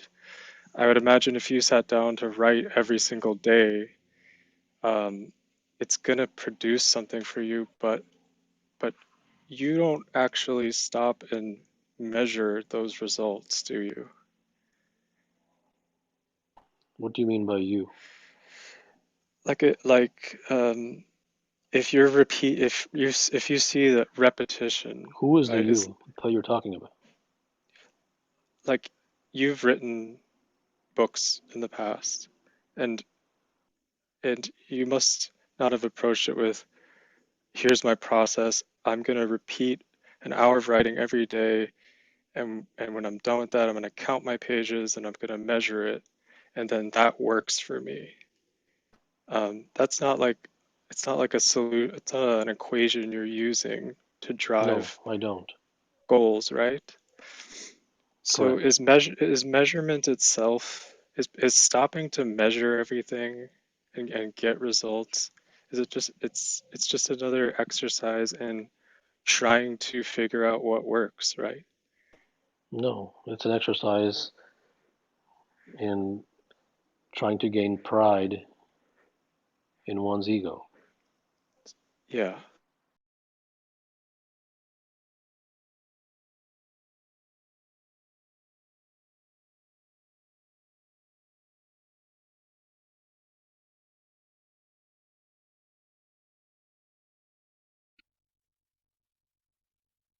Hi, Siddha. This is Murli.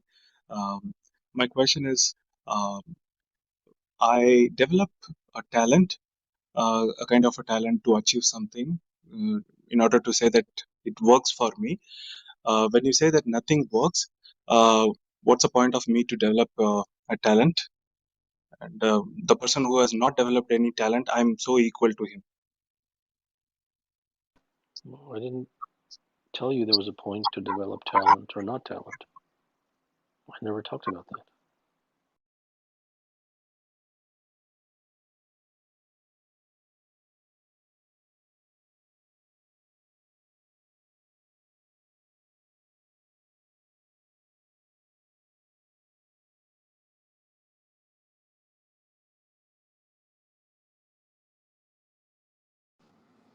Hello, is there an afterlife?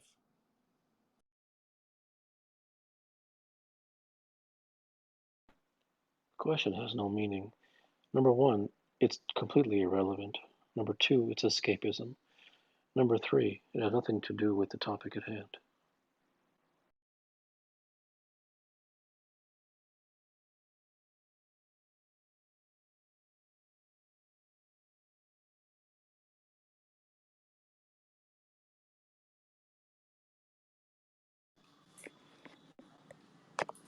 Hi.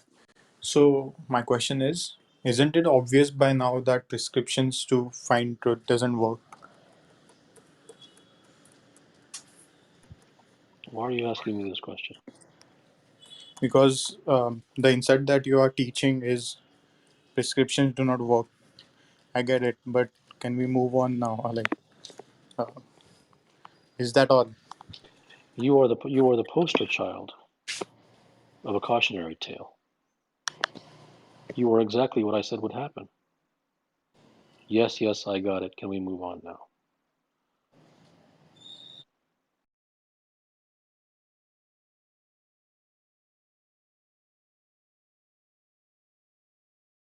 Hi, what made you pick this topic?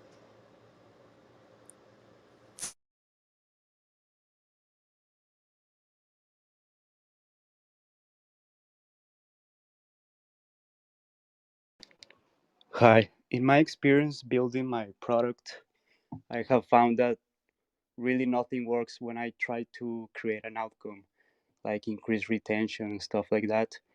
The only thing that has worked, like 3 years ago, was in a moment of chaos when the company was about to fail. My back was against the wall, and out of nowhere, in just one night, we created, or I created an idea, and that has been the only thing that has worked. But since then, Okay. 3 years Do you have a question? afterwards. So the question is, I guess that it is impossible to create these moments because you cannot fabricate them. Well, that isn't a question. Hi, Dr. Kapil, and it's an honor to even speak here and ask a question. And my question is, what is the morality behind mastering nothing? There is no morality. Morality is a farce. Can you just give me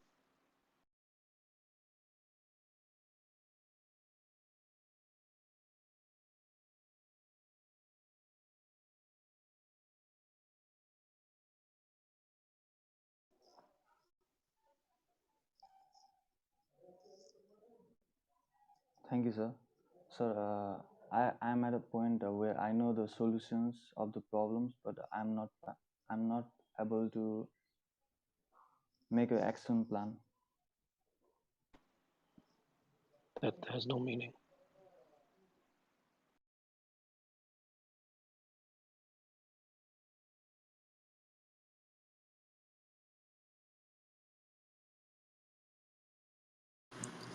Um, I would say it's not such an honor to be here. I would say it's really scary to be here, but I wanted to, and that's why I raised my hand. When I was born, I don't think I knew anything. I just kept doing what came in front of me. I tried to make temporary meanings to get up in the morning and do something. And and then there is no question, right? So is it okay? I don't know. Do you have a question or not? No, I don't. There is no Okay. question, I guess. Then why did you raise your hand? To say that there is no question.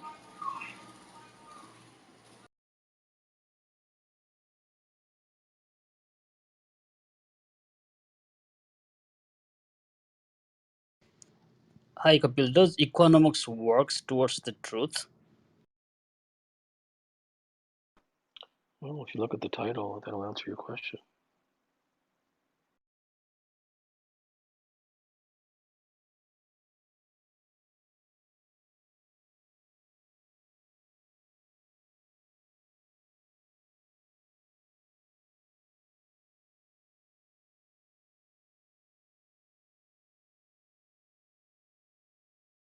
Hey, how's it going? I just wanted to ask, what are we asking questions about?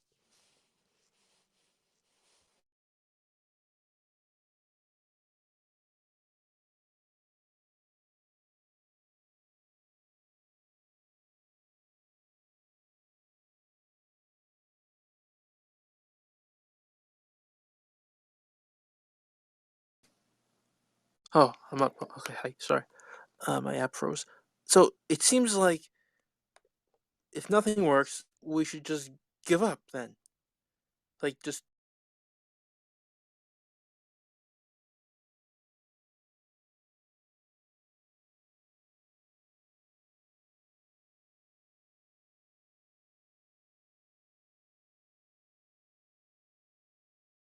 Siddha. Hi Siddha, I have a question. How nothing works?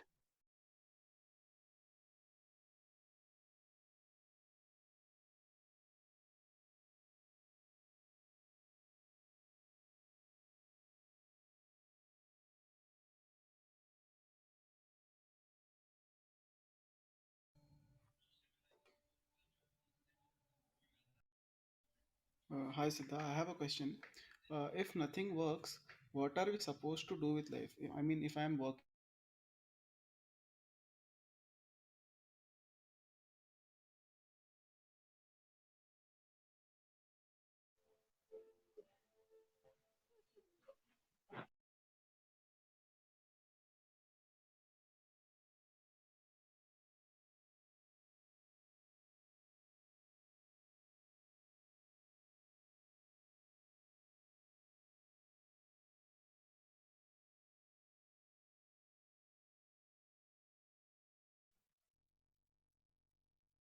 Hi, I have a question. Why does anything exist at all?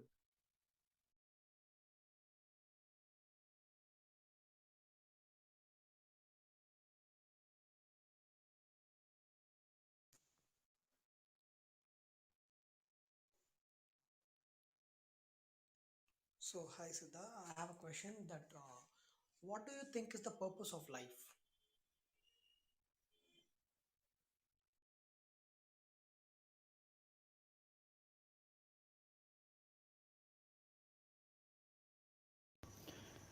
Why is there a compulsion to always have things work?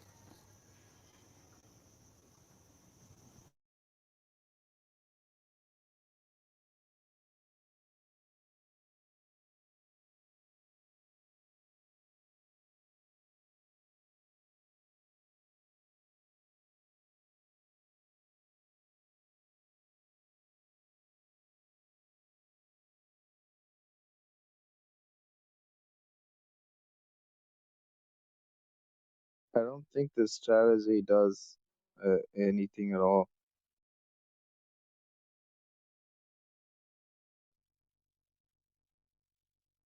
Hi, thanks for the session. My question is, how do we know we have arrived at the truth? Uh, is there any way we could know that? Look at how you're pursuing the false.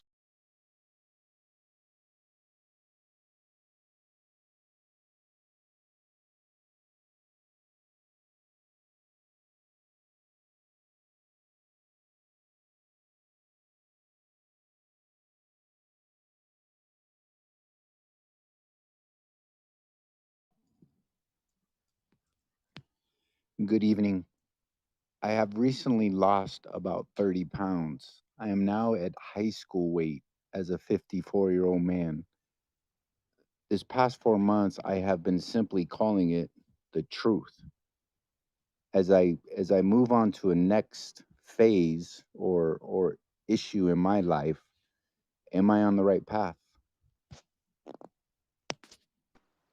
There is no right path.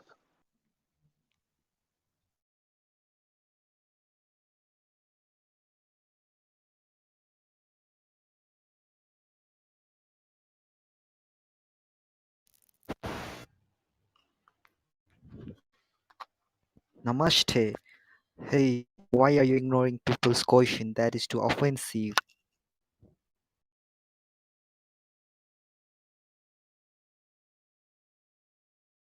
That is not true.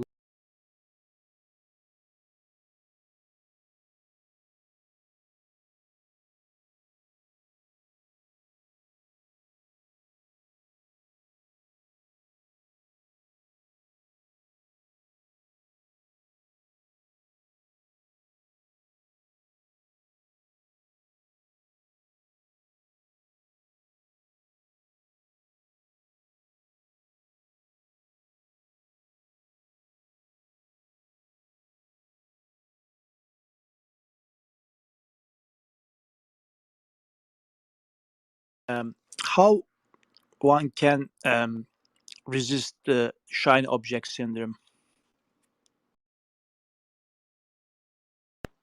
I'm sorry. How can anyone resist the shiny object syndrome of overwhelming options and possibilities and stuff like that? There's no such thing as how can one resist.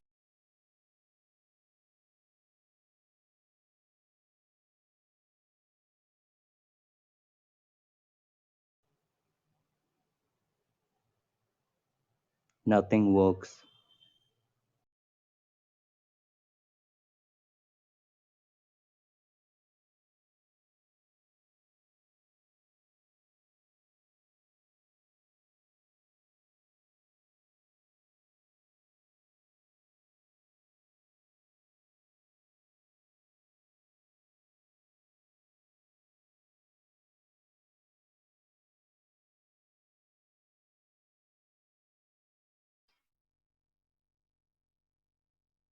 Hello.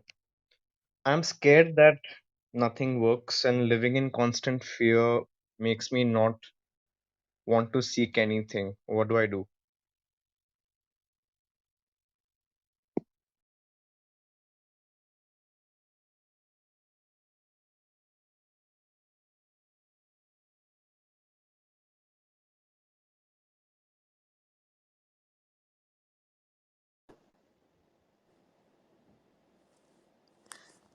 Hi, I just wanted to ask,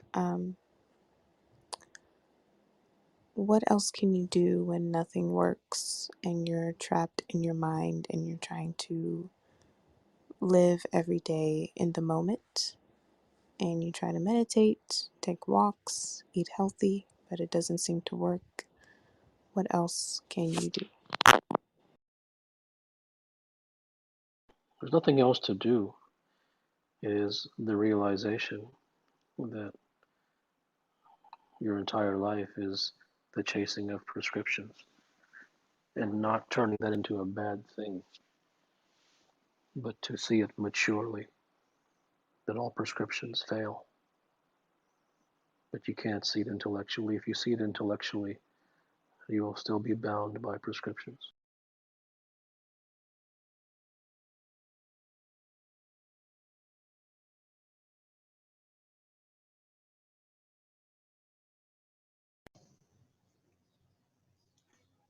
You are very true. Nothing works here.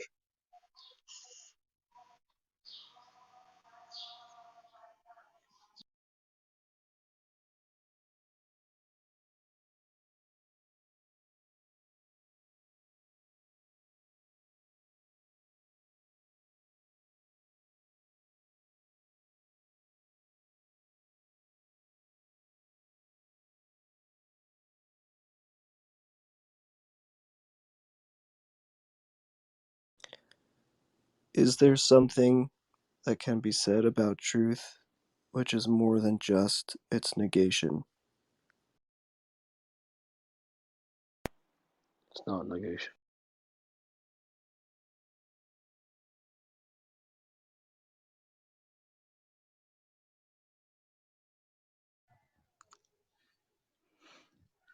Hello, Namaste, Siddha. I want to see your real gross self in the profile picture. Is it possible? Your gross self in the picture. I mean, the picture is not real, I guess, in the profile picture.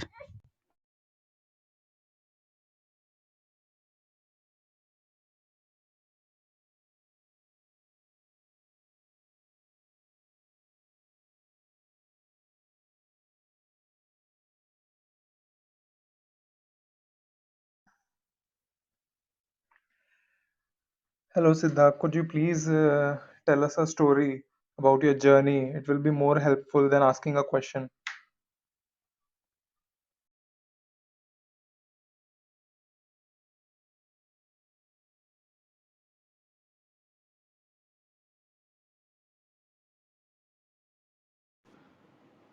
How do you solve for personal guilt?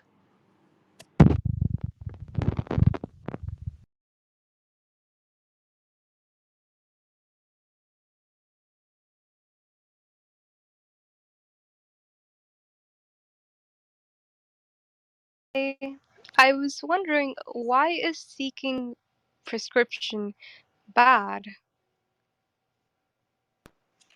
You must be new here. I am. Yeah, I've never said that seeking prescriptions is bad. Or I suppose You are free to it's do not. so. Okay, There's thank no you.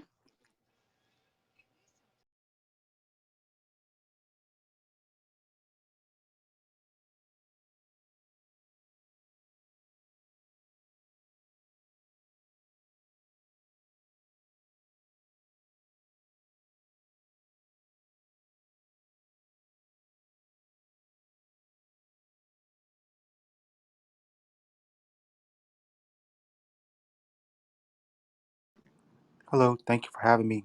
I just wanted to ask, what is nothing?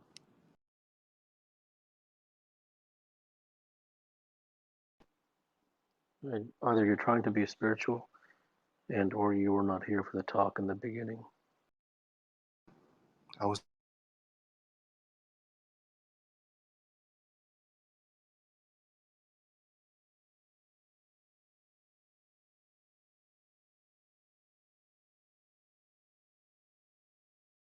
You from living truthfully? I'm sorry? Have the relationships you have in your life, either currently or in the I'm past? not sure why you're so interested in me. It has nothing to do with me. You're the most immediate issue in your life is you and all that it entails. But by through asking questions about someone else's personal experience, I believe It Yeah, helps I know. guide I you. know that you believe that. I know that you believe that, and that I will refer you back to the statement, which is the title of this session. You believe that learning about someone else's story or journey or whatever it may be, or is going to help you, and it's not.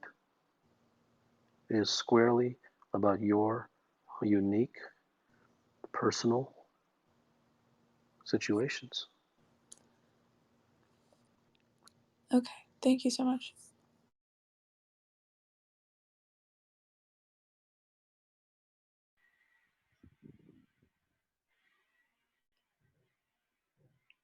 Hi. Nothing works is subjective, but then again, when we keenly observe a leaf falling down a tree, it gives me an experience. But is this observational state can be maintained 24 by 7, 365 to the lifetime? It will not work.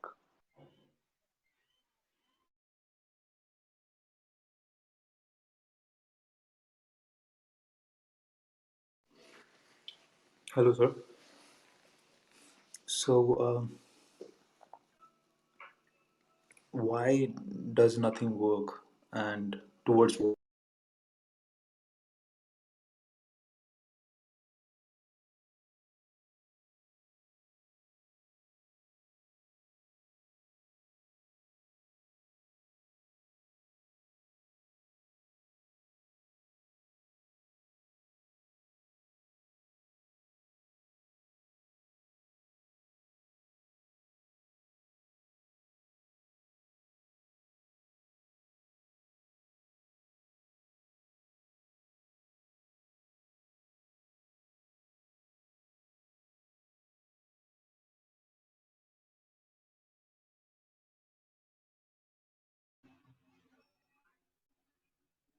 Hey, don't ignore the people's question.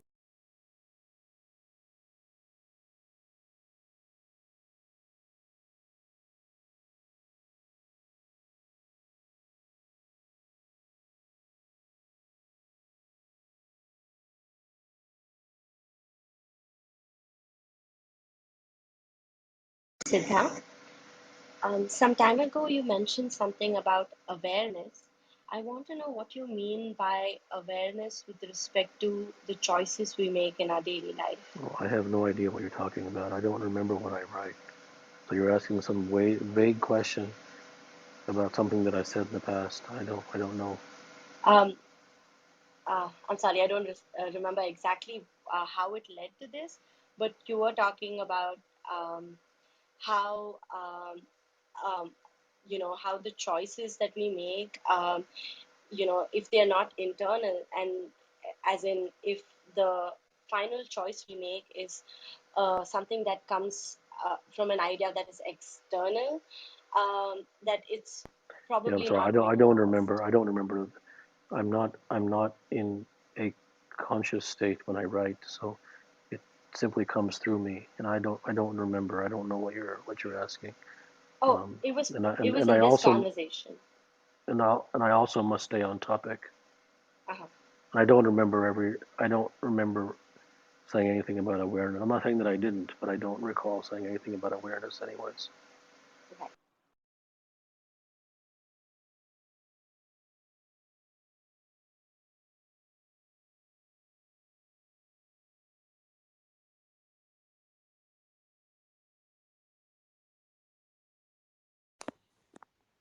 Hello. Why do I have a need to get somewhere? I don't know.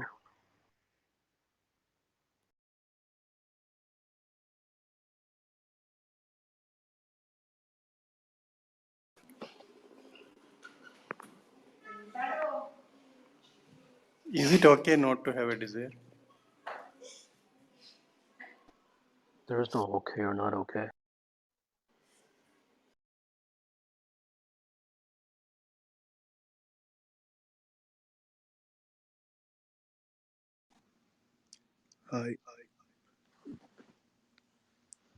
I raised my hand. You brought me up to ask a question. Therefore, there is at least one thing I can make work. How can you say nothing works?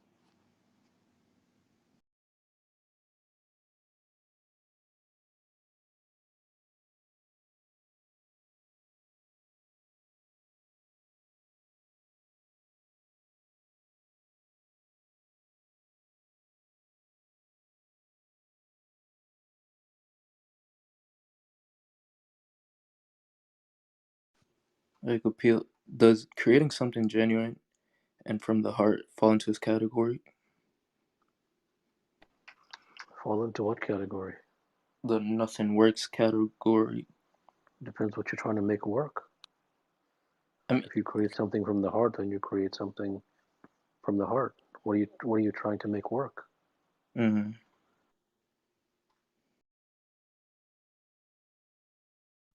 Hi, Siddha. My question is, prescriptions don't work for me. So where does that leave self-belief and self-confidence? I'm trying to think about, like, is that really just another prescription? Well, you ask, where does that leave self-belief and self-confidence? Did prescriptions give you self-confidence? No, it didn't. So then I don't understand the relevance of the question. Because your question sounds as if you were saying that when you are following prescriptions, it gives you some sort of self-confidence. But in abandoning prescriptions, now what do you do with self-confidence?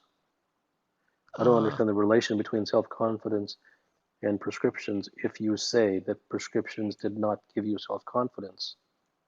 What does the right. abandonment of prescriptions have to do with self-confidence?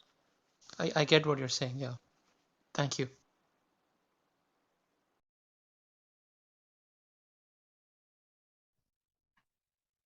Hi, Siddha. Thanks for letting me ask question once again.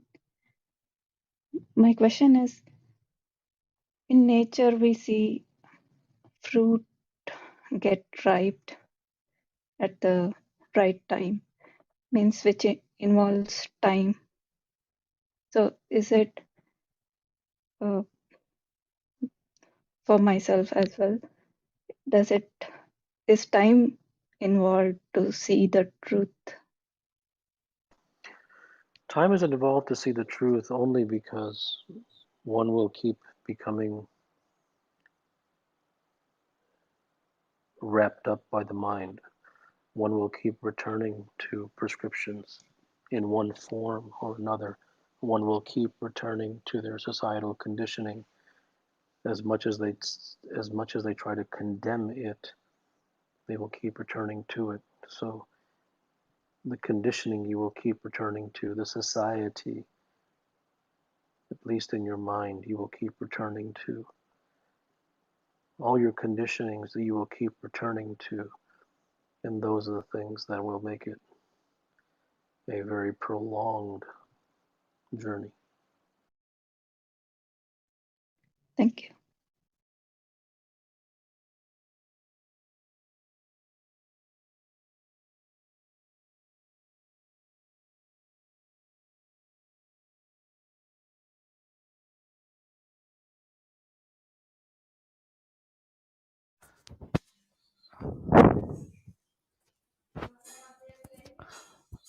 Hi, Sita. So, how do we do then deconditioning? There is no.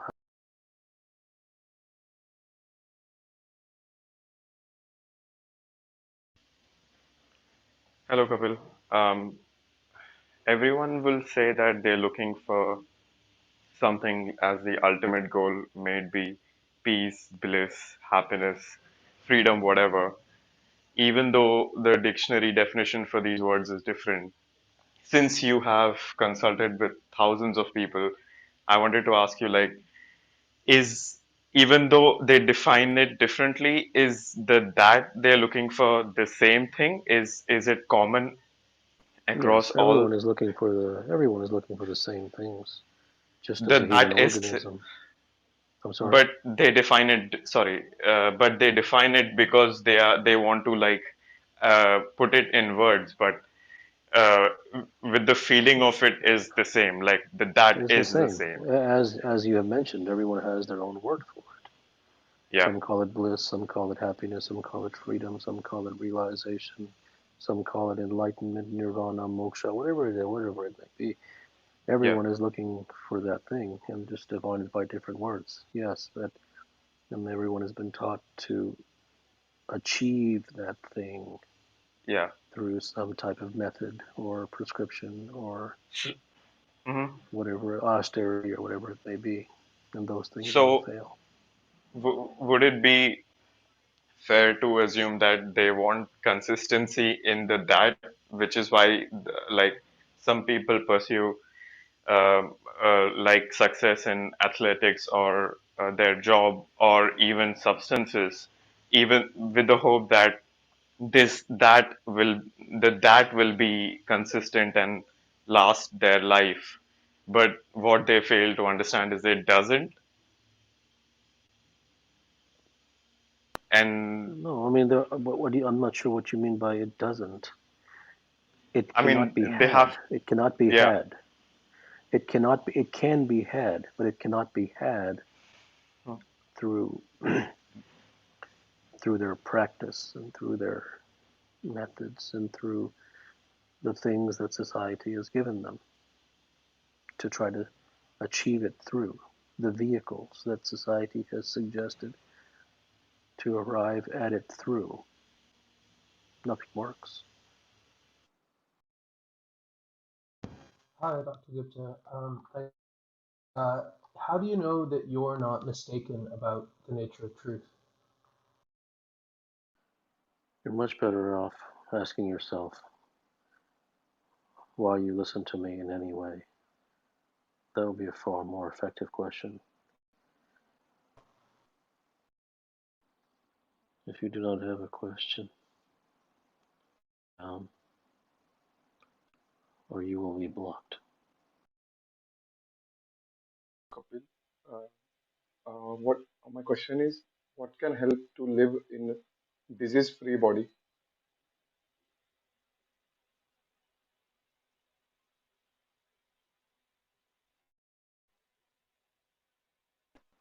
Too general, irrelevant.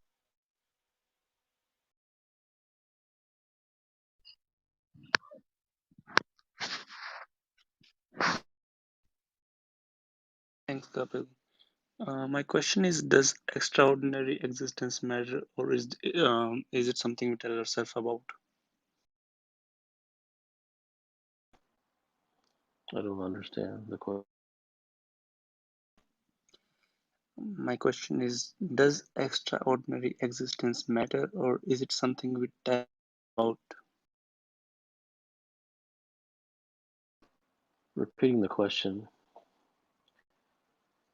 doesn't help to make one understand.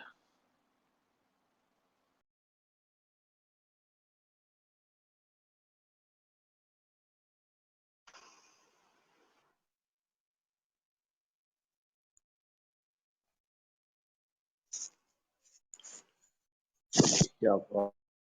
So the topic is based on beyond an ordinary uh, existence. So my question is, so when we have, when we taking a journey, a spiritual journey, and the mind goes beyond the current reality of life.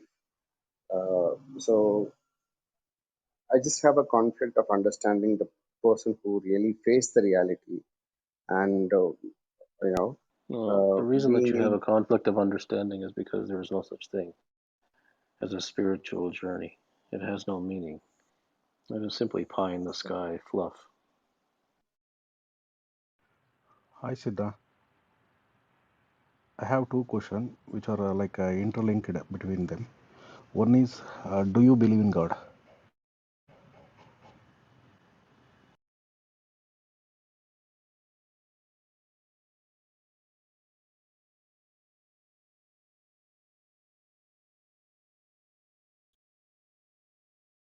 To want to have an existence that is ordinary, or to uh, achieve something greater, does wanting have an effect, or is it all natural? Is it all Well, this is not about achievement.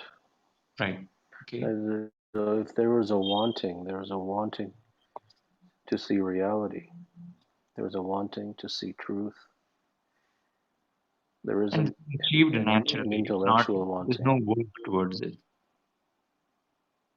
Well, I just answered the question.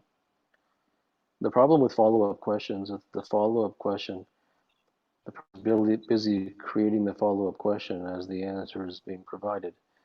And there's no reason, if one wishes, to imbibe in any way the answer. But then they shouldn't ask the question.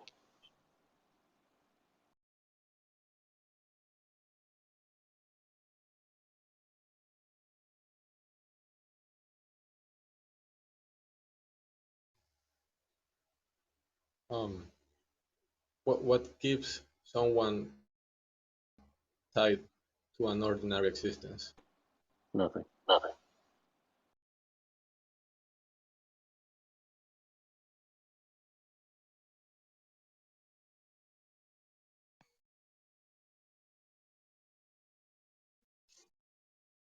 Hello,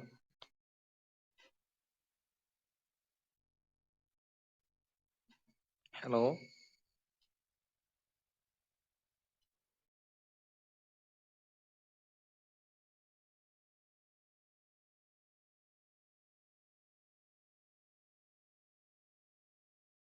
More important, wisdom or intelligence?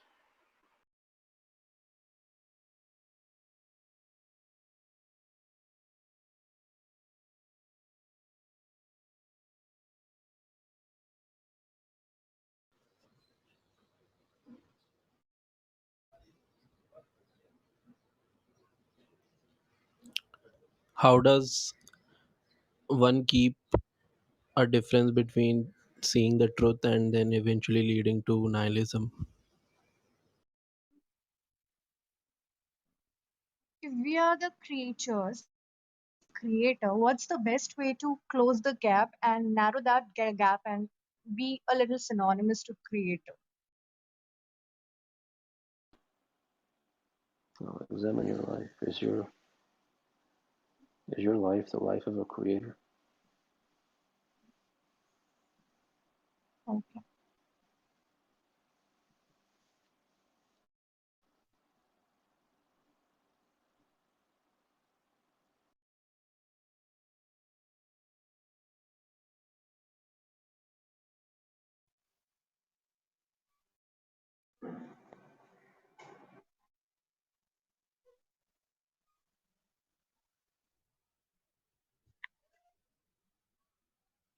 Hi there.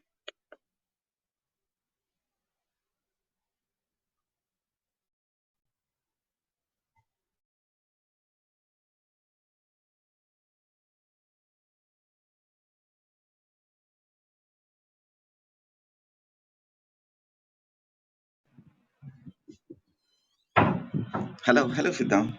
Uh, how is your experience, living experience, different from other normal people?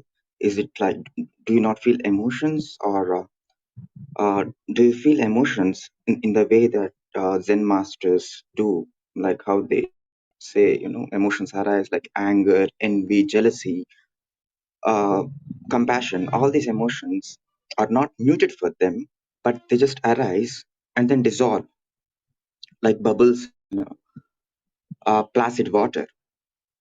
Um, they do not carry the emotions, but emotions do arise in them, and they do feel emotions, just that they do not carry them forward. That's the only difference between um, their living experience and other normal people's living experience.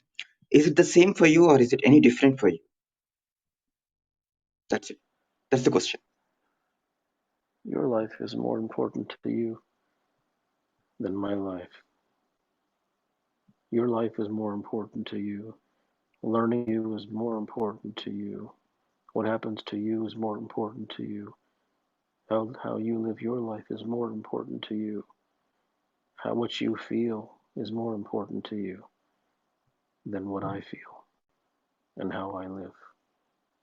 It is all about your life, not mine.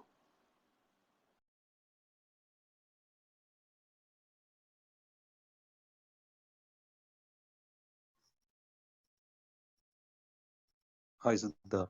Is there anything ordinary?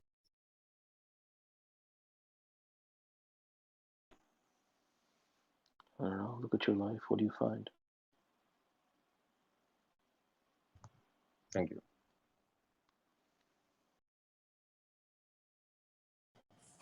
Thank you for your time. Why would one aspire to be anything beyond ordinary?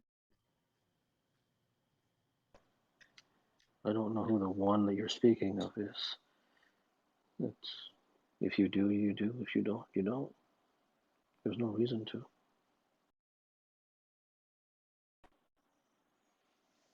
Those who raise their hands and decline coming on stage, those who raise their hands and do not respond, are blocked. If you have no question, do not raise your hand.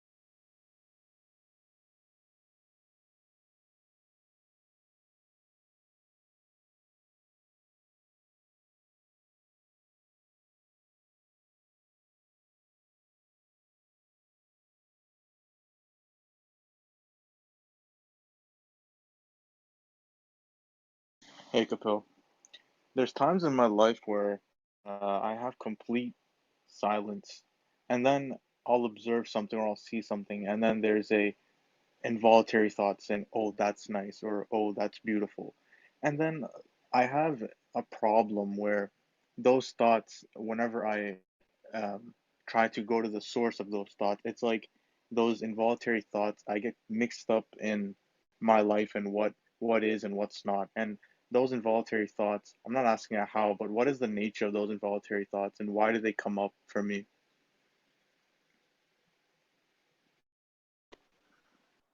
Everything that you're describing is mental imprisonment, nothing more.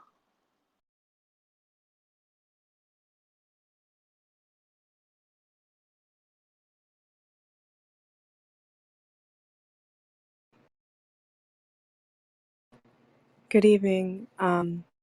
This is my first time in the room. I am training to become an end of life doula.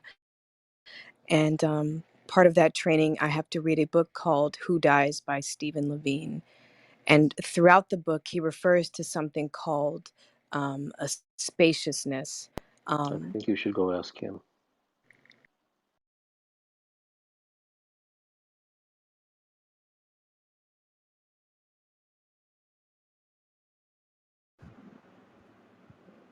Over the last few years, I've started to think more and more, and as I introspect, uh, the thing called excessive introspection, or introspection to a point that it starts harming the individual. Does the journey of self-evident? It is a disease of the intellectual.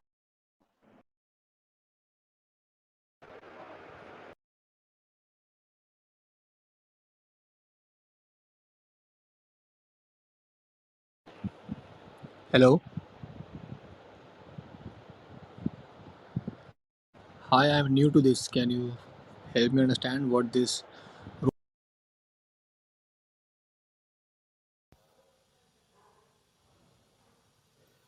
Hello, Siddha. My question for you is I seem to be stuck in a universe that is making me forget what the true essence is, right? So, what I mean by that is when I listen to my guru or when I listen, when I read the scripture into the essence, I immediately make the connect and I have that feeling even during my meditations when I, think about when I am Yeah, with. you are not a candidate for the truth. You will not find the truth in this lifetime. Okay, thanks for that. Thanks for that.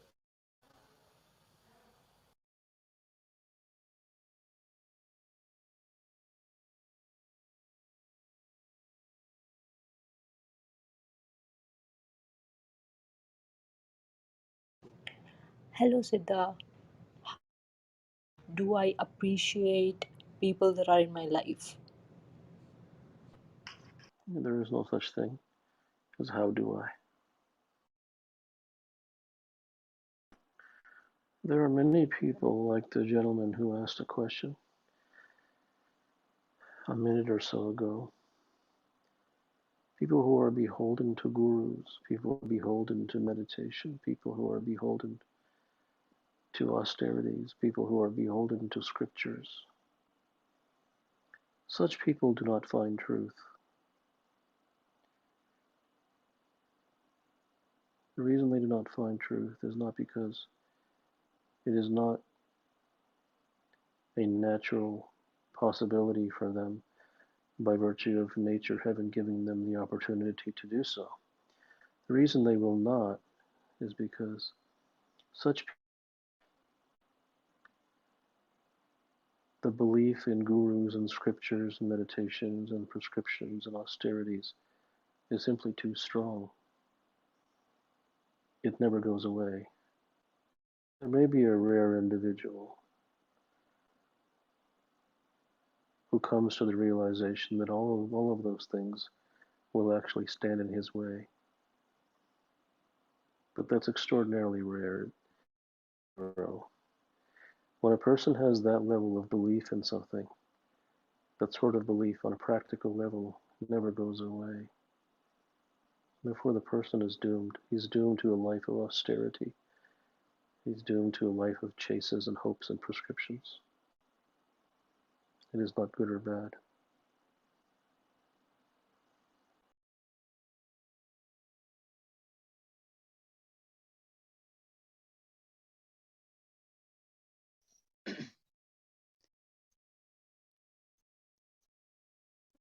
Hello.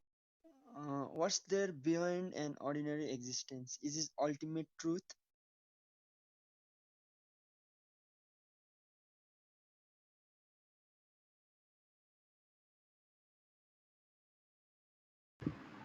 What do you define? How do you define truth?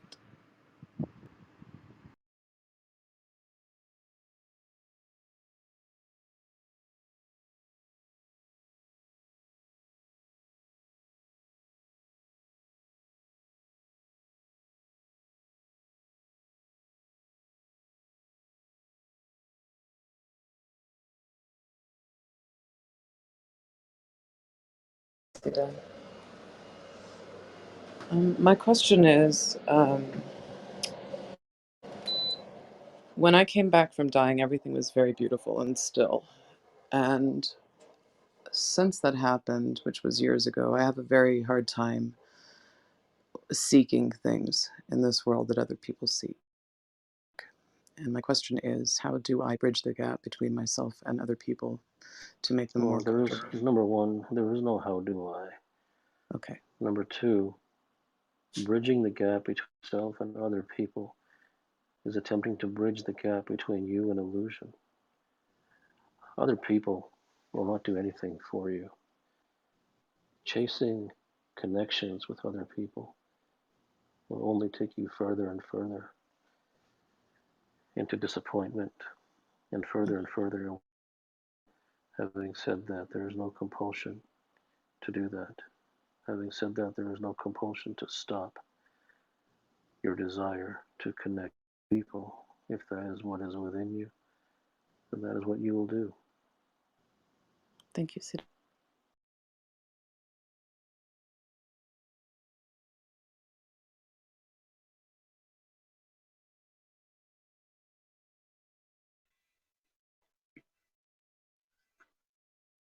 Hi,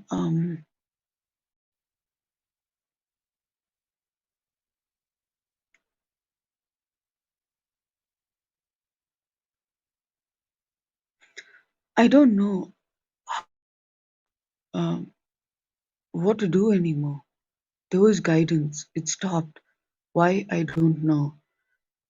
And I'm in a place there's no going back. There's absolutely no going back. But this place is extremely uncomfortable.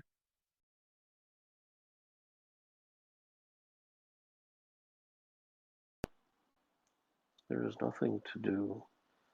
There is nothing not to do. Attempting to chase comfort will lead you nowhere. Attempting to face discomfort will lead you.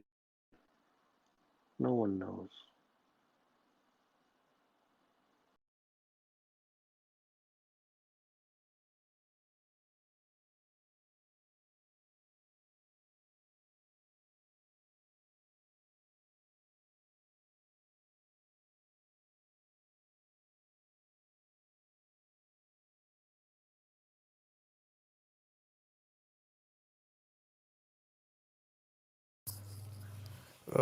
My question is, what is the purpose of spirituality?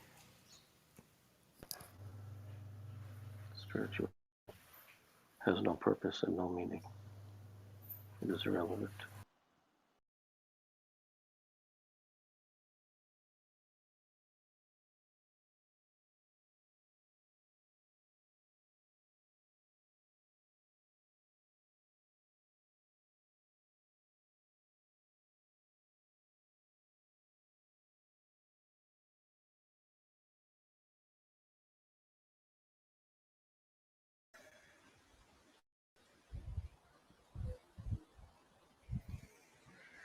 I want to be more in the present moment, but I find it very hard to because either I'm in the past or in the future. It is not hard. So It is how impossible.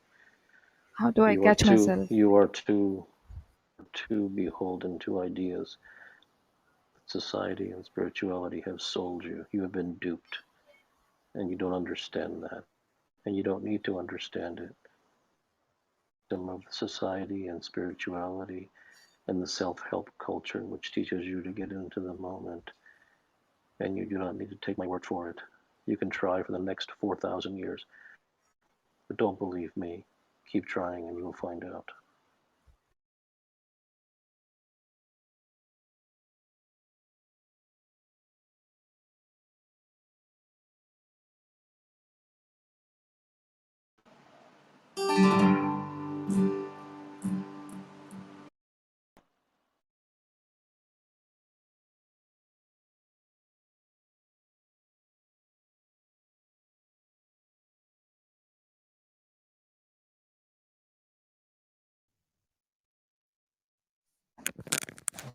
My question is, where do we go after we die?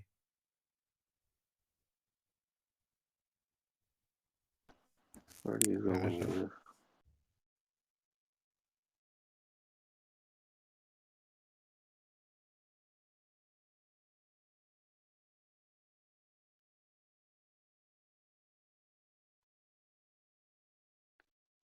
live? So, what if us, besides or beyond our basic biology, is just our brain playing games? Even if that were true, how does that change your life? If I could realize that, then maybe. Well, mm you can't realize it because you seem to have an intellectual mindset.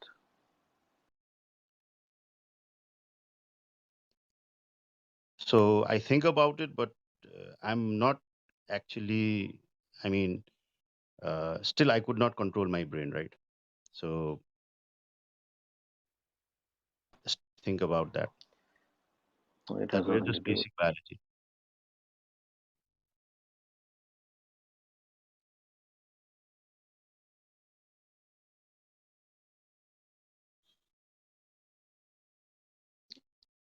Who am I? Who am I?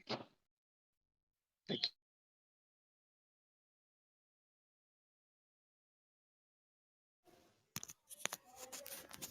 Hi. So why do we have so much unwritten rules in our life? Being in society or not in society, why do we have so much unwritten rules everywhere? No, that is what society is. Society is a flag waver of rules, endless row of commandments from spirituality to self-help to the entire world. That's what society is.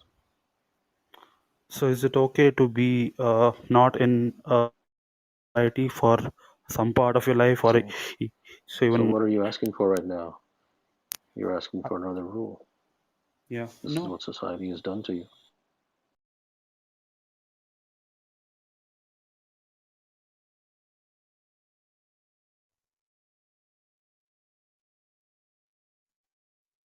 Great answers. What is stopping me to realize it experientially that otherwise I have a feeling that I have understood it intellectually. What is that pain within me allowing me to either cross or be there? When the sincerity and the longing arises for truth, it arises. It cannot be forced to do so. But if there within a human being is the DNA, truly see the reality behind things, to truly turn their back upon the world, to truly be devoted to truth, then such within a human being. If it is not, it is not. If it is, it is. And if one is desperate to find it, that means that there's a fair chance that it might be there, but it has not reached a level of maturity yet.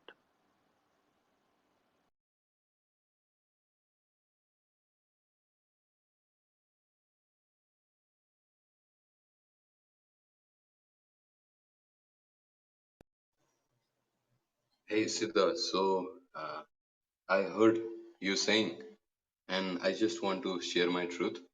So I followed my guru and I found a higher truth and I aligned myself with the divine and the elixir I feel every moment that I don't feel here.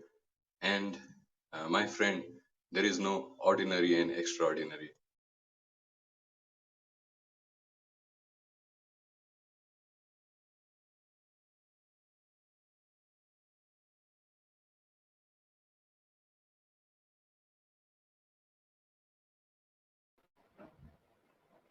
Hello. My question is, how do I take life and myself sincerely without also losing the joy in the process? Everything that you just said is from a bumper sticker. It is not real.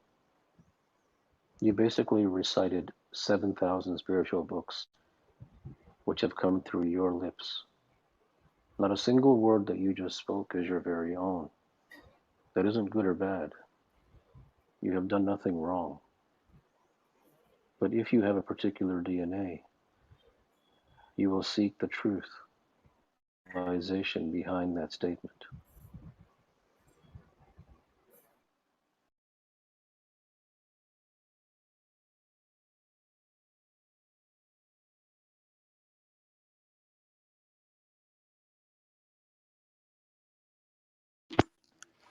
You are enlightened ego.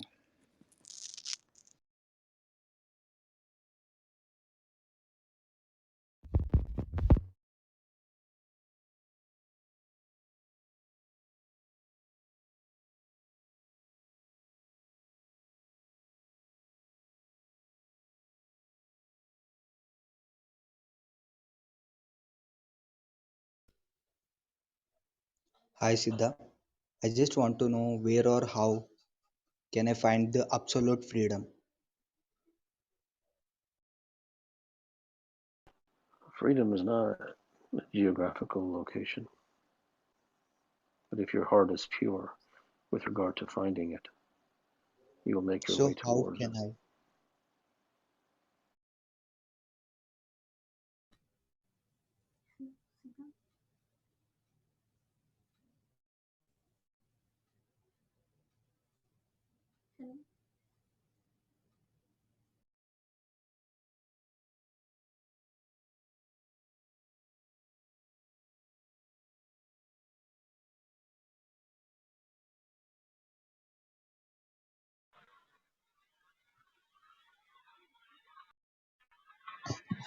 So, from what you are saying, what I could deduce that uh, uh, we have to accept that. That's it seems like that we're content to saying. And second, only the special people can realize. You mean that, right? You have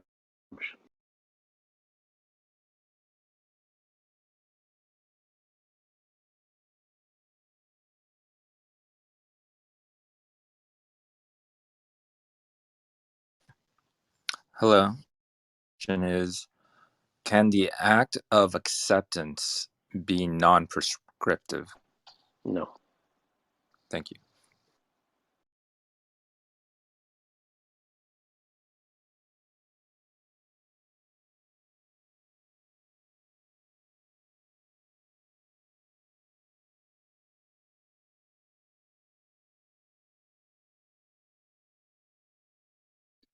Is science real or religion?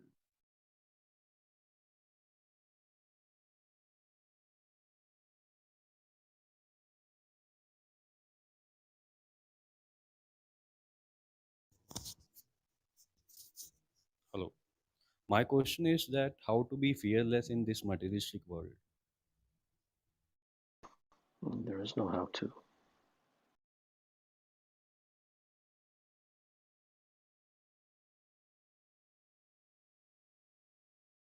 Wisdom. Do you think uh, enlightenment and authenticity are phases or parts of reaching to truth?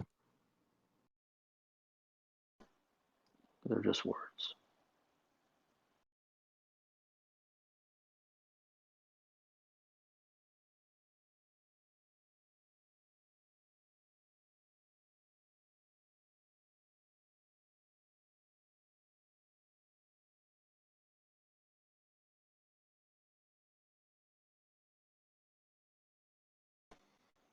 If you have no question, put your hand down.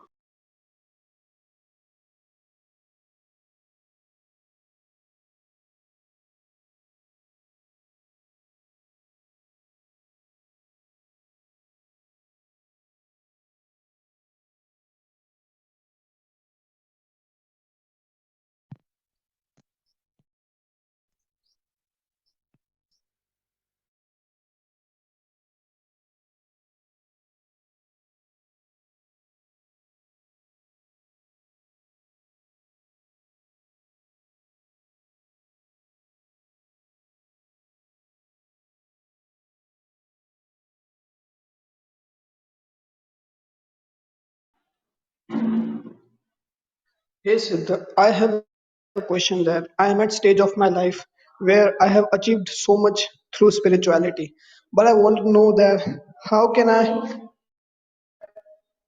that how what is the purpose of soul that it has that body? If you have achieved so much through spirituality, then why are you still asking questions? I'm asking that question of soul, a purpose of body that I have already Why would know. you have more questions? If I you have want to know achieved so about much through soul because spirituality, okay, then uh, why don't you go ask the spiritual world what is it? You're in the wrong place. no, I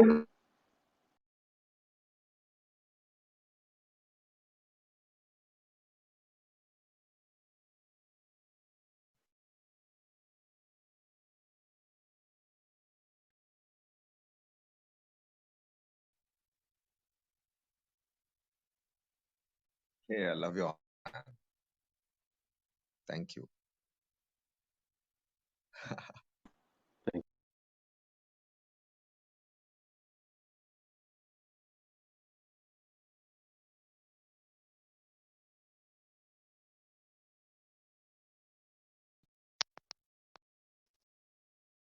Hello,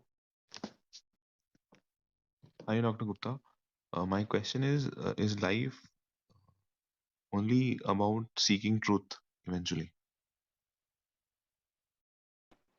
If I said yes to you, what would that do for you? I would constantly look for it or seek it, maybe. And if I said no to you, what would that do for you? I haven't thought this through from the no Yes. perspective. Yeah, your question has no meaning.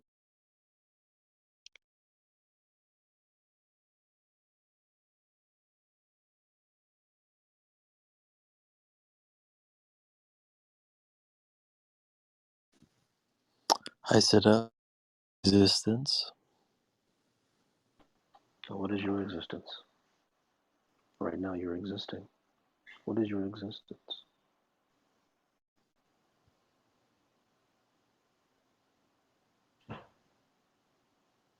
It's not non existence. I didn't ask you what it was not. What is it? To be. Is that what you're doing all day? Being? Can you say a single word that isn't from a spiritual bumper sticker? Do you have any real answers? If I were to shake you, would something come out? If I were to punch you in the arm, would an ouch that is real? Do you have anything? Are you a politician? Do you have any words that are not rehearsed?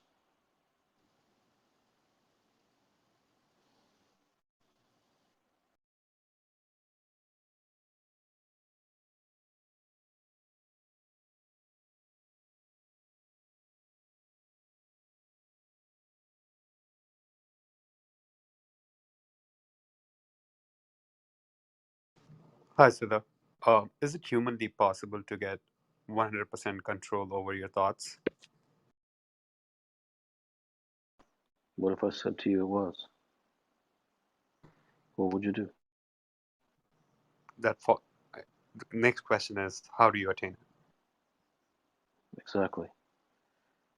So do you really believe that I could tell you on a session on Clubhouse the greatest elixir of overcoming the mind? That I could give you an exercise that you could do, that if you did it, it would happen. You really believe that there's an exercise that exists? I don't, but The question. I just want a path. I'm sorry? I'm just looking for a path, not one exercise.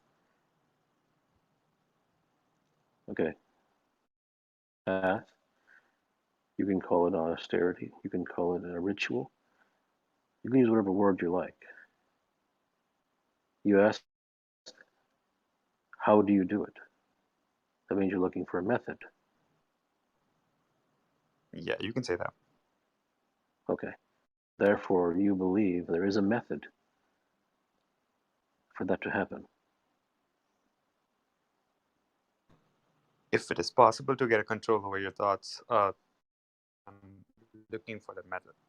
Yes, you and everybody else. And that is why you and everybody else get nowhere. Because they believe in prescriptions. Hi. Hi, can you hear me? Hello.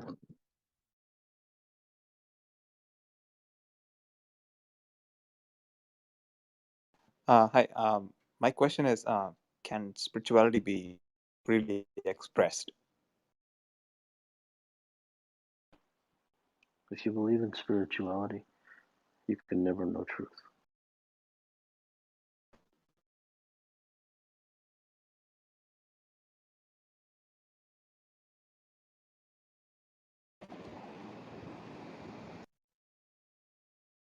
Okay, I see there are two people. Kapil, can I go? Yes. Okay, myself Rakesh, and I'm from India, and I've been facing this with my mind, especially from my childhood. That I've been seeking truth, and I've been following truth as well. And when I follow the same thing with respect to people around me, or with respect to the society, every single thing disappoints. Everything that is happening in my life seems like just another, realization. So in this case, even right now, when I'm doing my day job and as well as working part time and other things, everything seems like a prescription to me. How do I live with this, and or not giving me any prescriptions, but I'm really looking forward to understand. I have no idea what you want to understand.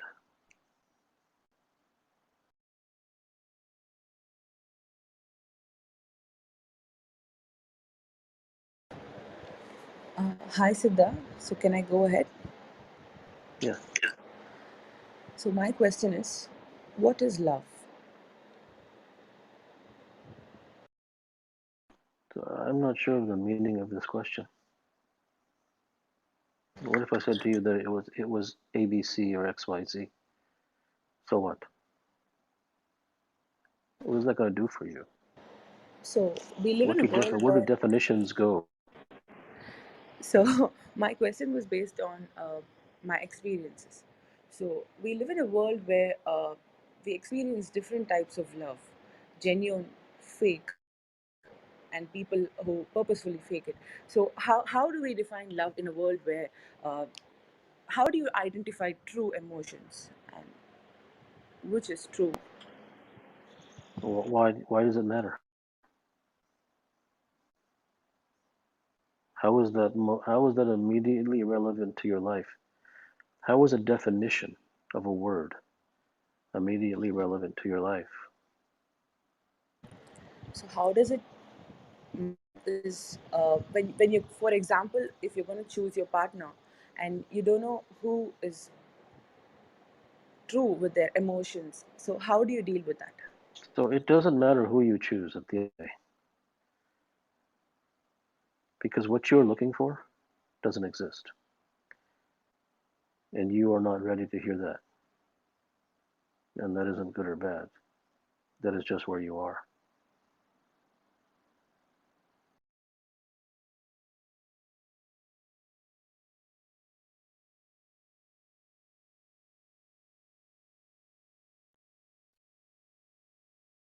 Hi, Siddha. What I want to ask is, what is the ultimate destination of a soul, if there is any? So right now, regardless of whether you think you have a soul or not, you do have a brain, you do have a mind, and you do have a life. Is that correct? Right, right. So then, why are you interested in the soul? Have you figured Because everything out with your brain, body, mind, and life? Have you figured everything out?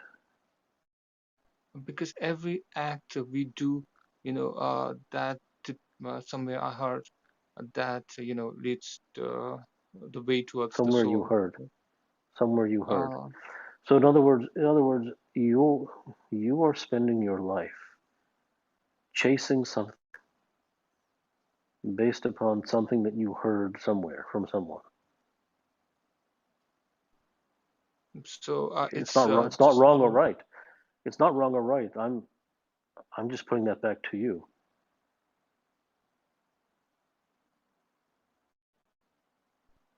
yeah, it's about what I heard as well as what I have felt. There is a soul inside me. Okay, so So, what if there is? beg your pardon? When you so what if there is? So when you wake up in the morning and you have problems in your life, Yeah. those are not most immediate to you. Your soul Yeah. is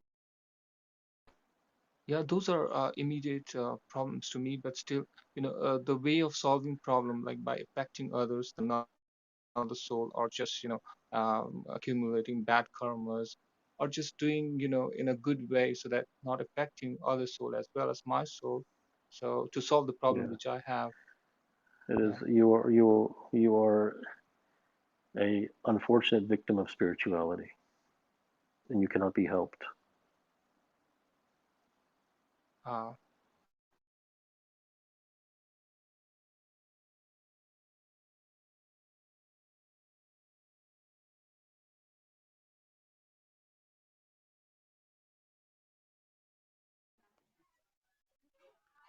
Hello.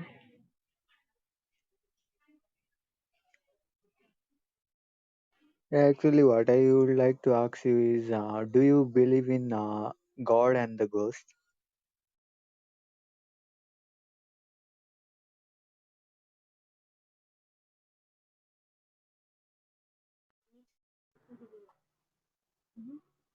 Hi, Siddha. Good morning. My question is, if this life is for us to seek, then what is the seeking for? And what is the reason that we have this life? Well, I did not say that this life is to seek anything. Okay. I'm not saying it is to seek. I'm not saying it is not to seek. I'm not saying you should seek. I'm not saying you shouldn't seek. I'm not saying you should listen to me. I'm not saying you should be here. I'm not saying anything. So you have come with assumptions that if this and if that, then why should I do that? Why should I do that? If the very floor is empty clouds, then you can't put anything upon empty clouds. So then what's the purpose? There is no purpose, and nothing that I say will help you. You're not ready.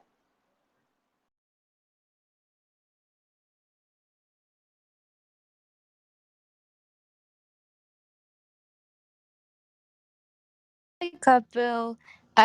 I really enjoy reading your discourses and listening to your media interviews on your. So thank you for keeping them public. I wanted to ask, you say so much about the mind and your journey, sort of, I guess, to freedom, but you never talk enough about the heart, which you do mention here and there. I'm not seeking prescription, but just curious, is the heart, in your opinion, is that what leads to beyond an ordinary existence? And what the heart is, I I mean, guess. the heart is an organ. I mean, you're asking a very general question. You basically come in here having an ulterior motive, which is to center everything around the heart and to turn it into some kind of dissertation. It is all about where you wish to go. It is not about singling out some concept and saying, can you speak? It has no meaning. It will go nowhere. You are asking questions that are basically at arm's length on a purely intellectual level. They have nothing behind them. There is no immediate transformational possibility for you in asking this question. It will simply me saying the X, Y, Z, D, E, F, G, H, I, and you saying, okay, thank you, goodbye. And that has no meaning.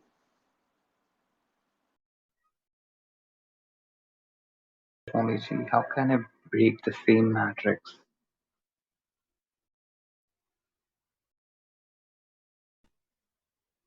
Hello. There is Can you no how. hear?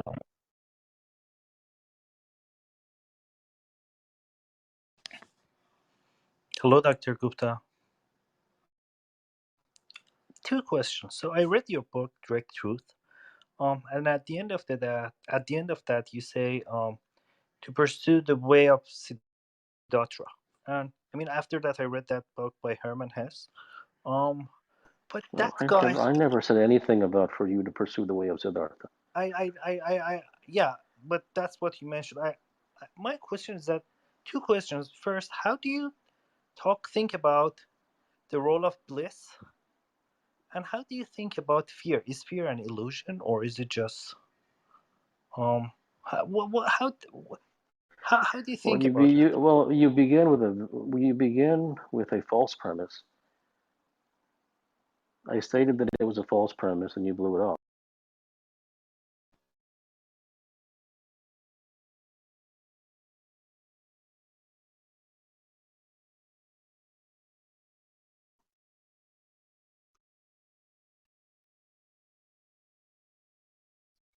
Hello. Hi.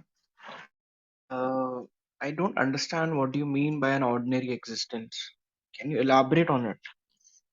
Do you believe your existence is ordinary, extraordinary, or anything else? What do you I feel your don't existence believe to be? my existence is ordinary, or I think it is unique, and I think that's it. So when you wake up every single day, and then during the middle of the day, and during the evening, and during the night, you Yeah. live in an extraordinary state. You feel the extraordinariness of your life. Is that correct? So every time I get up or I'm doing something, or is there something new that I get to experience? I think it's an extraordinary achievement, not achievement, but extraordinary experience for me. So then you must be experiencing something new every minute of the day. Then is that correct? So maybe not every minute of the day, but I do think like every day I find some one thing that I get to experience that is new. Okay. And so whenever you experience something new, you feel extraordinary. Is that correct? I do. Okay. So then you feel that you live an extraordinary life. The problem, sometimes I'm drawn to moments where I feel the experience was extraordinary, but if I see my life as a whole, it's not something that is extraordinary. So then why are you asking the question? Then what is Uh, extraordinary and not extraordinary? because If you just stated that some of your experiences are extraordinary, but in the background of the whole of your life, it is not extraordinary. yeah,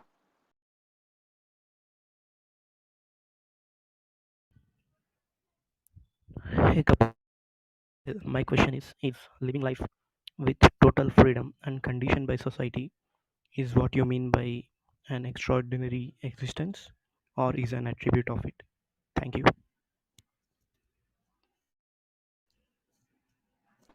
There's no definition of an extraordinary existence.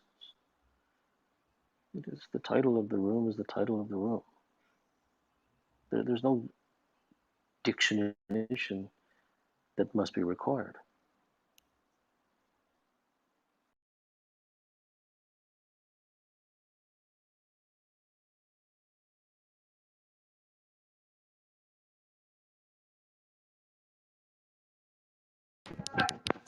Hello, Dr. Kapil.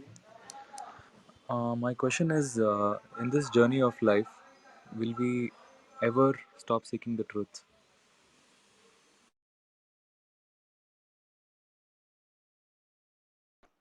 You haven't started.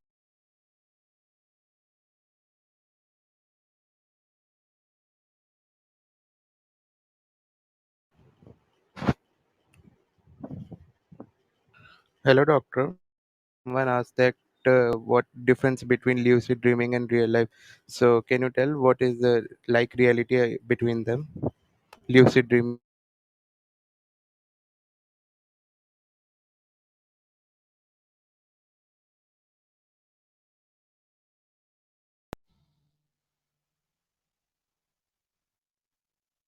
Good evening, Dr. Gupta. I want to ask you if pain and despair are necessary condition for one to arrive at truth.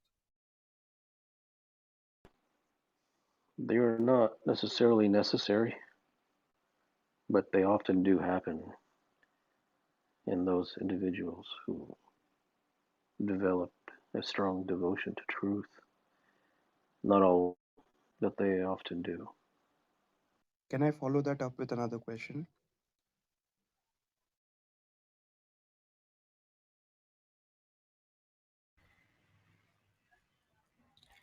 Namaskaram. I have one question.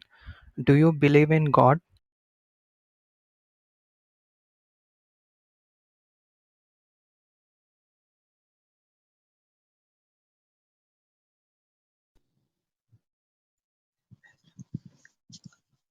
Hi.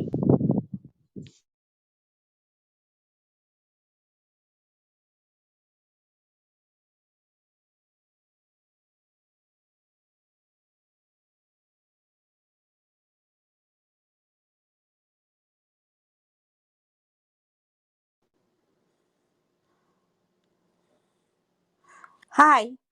Um, I would like to know what can I do to increase my willpower?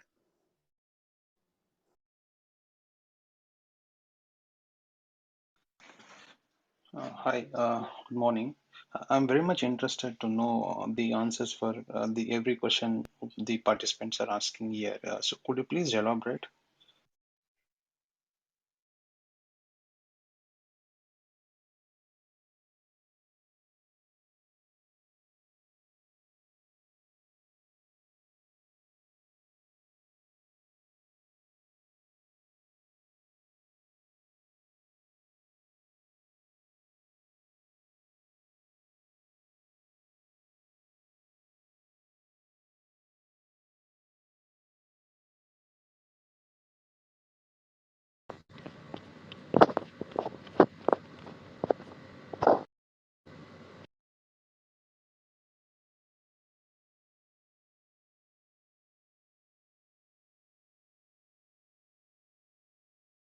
Go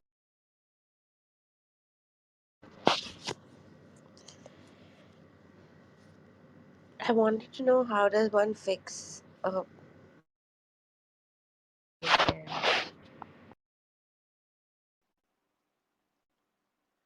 Fixes do not fix anything.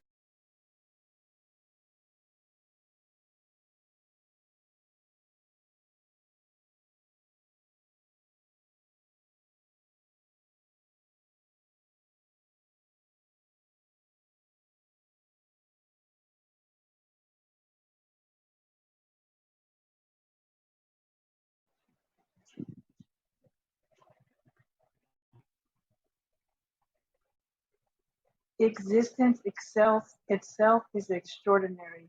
Is that not true? Isn't a question. It's a comment in the form of a question.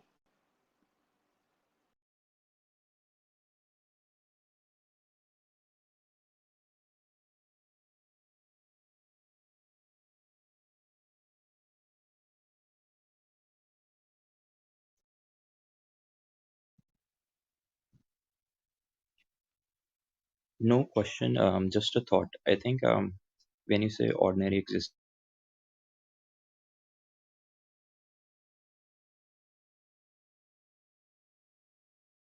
Okay. So, what is the difference between having a purpose and your calling?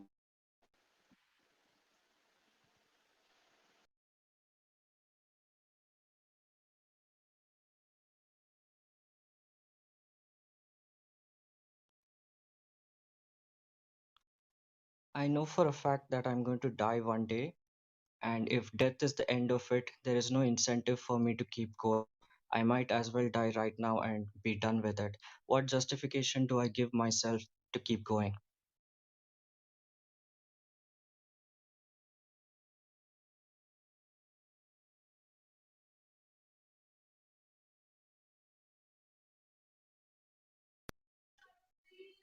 Oh, hi. I just have a question. Like, when you're going down, like, what is the one thing that I should hold on to? Is it hope? Like, I actually don't know.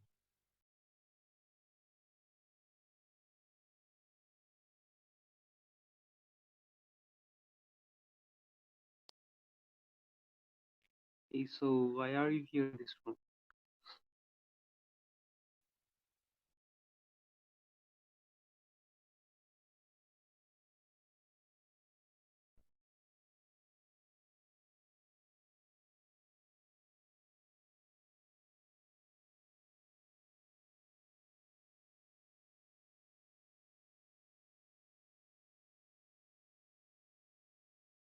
What is beyond this ordinary existence? What we can expect beyond this ordinary existence? Well, if I explained it to you, it would only be intellectual. I could tell you that it's flying angels. It would not do anything for you. So that you can only ask questions that are relevant to your experience of life where you are.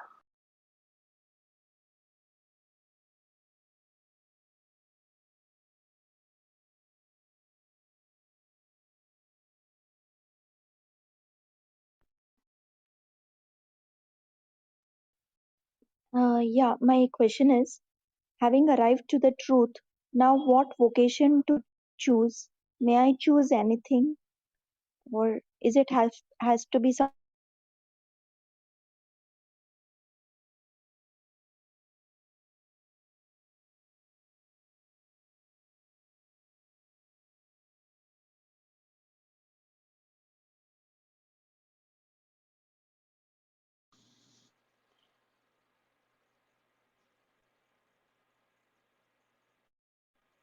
Siddha, what's the most difficult thing that you've overcome in your human experience, and how did you do it?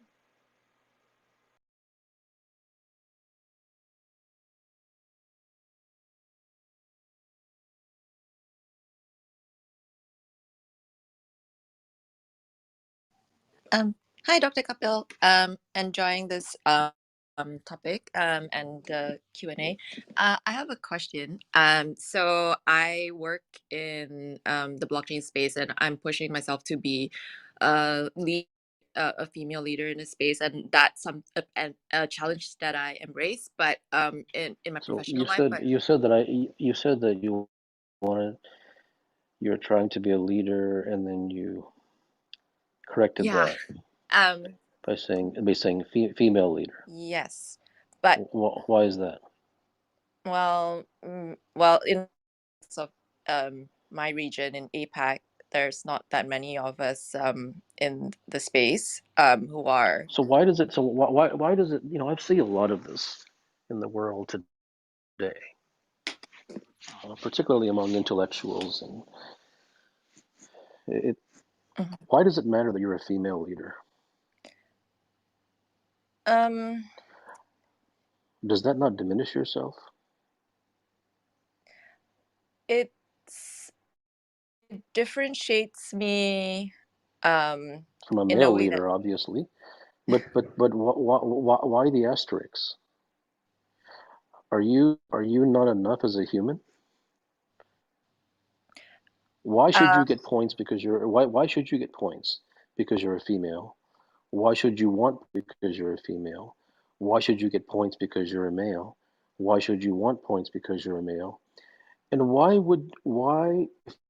that's truly extraordinary doesn't matter if you're a goat. If you have something that's truly extraordinary, does it not diminish to say I'm a female leader? mm, Is it not about the insight? Is it not about what has been created, what has been discovered, what has yeah. been realized, Hmm. as opposed to trying to get points because you're a female? Yeah. I think that it's not about getting points per se, but access to have my voice heard. So those avenues where they say, "Oh, okay, So this." if somebody hears you because you're a female, then I Mm, suppose I fail to understand why that individual will be worthy of hearing you. hmm. Yeah, that's a interesting thought. Well, maybe because like I have the mindset of earn my place. Um, Well, wouldn't one earn one's place by the quality of their creation, not the gender of the creator? yes, I agree. If someone creates something that's subpar, you know, should they get extra points because at least a female did something half good? Mm, mm-hmm. Should the merit not discussed Mm, based upon should the merit not rest upon the quality of the creation as opposed mhm. to the person who created it? I definitely agree on merit-based creations. It See, I just find I find Mhm. I find that I find that females, they demean themselves. They look for, perhaps this should be a talk on its own, Okay. but they look for validation in the world. Yeah. But in essence, they destroy themselves Hmm. because it is the very idea that you would create a female conference or a female get together or female empowerment. And Mm. this is very small thinking of small people. If Mm. one, if even a quarter of that Mm-hmm. energy, of Mm-hmm. that focus and attention went into the creation of the thing, opposed to the gender of the creator, then the things that would be created by a female would be infinitely greater, and therefore one could not ignore the quality of the creation as opposed to trying to get recognition for it being female or male. The person who considers Mm. something good because a male created it isn't worth listening to. And the person who is good because a female created it isn't worth listening to either. Yeah. I hear you on the merit-based performance. It's and I wonder the whole narrative around empowerment, women in tech especially, is celebrated. I observe it being celebrated because there needs to be some sort of awareness, I guess, to raise the um, uh, confidence of women, I suppose, to enter the field.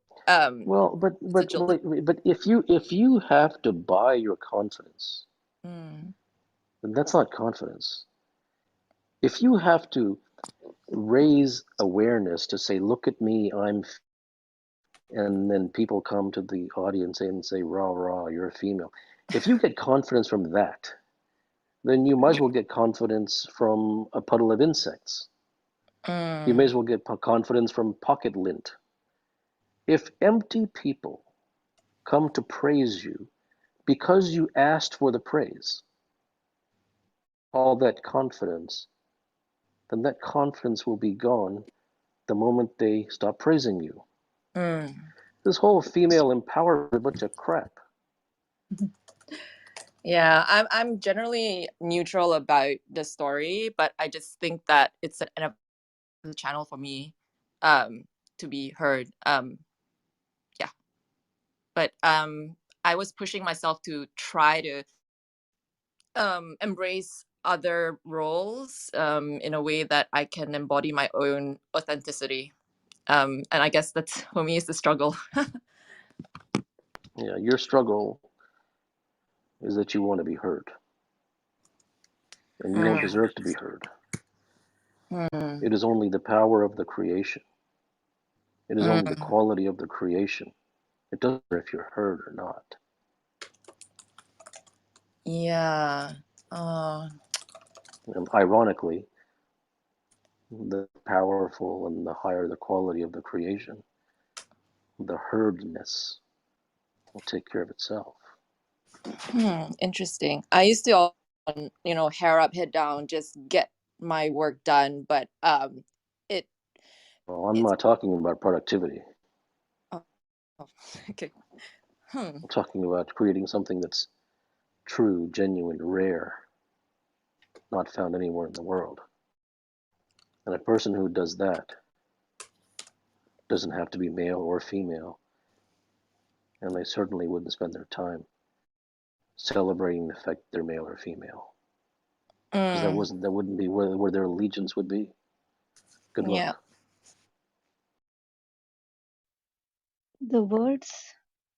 The words coming through is so powerful, which is carefully chosen. Even though it is carefully chosen and it is beyond words throughout all your work, I recently saw that I had mentally buried reality inside the word truth, which is I made truth into a concept which is very subtle to notice, but it freed me a lot.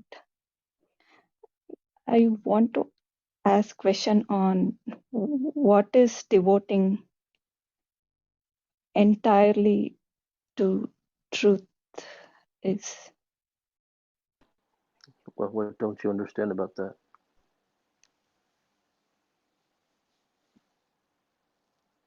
Sorry, not get it.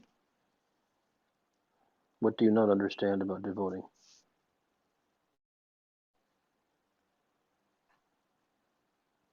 Is it uh,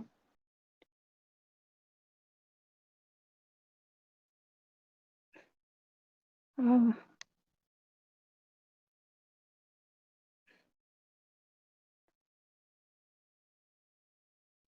I really don't have the answer for that, but I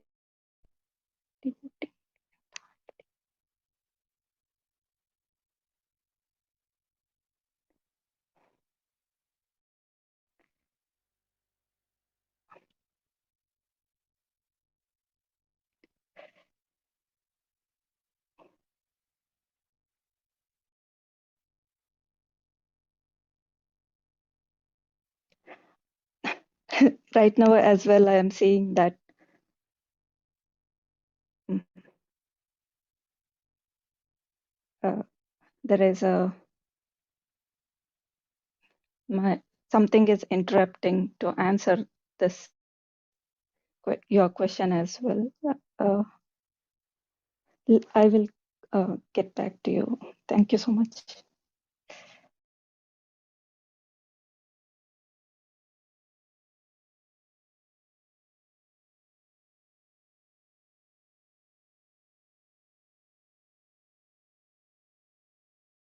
Greetings from Turkey, Istanbul. How is there a purpose for living, and should one search for the No, purpose of no. each living? No?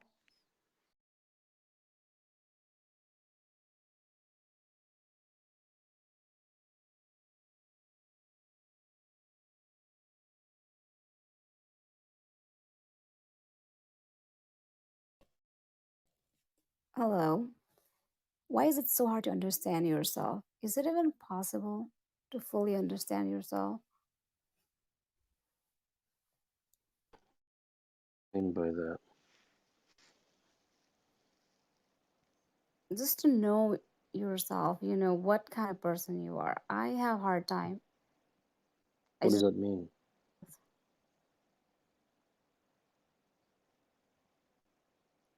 I'm sorry. What does that mean? Mm, to look inside you and to um, get to know you yourself, like What does it who you mean to get are. to know yourself? What do you mean by Yeah. who you are? Um, I don't know, the person that's inside you. I think that you know what you're asking. There's a very good possibility that you were brought to this through spirituality. Hmm. That's why you reach a dead end. Because spirituality only produces dead ends. Okay.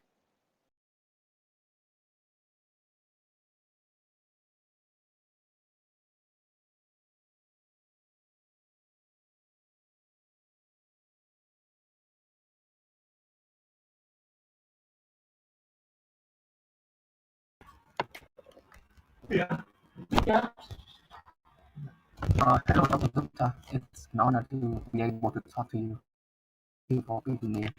My question is, um, how does one really, not how, but, some people do want to be great. They, like, everything seems to just come to them. And some people, they struggle a lot. They hard work, they do lots of stuff, but Everyone they never arrive. struggles. Everyone struggles. It's what everyone's DNA is. That's what will shine forth.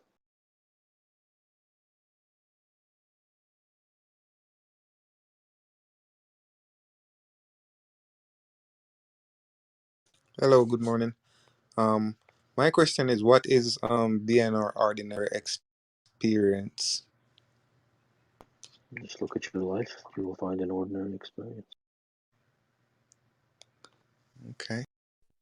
A very good morning, everyone. Question is, how are humans evolving? I believe it's spiritually, but how do I evolve? What does that mean? Um, right now, it's not like the mental evolution that's happening, but spiritual evolution to take us to the next day. So, how do I So evolve? number one, I think you're in the wrong room. I don't think that you will understand anything that goes on here. Not because you have any lack of intelligence, but just because you're not ready for this. It isn't a good thing or a bad thing. All right, no This is just issues. not the I'm room a for listening you. person. Hello. Hi. Go ahead.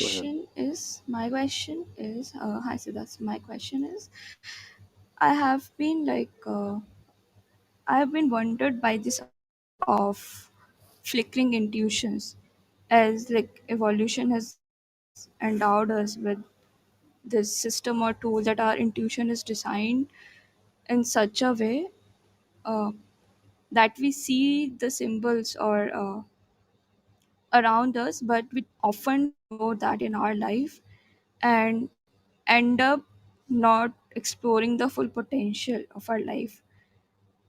So I was confused about it, about the things that I look around my life, and I often feel should I follow my flickering intuition every time or not? Because this idea of not living your life to the You're full. asking for a prescription. There's no No, should you not follow. not for a prescription. You are.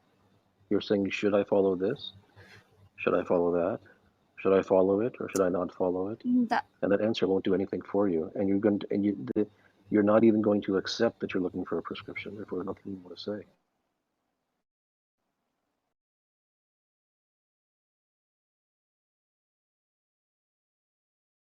Yes. How do we unlearn? I'm sorry. How do we unlearn the things we've learned? I hope this question is relevant. Why do you wish to unlearn it? Um, Usually because, sometimes when we go about doing things and if we do things in a manner or how we have known, I think it leaves very little space for us to learn new things, to put things behind. So are you saying that the things that you have learned do not work? Possibly. Well, it's not possibly. Is that what you're saying or is that not what you're Yes. So if something doesn't work, why do you need help unlearning it? Well, maybe just this time it might work. That sort of feeling, maybe. Okay, then that means that you have not realized that it doesn't. Therefore, it would be best to continue doing it until you realize either it works or it does not work.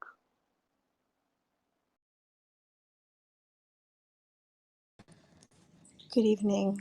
Good morning. Not sure exactly where you are in the world, sir. Go ahead. I guess when I read about what you write in Becoming a Legend in Your Field, and you say that one must train on an entirely different level, and that the approach is on beyond the conventional mind, the understanding of the conventional mind, and that it's an emergence. How does one recognize that emergence? There's no how. What are the signs of such an emergence? As long as you're looking for the signs, you will not find it. Okay, so the emergence just occurs. Emergence. No, I'm just asking a question. I know, and therefore these questions are intellectual. They go.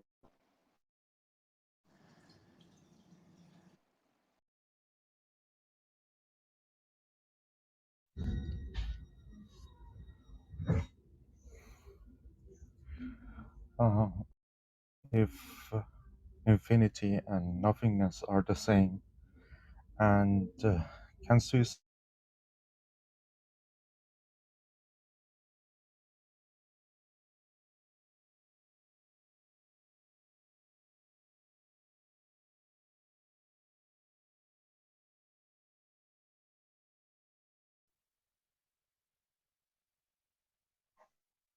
Hello. Many people before me have come asking for the answer. I wanted to ask a question.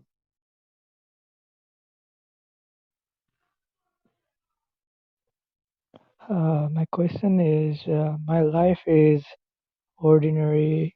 I want to come in terms with it and accept it, but there is always a that it could be extraordinary. So, do I silence that No, thought? Or you have no. There is no do I any. You are asking for a prescription.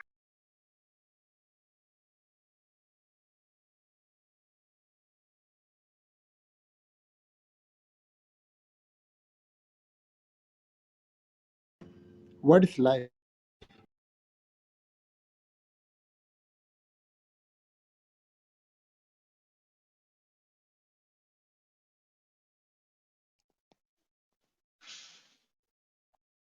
I came here to say thank you. Last time I asked you a question that if I was in a trap, and then you asked me that question again, are you? And then I was speechless for a while. Then I went back, then I thought about it. I thought about it a lot. And then you made me realize what I was trying to convince people how I saw the world because I see beauty everywhere. I see beauty as the grass moves. I feel like it's the same as the movement of my hair. And I was trying to tell people to see this, and then I was kept getting dragged down, and then you said that, and it helped me so much. I just want to say thank you from the bottom of my heart. That's all. Okay. Okay.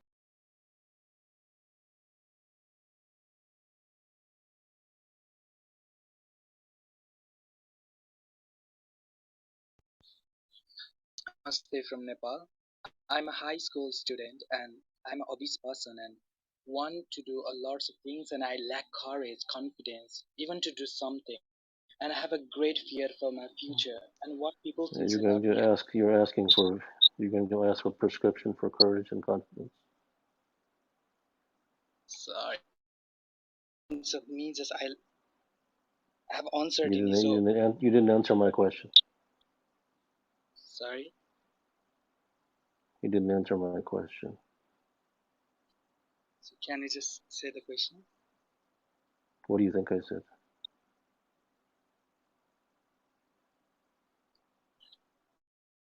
I'm so sorry that I could not just get it.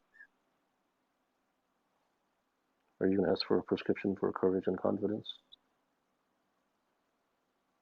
So,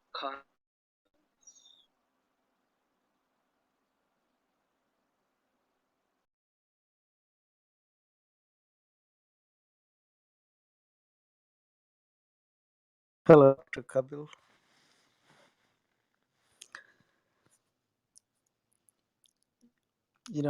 I don't need a prescription, but my question, like mine and many people around me, their existence is ordinary.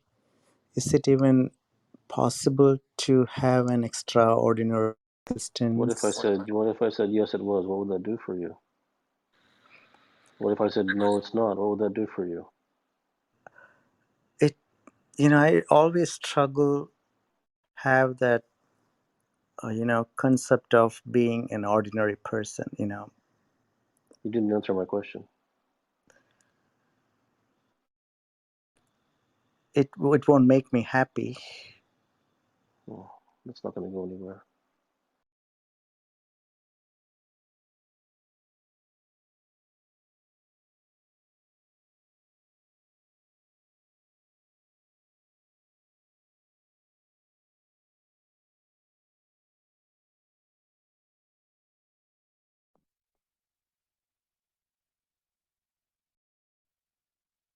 Well, thank you for letting me speak. I want to know what is the thing that is worth doing the most out of all the things I could be doing.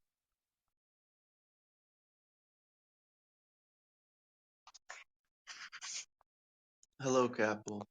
Thank you for being here. Um,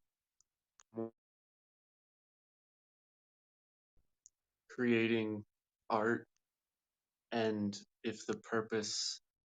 if you just want the art to be heard, then is that even art? Or like if I just want to be successful just to show people that I'm successful, why I is think you that? already know the answer to your questions.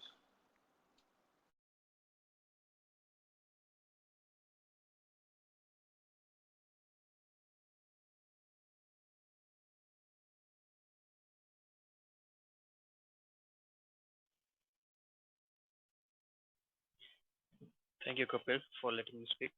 Uh, I had just one question. When did you, Dr. Kapil, as a person, realize you are beyond an ordinary existence? Thank you. What does it matter? Just curious to know. I have no time for Q.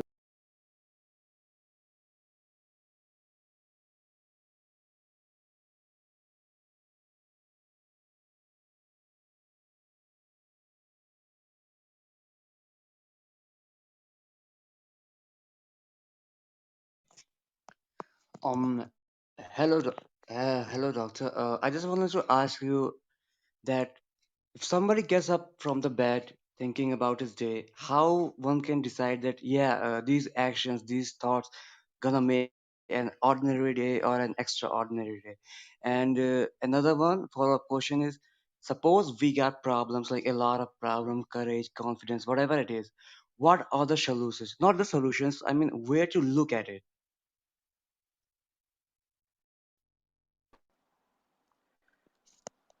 Given where you are and the answer that I provide, you're not ready to receive it.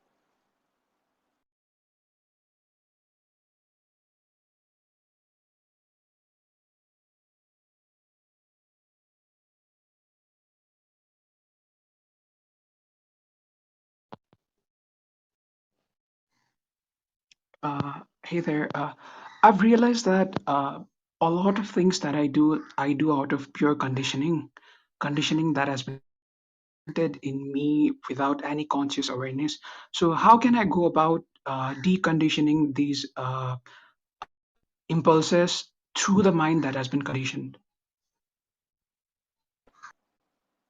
Yeah, you're an intellectual. It won't work.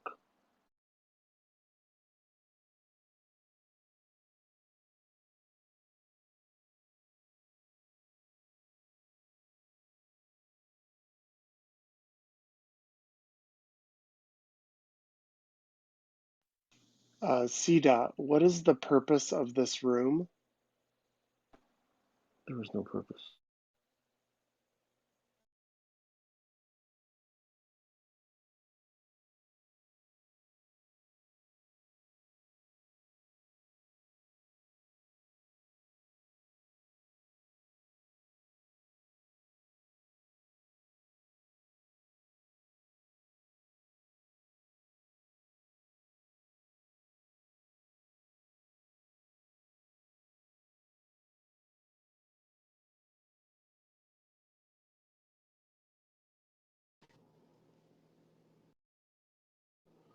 Do you ever get tired thinking that you know something others don't?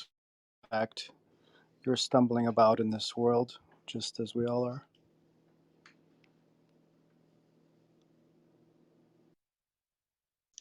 What are we doing here? भोक लाग्यो खानेकुरा देऊ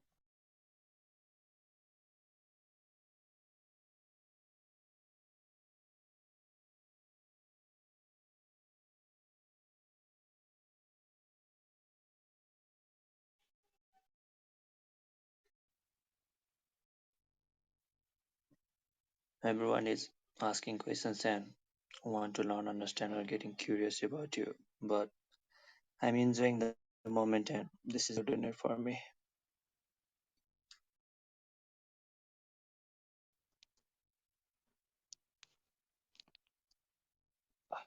Hey Siddha, uh, can you really tell about to how to not procrastinate?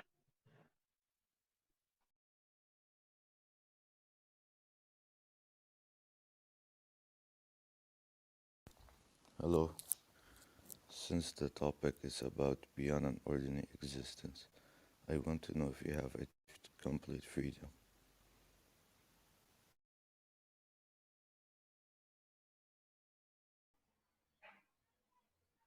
Hello, hi, Kapil.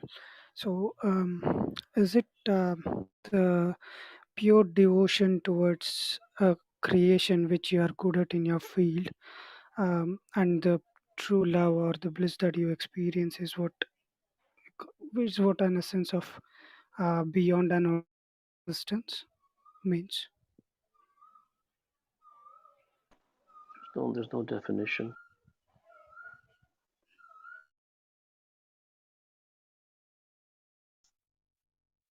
Um, hey, I wanted to ask if It's possible to understand time.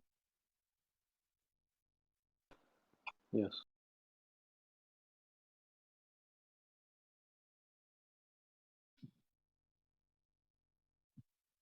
Hello. The application in this room is creating a lot of curiosity. I think the message should be simplified so it can be helpful to the audience. Is it for the monthly subscription or how? Still creating confusion. Thank you.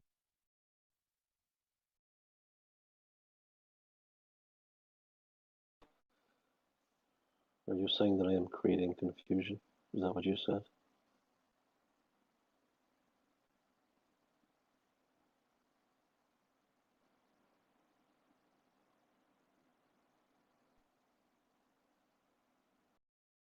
I have a lot of expectation with the subject line, audience experience, but I waited here, but I didn't get the picture. What is the message? There's no reason for you to be here. Thank you.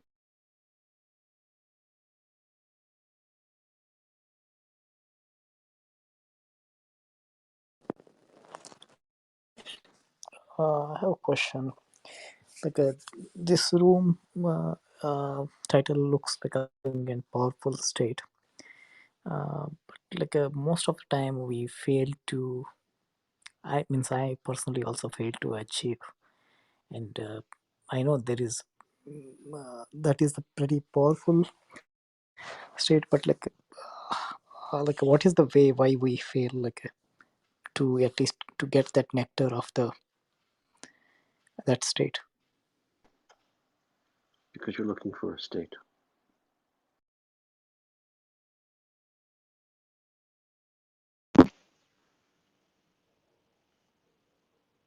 Hi, Siddha. I really enjoy your book, The Direct Truth. I think there's a lot of things that I can resonate with but can't fully understand. So my question, just one question today is, why can't we fully express ourselves, both physically and vocally? I have no idea what you mean by express oneself.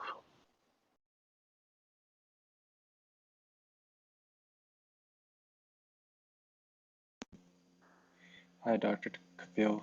Um, so, just for context, when I drive a car, I feel like I need to keep my hands on the wheel. I need to maintain this certain quality of alertness to keep my eyes on the road.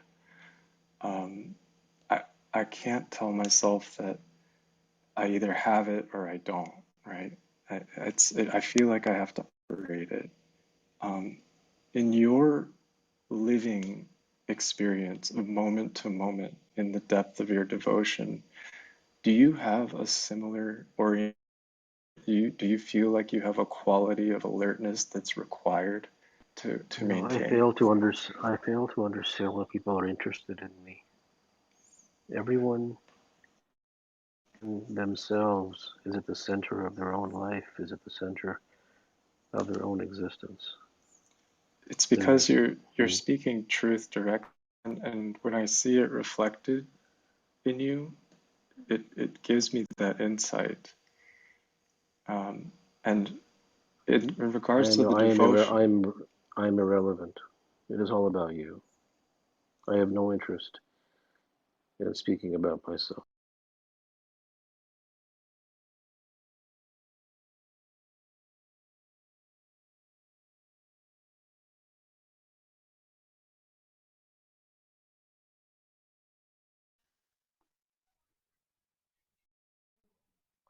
Hi, I just want to ask how can I reset my sleep cycle?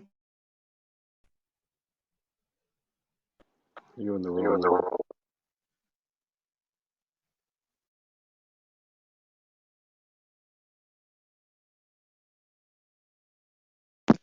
Yeah, my question is, sometime back, I stumbled upon a where I felt I had the perfect understanding of everything, perfect understanding of who I was. But the thing was that lasted for some time, hours, and then I lost it. So the question is, if one can stumble upon the truth, Yeah, there's no how. can There's no how to get it back. There's no how to get it back.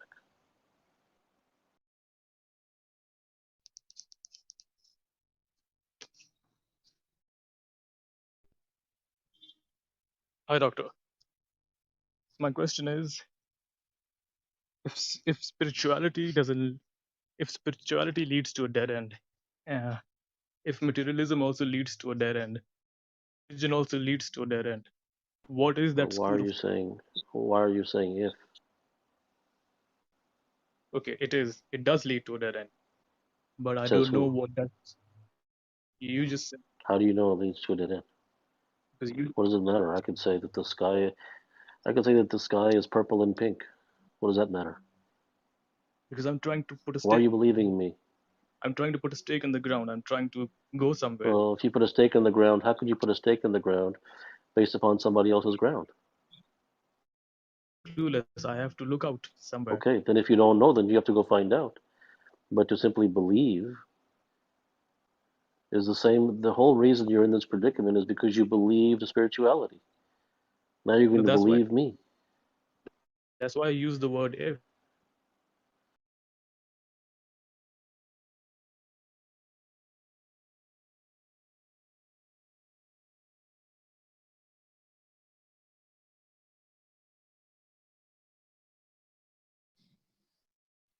I had asked you a question regarding the devotion.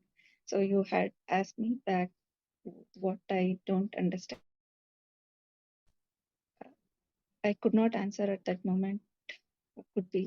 It could be because of my fear. I was not able to think clearly. But when I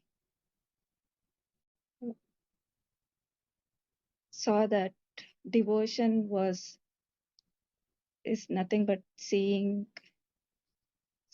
what it is, and it is the freedom from the society beliefs and knowing about it.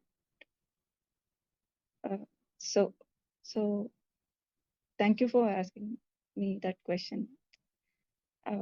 But so until we see, which I haven't yet seen yet, so I won't be able to get free completely. Is it that way? Yes, it's about realizations. It's not about doings. It's the pursuit of realization, realizing things, not just not understanding them intellectually.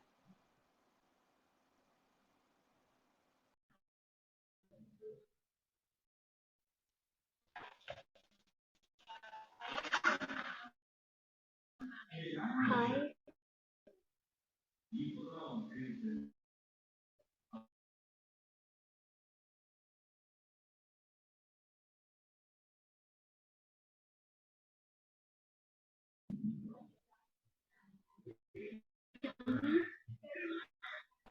Go ahead. I'm a student on in these times, like especially we have lockdown here, yeah, and I feel like so depressed about my future, especially online classes. Can't even concentrate, and I sometimes I feel like am I into this phase of depression or something like that? So how could I don't know. Is there anything that would help me out? How old are you? I'm 16.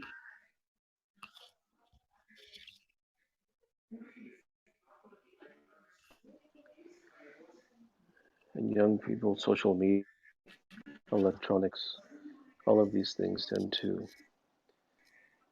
create chaos in the mind. You may wish to look inside yourself, not share your problems with friends, but to look inside yourself, to discover what you can discover.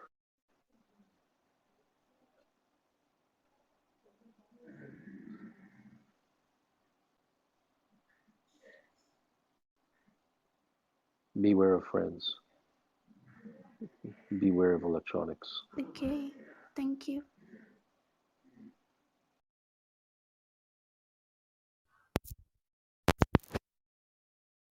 Well,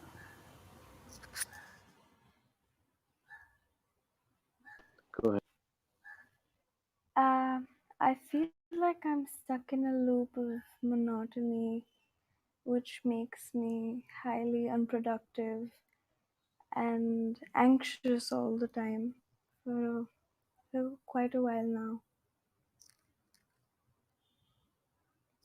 If only I'd, see a direction or maybe find a way out of the monotonous life. You're asking for a prescription. I cannot give you one.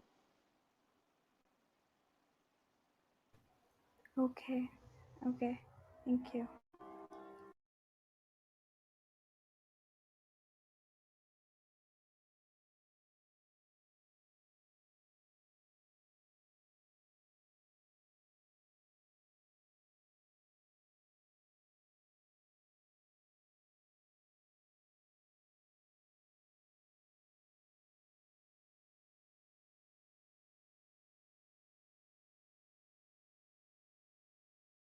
I learn from who you are.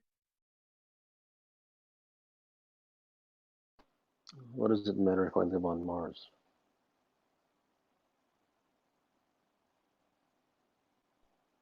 Sorry?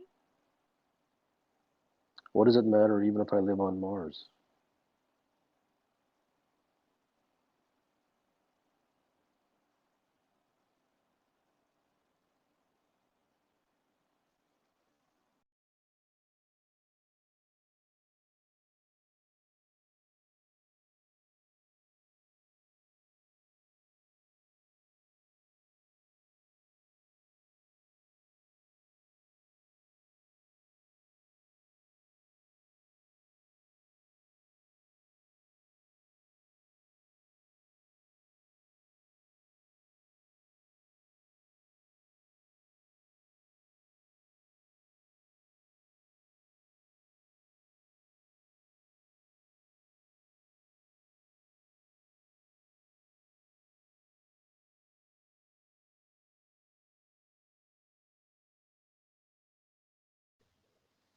Hi Siddha, what's the strongest thing in the world?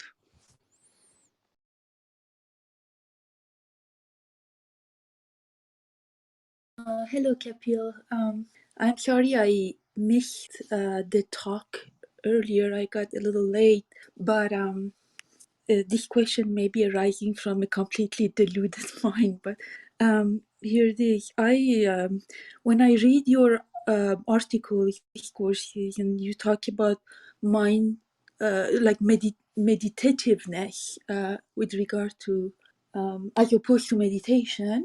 It looks like at the beginning I couldn't really understand like the discourse of what you meant, but as more I became available to really immersing myself in whatever I do or be disciplined in the way I talk or walk, it feels that my understanding of it, of meditativeness, increases, and it's like a positive feedback loop. And I don't know if meditativeness and understanding it better and like is that So the same? as you're explaining it, what you're basically saying, and it is correct, is that the meditativeness arises, and the reason that it arises is because it has a chance to arise, and the reason that it has a chance to is because not fall into the trap of trying to obtain it through prescriptions and austerity, such as meditation. Meditation is a farce. Meditation is a dead end, and meditation does not lead to meditative. But as you've discovered, meditative is something that arises because it was given the chance to arrive because of lack of falling into the trap of trying to do something. Right, right. May I ask you another quick follow-up question? Okay. Um, uh, okay, so maybe that's a little bit intellectual, but I just should understanding and being available to to that, to meditativeness and understanding. Is that the same as understanding one's nature or wisdom? Or is it coming late? I mean, I don't want to say which one come first, which one later, because that makes it little academic. Yeah, But it's not a question that's answerable because, as you said, it is intellectual. It becomes conceptual. right. But all I can tell you is that if a person is devoted to truth, if within the person there genuinely more of a devotion to truth than their prescriptions, then that person has a real chance. Okay, thank you. Hello, Siddha. I have a question. So I was reading some articles on your website, and this particular article about the didacticism, how it destroys. So you explain how, some truth is taken to the lab and like, phonics and all the vocabulary that is developed out of it. Basically, it's like a trap, if I understood that correctly. But my question is, not just you, but a lot of other spiritual and other kind of leaders that a lot of people follow, including myself. A lot of times, it's so difficult to understand. Like, I mean, especially for people like who, I don't know. I mean, it is so difficult to understand with a lot of different words, put in a different way. So isn't it better to just kind of simplify how all these messages are delivered so that it actually gets to more people around Yeah, the world? dumbing it down makes people dumb, and those who are dumb and need things dumbed down will never get it anyway. But And then, those who give to, I'm not interested in arguing with. I have one response to give. And those but who dumb it down, you're asking again. Those who dumb it down for the masses, they deserve the masses, and the masses deserve them because they have no truth to deliver. Hi, Kapil. You mentioned in the talk about how this like strange irony between so few people getting to this dimension, yet somehow it is meant for humans. Is that sort of saying that there's, even though we've deviated so far, that this dimension of living is our human birthright, so to speak? There are many things that are the human birthright, but there is the human birthright, and then there is the practicality. So one's potential, no matter how grand it may be, what a person actually lives and tastes, experience, is only that which is practically possible, not practically possible on an ultimate dimension or an ultimate level, but practically possible on what he actually will receive or experience in this lifetime. And that practical possibility, for the vast majority of humans, is to live a traditional life of illusion and chases. And that is the way that it always has been, and that is the way it will always be. And there is nothing to change that. Each human being is unique in themselves. Only the individuals who survive in the sense of even taste their ultimate human potential are the ones who have that DNA to, as I mentioned, turn their back on the world, seek the truth, move away from prescription, and that is an indescribably low number of people or small number. Hi, Kapil. Do you believe that everything in this life is preordained, or can we make our own destiny in this life through action? It doesn't matter. Many have already been blocked. Those who raise their hands and refuse to come on stage, you will be blocked. Do not raise your hand unless do not waste my time. Is awareness the same thing as meditative? No. Hello, I'm dead. I'm sorry. Hello. Hi, Kapil. I want to know from where those likes and dislikes come from. I mean, I know likes It and comes from the dislikes. whole, some comes from the same place, but the entire life that you know comes from. It's all your mind. Hey Siddha, my question is, do you know how will you die? Namaste, Siddha. Uh, I want to know how we can just be with the ups and downs of life and the waves of the mind. You have been too poisoned by spirituality. From where you're asking the question, from where you're all that you can accept an intellectual is therefore irrelevant. Is suffering necessary for enlightenment? Is it necessary to? It may be necessary, it may not be. Nothing is necessary. What's necessary is devotion. What's necessary is DNA. But it often does have that suffering plays a significant role in the genuine seeking of that path. It often does happen. Hi, Kapil. Should we see things for what they are, or should we see things as they wish them to be? Do anything. Atma Namaste. I would like to ask about the how to live in present by attaining the knowledge of past and future. This is more spiritual poison. Self-help, self-development, spirituality have no place in what you've been. Hello, sir. This is Riddhi, and I want to ask a question that when I start with self-talk or something like self-examination, it usually ends in some form of prescriptions. So, am I being non-serious, or It am I does being? not end. It does not end in prescription. It began with prescription. Hello, Kapil. I feel as though my longing for truth maybe distanced myself from a past romantic partner. My question is the road of truth a road of loneliness? The road of truth is not available to the one who believes in loneliness. Hi, Siddha. I wanted to ask that giving up human emotions like jealousy, anger, and everything, does it lead to truth? And if so, then won't we be humans no longer if we give up all these qualities and just seek truth? Do you really believe you can give them up? No, we can't give that up. So, can we Then why are still you? attain Then truth? why are you asking? So, we can still You pursue said truth? you're not hearing. Just asking the same question again and again doesn't make you understandable. You said if giving up X, Y, and Z, will that lead to truth? And then I asked you, do you believe you can give them up? And you said no. Then why did you ask the question? Hi. Hello, hi, Siddha. So we know that we have to follow the truth or seek the truth. No, you don't. Mm-hmm. You don't have to. You don't have to follow the truth. Mm-hmm. You don't have to seek the truth. Hi. I feel like many of the questions are asking how to get to that different dimension. And I understand that you don't get to it by following prescriptions, but people seem to always want a path to follow. So, my question is what can people hope to get from the discussion? Is it meant to just stop them in the research? No, it is not meant to do anything. I'm not sure why anybody's here. Thank Hi, my question is, does love and kindness have anything to do with a different dimension or with the truth? No. Adding on that, does behavior has anything to do with the? Thanks for having me up.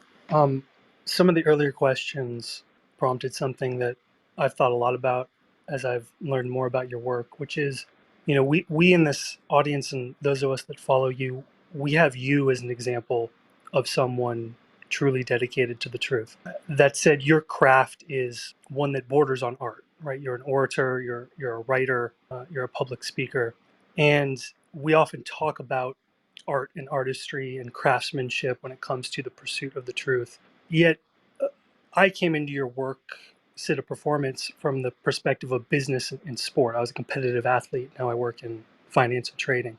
And I'm sort of wanting, and I'm sure many of the people in the audience are wanting for an equivalent example of someone dedicated to the truth, but working in what I'm struggling with might just be society created career paths or false objectives of success. Because every time I ask myself, what am I not understanding about an achievement in finance, trading, performance, business, I come to the conclusion that all these things are empty chases. And I tried to sort of ask this last time I was up, which is if the question is false to begin with, is there no such thing as a truthful answer?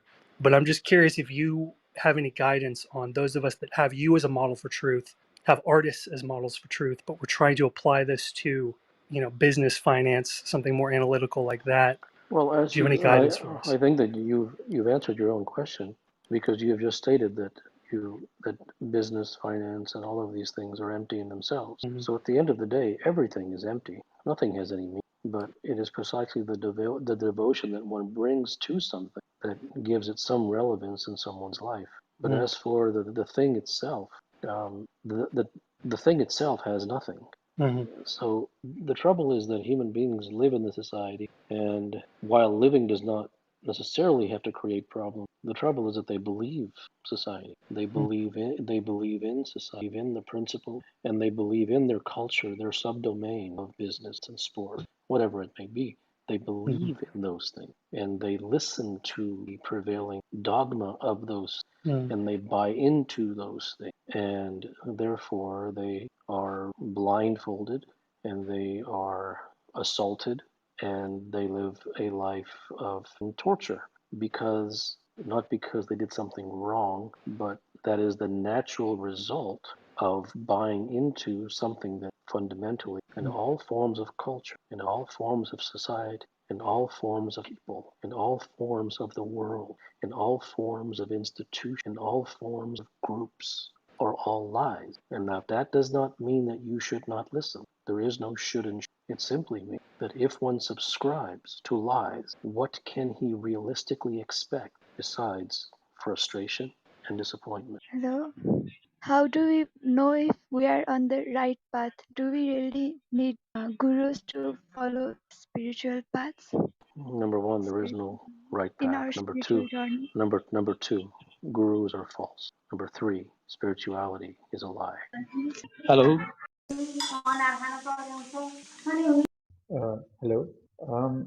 Is inspiration the best thing that a sincere person can take from a source of truth, like either the God Krishna or a natural truth-seeking system like evolution? No, there is no best, but yes, inspiration can have a powerful effect on a human to go in a certain direction. If that inspiration arises, even though it may arise from having seen something that resonates with them, so long as that inspiration is true and genuine, the trouble is, it does not last. Hello, Kapil. So, my life has both happiness and misery at times. And in your work, you have written that happiness and misery exist as the two sides of the same coin, and one cannot exist without the other. My question is, why does misery tend to be more than happiness? Both are the same. Hi, Kapil. I want to ask how to be a sincere human being. Know how to. Hello, Mr. What is true nature of oneself and who you are and whatever appears in this world is in reality? Hi Siddha, mindful aware towards a It's an intellectual question with a bunch of spiritual work. You've been afflicted by You've been afflicted by spirituality. You're not available to truth because all of these things have been drummed into your head. You've just been conditioned, and when anything is conditioned, it's like a steel armor. The truth cannot penetrate. I could tell you all sorts of, but you're not ready to hear them. Hello. Hi Siddha, I just wanted to ask, is chakras for real and the colors that resembles reals? And then does it really has a color? Hello, Dr. De. Um, a while back, I had a question about physical illness, and essentially, I've been very fortunate to be so aware of death for my entire life that I well, I eventually came to understand that being a patient was comfortable and easy, and that it was actually not the obstacle for being to be fully alive, but the distraction and almost excuse to not live fully. And I guess my question is, I don't understand why just where I am now, like I feel that my entire life is full of lies and prescriptions and imitation, and there isn't I like don't a think that you moment have. to I don't think that you waste. have a succinct question. So come back when you have a succinct question. Hello. Kapil, I wanted to ask, does having a companion affect your journey when you're looking out for truth in any capacity? I think that's an question that you can answer yourself. Hi, I'm sorry, I do not know what this room is, so I'm trying to learn about. Hi, Kapil. Just said that a lot of these constructs are lies and subscribing, causes. Although I get what you're trying to say, or I think I get the opposite now believing. I know a lot of believers who live a lot more contented The life. opposite. Wait a minute. Stop. You have so many assumptions. The first thing, you only so-called understood intellectual. Number two, you made the cardinal sin of jumping to the opposite. Number three, you believe in belief. You haven't listened. You haven't read any of the discourses or my work. Not that you should. I am simply making that point that because you haven't, you have come with all these illusions and then dumped them on the table. When if you want to come and ask a question here, you are best served to first learn, perhaps attempt to decondition yourself. Otherwise, all the questions that you ask will have no meaning with. Hello, Kapil. Does the awareness of being too conscious have an effect or cease from being completely ourselves? You have no idea what it's just like spiritual vomit. Hi, Siddha. Actually, just I want to ask one question because I have been also following some sorts of like a spiritual path as a following, but I want to know from you like how you define like different dimensions of living? There are no different dimensions. There's a different dimension. Like So how you what are define you it? what are you really? You're asking for a dictionary different definition. What are you Not really necessarily asking dictionary. for? No. For example, like I've been going through Bhagavad Gita.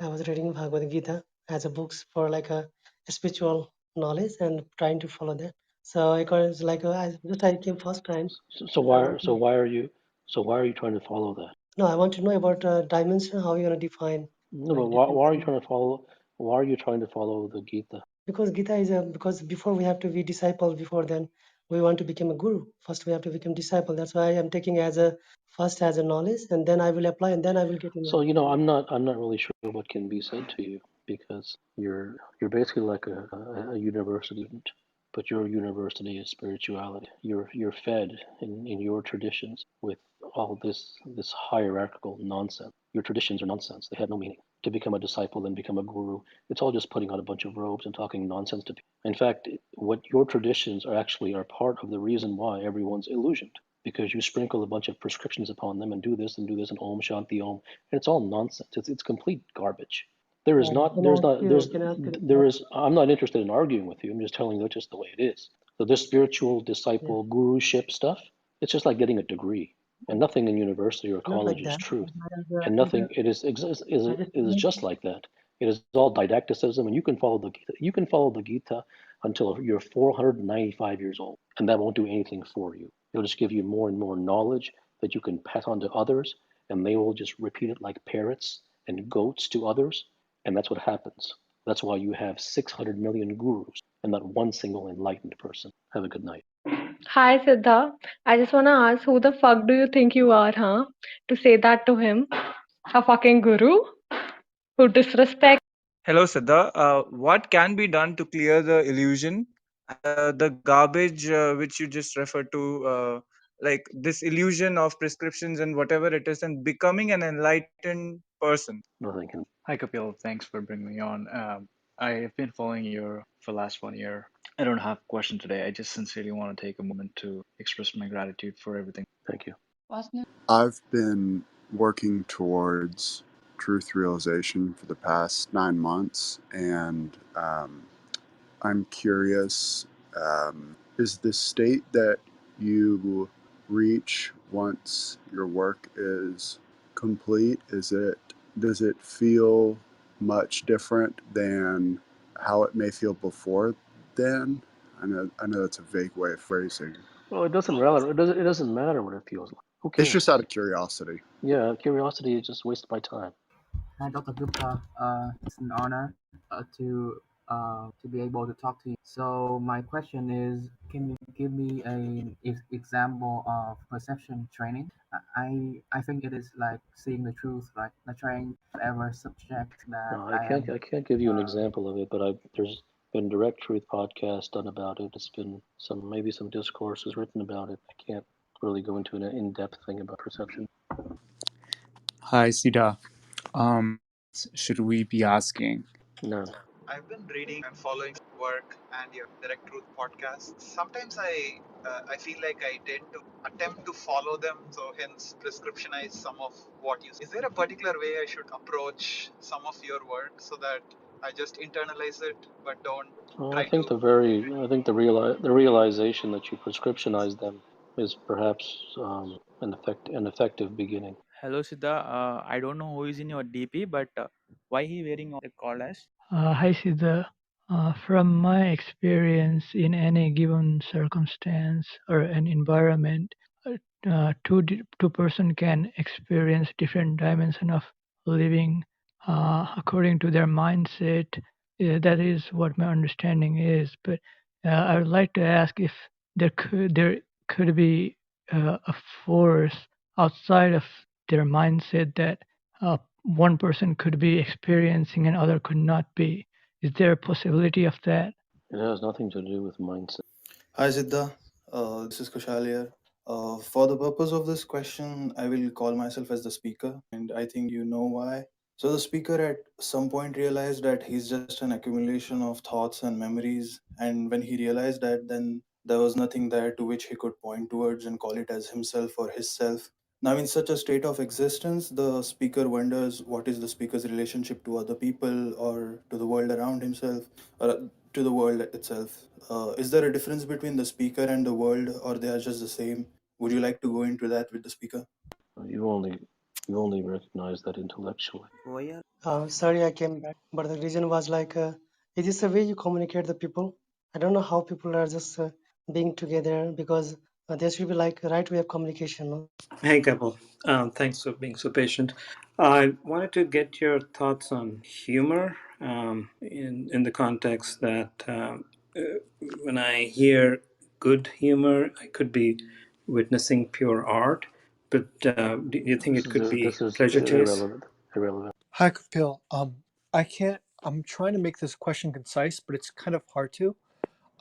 So I'll try to explain as best as I can. I remember once you stated that, like, when you try to question your conscience in and of itself, what quote unquote, right?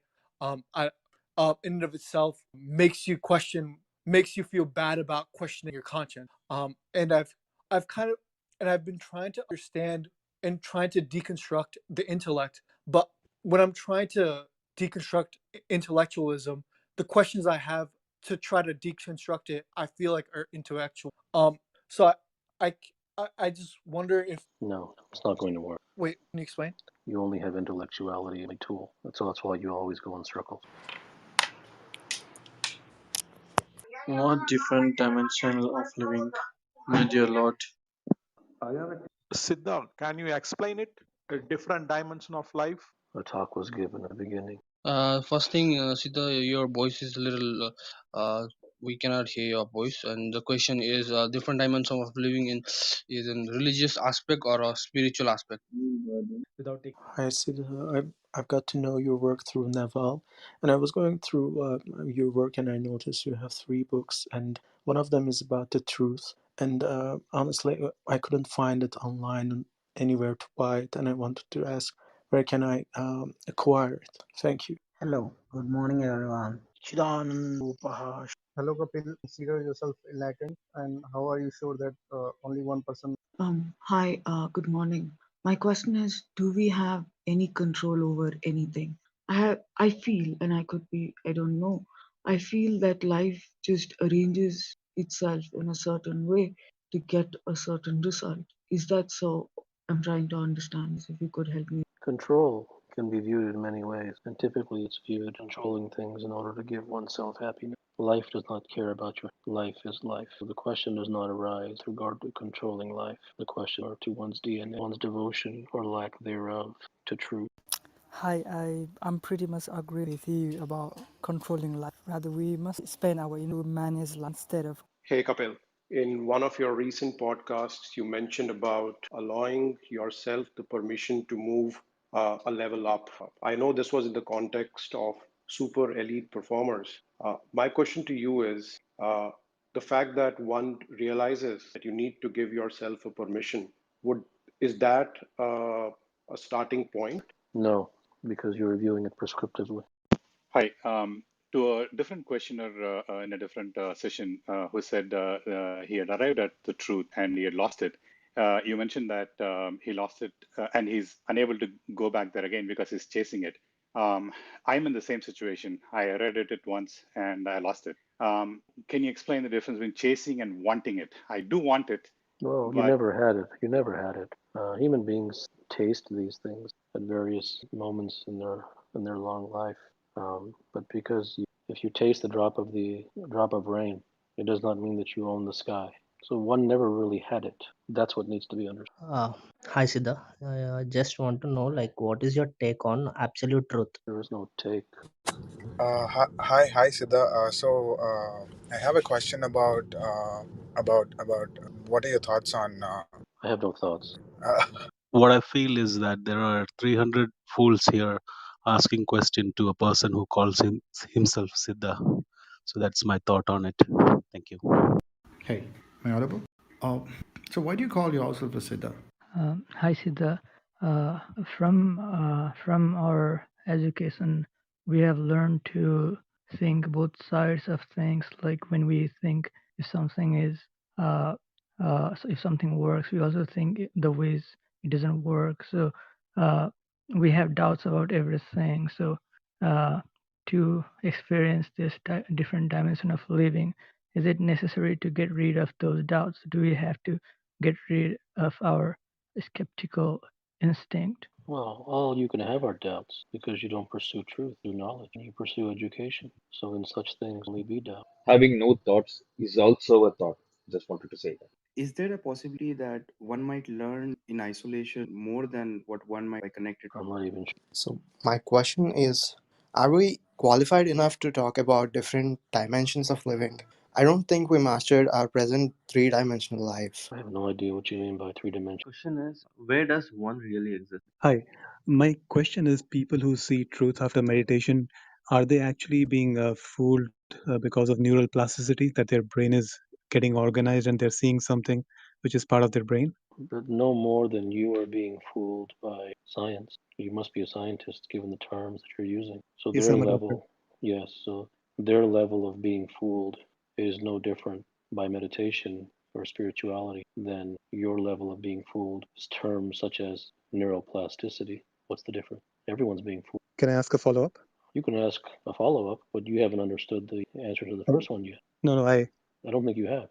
You believe that you know something about the brain. And the reason that you believe that you know that is because you read it in a book and because a professor said it to you and asked you to regurgitate on a stupid examination.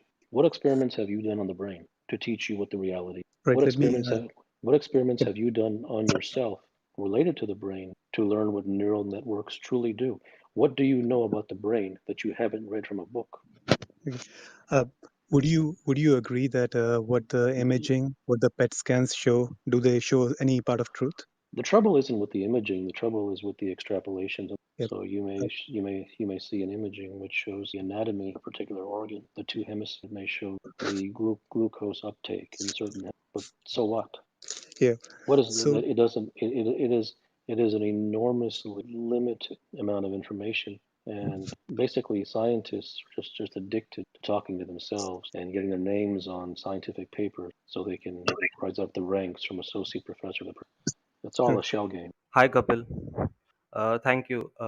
So I have a question, but before that, I just want to thank you for doing this clubhouse sessions, because even though I had read your book earlier, since you have started doing these sessions, my the number of insights I'm getting on a day-to-day basis and the truths I'm uncovering, that have massively accelerated. So thank you for that. So my question is, I just recently, it just dawned upon me how I constantly live, for the lack of a better term, periphery, on the periphery of the mind, if that's a word, and the peace is not there. Means peace is not at the periphery. So I constantly live in that dimension, but I keep falling back in that periphery because the lure and the craving of that is so strong. So I don't know. That thing is what is troubling me. So please, Okay, please help, there's master. nothing help. There's no help. Your question isn't going anywhere. You've stated that you're troubled by the mind.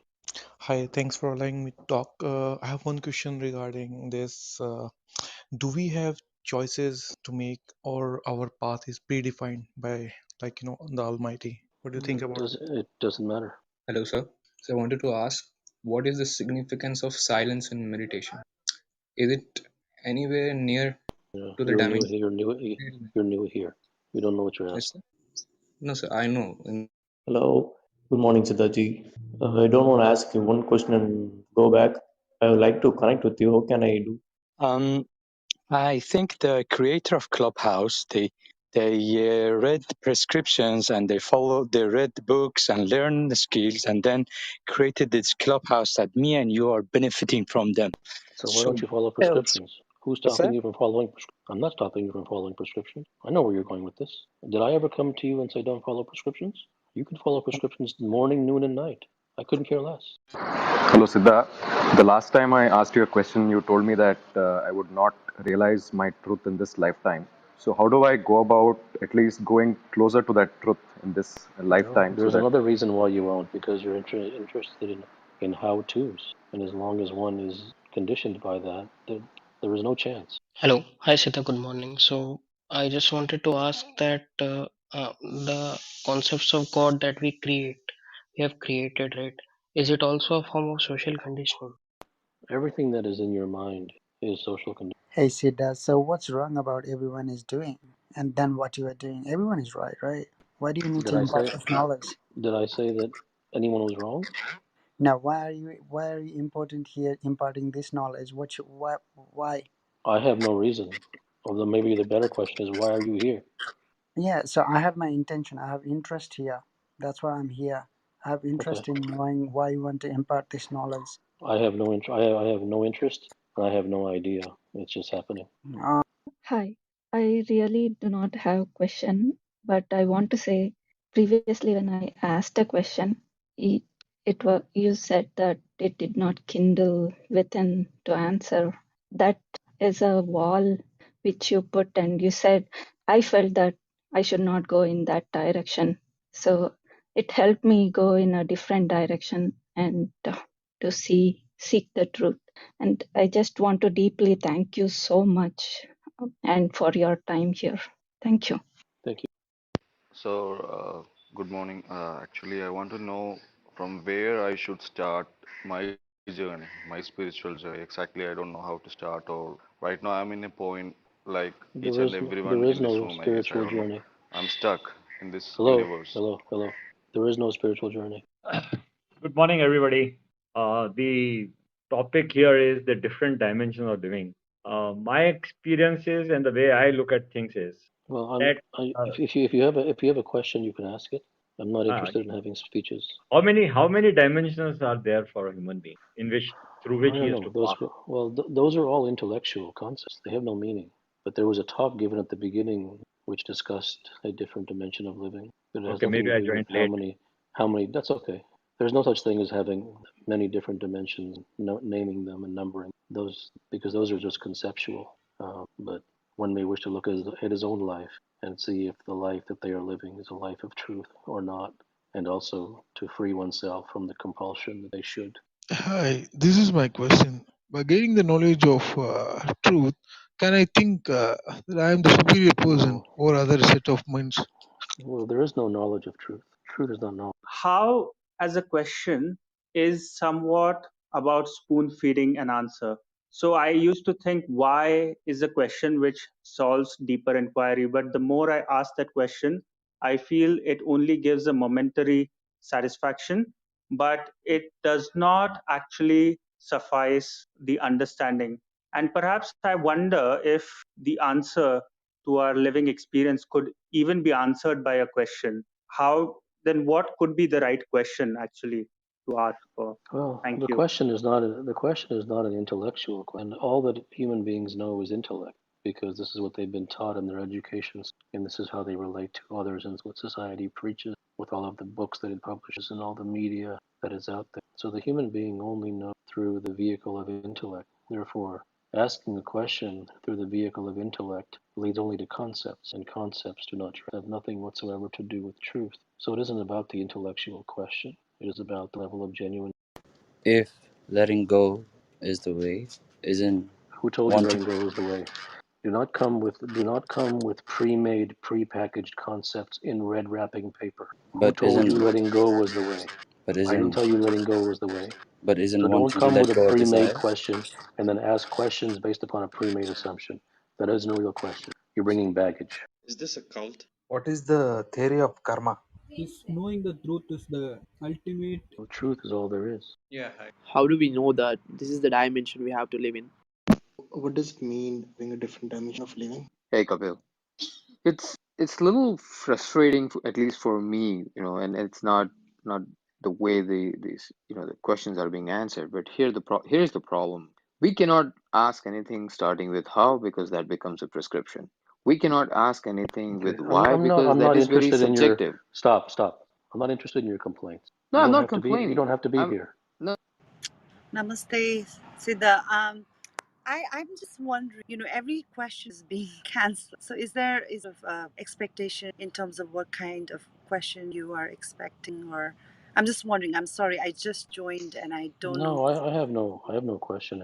No, but Wherever there is an organic response that arises, sure. Thank you so much. wherever there is no. Thank you. I just joined, so I don't know what's going on. But Yeah, sure. the No topic really attracted. It resonated with my energy. But at the same time, I was wondering, a lot of questions are being cancelled, and I have a lot of respect for you. I was wondering what the room. Are you here? Are you Well, answering questions? well, Or yeah, listen. thank you No, so much. well, maybe you. I've answered. I don't know how many questions. Many, but I have no particular question in mind. The fact is, any human interaction, particularly in the setting of a group, the majority of people, and therefore the questions that arise, be very top of the head, not truly incisive, and therefore they're not worthy of a. Thank you. Thank you. I understand. Yes. Thank you for pulling me up. Go ahead, ask your question. No, I just love the space. Just wanted to be part of full energy. I was just confused when people were asking that. Um, I don't know. It was being cancelled, but yes, thank you so much. Okay, Would love to hear more. Would love to your guidance. Thank you so much. Namaste. thank you, thank you. Hello, Siddha. Can you hear me? Hello? Does awareness of seriousness inhibit seriousness? Thank you. It has no meaning. It's just an intellectual question. Hello, hi Siddha. My question is, why me? I think you need to find a spiritual. Hi. So from the beginning of existence, like there has been suffering, and some people finding truth were able to find the truth, and it's been going on and on and on, like for thousands, millions of years. It's gonna be that way. Some people seek truth. What is the point of all? Where is this God? Is there an end? Well, I don't think the people who found truth are asking that question. I think only the people who are suffering are in that question. But still, I don't know where. I mean, is there an end to all this? Why is You for didn't years answer my it has been question. that? But you didn't answer my question.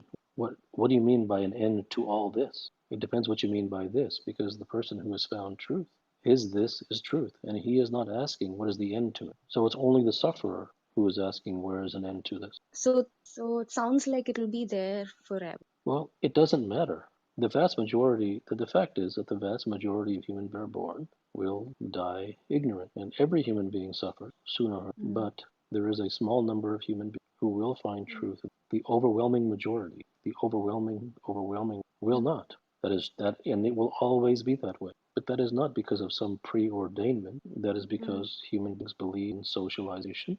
They believe in society. They believe in the world. They believe in unity. They believe in other people. And so long as that is there, maybe you should ask that. When is that going to come? Because if that comes to an end, the thing which you're talking about will automatically come. But you cannot expect that people do things that are all based upon lies and then ask the question, well, when is this going to come to an end that people don't find truth? There has to be some level of personal responsibility, should there not? If a person does not devote themselves to truth and instead devotes themselves to lies, what right does he have to gain truth? What right does the universe have to give him freedom or freedom from suffering? Why should he? Nothing in this life is free. But people who are in this path have got the Who's on this opportunity, path? right? Who's on this path? I mean, okay, What do you mean by whoever people on is this path? seeking truth, whoever is seeking Yes. truth, Well, they got those some who sort have of those opportunity. right. Well, no, I don't think so. Opportunity is But there are created. people suffering, even You're suffering not for food, listening. and You they keep don't talking. You keep talking. You're not listening. If know. you want to talk on your own, then I can move you back to the audience and you can talk on your own. Go The on. people who find truth are not the ones who find truth on any preordained path. And all the paths that are in society, from the spiritual path to the self help path to the self development path to the guru path to the this path to the stoicism path, all those are garbage paths. They just lead to more circles and dead ends. So no one on those paths finds truth. Those rare individuals who find truth are the ones who walk away from all societal. And because there is no individual who is willing to shed society and the world, there's no individual who finds truth. And that is perfectly fair. Hi, how am It is a guru is completely irrelevant. A guru will lead you astray. It is not about a guru, because a guru will prescribe to you. And since all prescriptions lead only back to themselves, you'll move in circles forever. So you're saying not I'm not having saying that at all. And I know what you're going to say because all conditioned people, because I have said that, now you're saying, now you will ask, so you're saying I should not have a guru? Truth lies in thinking for yourself. If you don't see, and it appears that you don't, and there's nothing wrong with that, that's perfectly fine. If you do not see how prescriptions destroy human beings and prevent any possibility of arriving at where to go, the lack of that realization will lead you to questions such as, should I or should I not have a guru? So the serious person will try to realize, not ask which one should I do. And the moment that they're told that the guru has no meaning, then they ask, well, then should I not have a guru? This is exactly what you will get. Hi, thank you for letting me speak today. So I think I remember in one of your clubhouse talks you mentioned, maybe you don't remember, but it's like most people start thinking about truth only when they are in some sort of trouble or in an unhappy state of mind. If in that case, I think even I came into that path probably because of that unhappy state of mind. But is it even right to assume that truth will lead to happiness? Well, your trouble is that you believe in happiness. Mm, mm, okay. Yeah. So Well, why do we? What else are you gonna? That only brings everyone has. Why do we keep doing that? You didn't answer my question. You Peace, asked I a guess. question. You Everyone is asked a looking for question. peace. I gave you an answer. Then you repeated your question. Hi, Siddha. Um, so, embracing truth and following truth has its own consequences, isn't it? Well, it depends. If one does so based upon the reason that I can't hear they you should. properly. Well, you can't hear me because you're coming from a place where there's noise. Oh, sorry. Yeah. Can you speak again? It depends if you come at truth because you should or because you think it's healthy or proper. Mm. And whenever you come at something from those reasons, it's insincere. Therefore, insincerity always has consequences. Hello, I'm very new here. You recently, right now, said truth is all that is. I want to ask you, what do you mean by truth? Because truth is a relative term. What is truth for you might not be the truth for me. No, that's not true. Truth is not a relative term. Belief and opinion is a relative term. So how would you define truth? You said truth is all that You is. have an option of seeing truth. If you dissolve and you burn all your opinions and your beliefs, those are relative. Hello? Siddha, are you there? Who are you and why should I respect your opinion? Are you trying to be the guy in the profile picture? Because you don't sound like you look like that guy at all. You're sitting on a couch talking into your iPhone. You're not the Buddha. You don't have any control on how people think. Hello, Siddha. My name is Jan from Germany, and I have a question to you. Thank you very much for answering. When people come to me and ask for guidance, then they walk away and selling their knowledge, their new knowledge of their own, and this hurts me very much. What can I do? Thank you very much, sir. What can you do about what? So it hurts you. Yeah, hello Siddha. I just because out of your compassion for us now, you have reached a stage of compassion, and that is that the highest form of flowering of. No, I don't know. I'm doing. There's a possibility that for too long in the future, I don't know, trying to this or that, whatever someone has to get. That's because they got it. But they should. The person who's here tonight spouted obscenities at me. So there is. I guess even giving a name to is not true. I just want to know a simple. It's a simple question. Like you can answer. Peace. How can I achieve it? So why did you say it's a simple question? And I think so. Answer that. I know that. That's why you said you can answer that. I'm asking you why Yes, you said that. because I'm not able to understand. I might need some. Why did you say, for the third time I'm asking this question, why did you say it's a simple question? You can answer that. What was the point of saying that? Because I think so. Hi, Siddha. Yeah, my question is, I know people who are born with Down syndrome and autism and like who are mentally not right from the birth, and this is affecting the way they want to live in this life. So my question is basically, is it because of the things they had done in their last lives, or I don't know why. I don't know why people are born with certain diseases or illnesses. sorry, I don't sorry, know I why. didn't hear you. I don't know why they are born with diseases. Hello. Hi, Siddha. I would like to ask you one question. I'm an angry person, so I have a lot of problem. So how will I overcome the angriness? How you doing? Just wanted to ask you, let me see, what is your purpose in life? No purpose. Hi Siddha, not idea. Then that must mean that you found it, right? We can If also truth is kind of all, say the if truth is inside you and all around you, that must mean that you found it. same way, our air. You're not answering my question. We I can asked you also, twice. how can I say the But search it's is all around you. Why wouldn't you find it? It's all around you. It's inside you. It's everywhere. That's what you said. there are Why a lot must of you people. leave society to find it, right? So if it's all around you, and it's inside you, and it's everywhere, and it's right in front of you. Why haven't you found it? Even bacteria and viruses were Yes, found but you found those. You found those. You have seen of course, bacteria but and viruses. You've perhaps in school you might have seen bacteria under the microscope. yeah.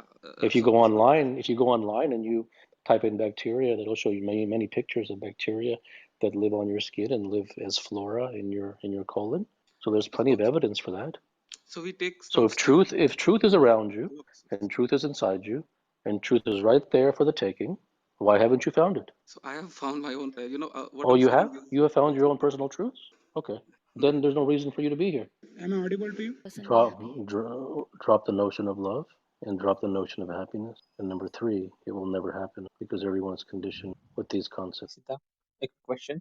So we all are conditioned to this transparent definition of happiness or bliss, right? So according to you, how can you define happiness or peace? Why do I have to define happiness? You don't know what happiness is?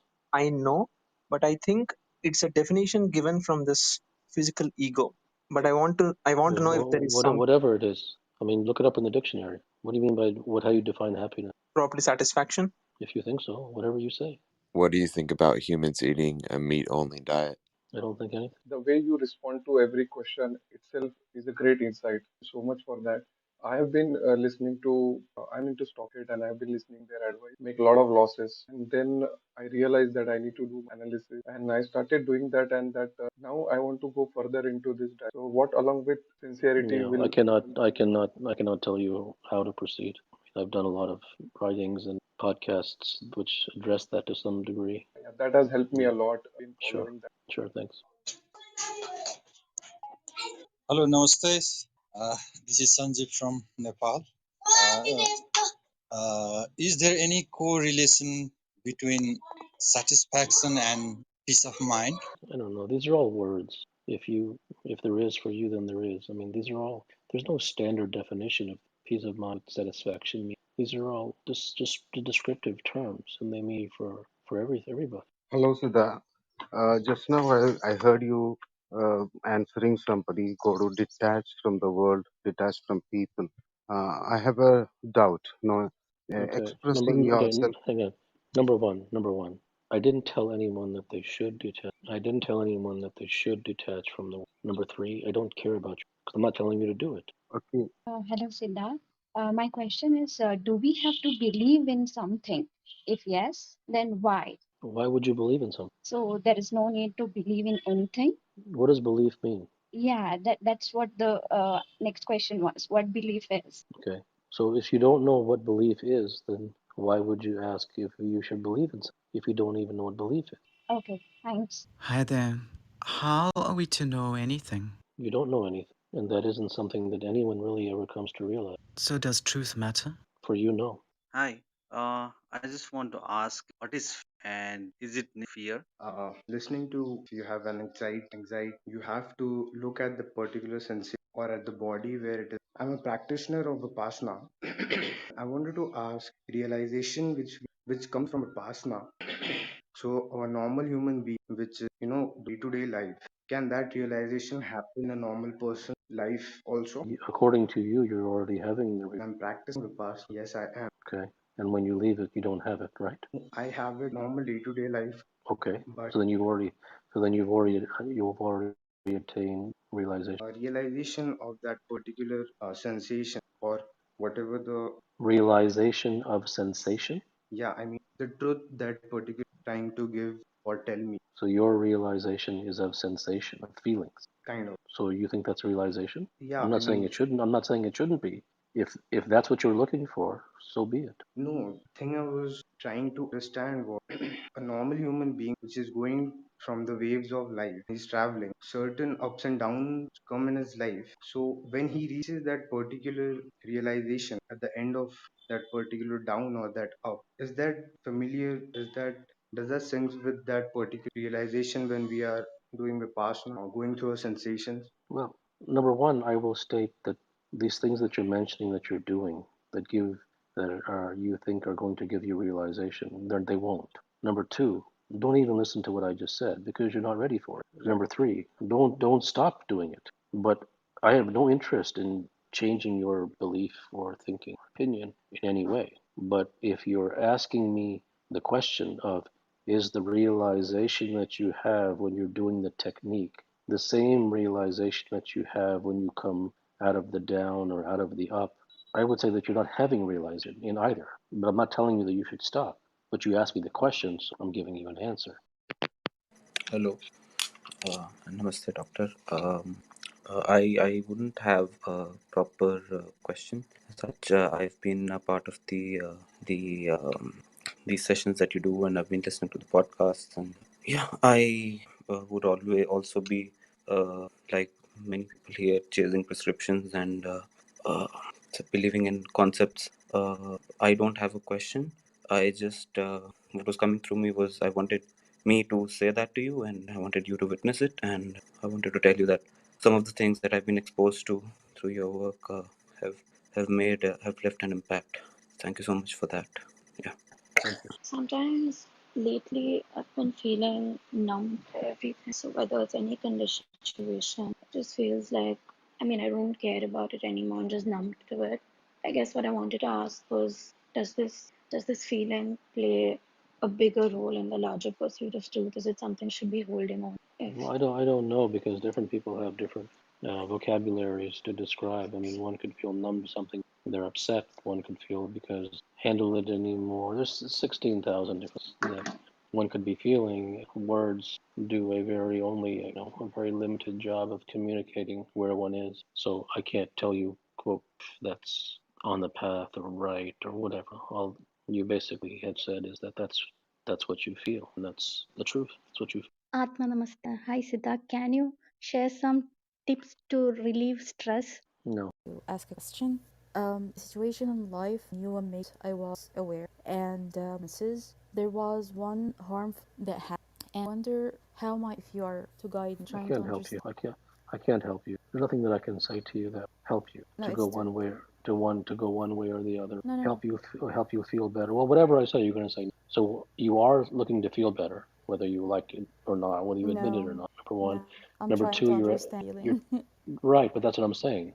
The only reason that you want to understand the feeling, if you were feeling good, you wouldn't want to understand the feeling. I feel good now. That's the Okay. point. I'm Well trying to then, understand why did it. but doing those things will only lead you to a circular chase, because all that you're feeling and all that you're thinking are all mind. It will simply keep you squarely within the mind, going in circles. You will not have an intellectual understanding that will free you from that. No, because you're pursuing it from an intellectual perspective. Understanding is only under is free of the mind.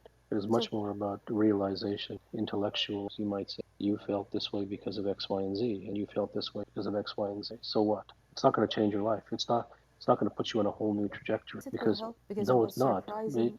I don't think that you're ready to hear this, because all you do is argue. You're not ready to hear this. I'm I'm not telling you discussing. that. I'm I'm not not arguing. telling you. There's no discussion. There's nothing to discuss. Discuss is you say this, I say this, you say this, I say this, you say this, I say this. That doesn't go anywhere. There's only realization. And when there's realizations, there's silence. And when there's not, there's endless questions. Yeah, hi, this is my question. While I'm knowing the truth, am I evolving? Am I evolving from one person to another? While on this process, did I think I'm superior over other set of normal minds? There's no such thing as knowing the truth, and there's no such thing as evolving. Hi Siddha. I know that I lack sincerity or integrity, but I also know that there are no ways to improve or to be more sincere. Right. So then you're going to ask me what to do. There's nothing to do.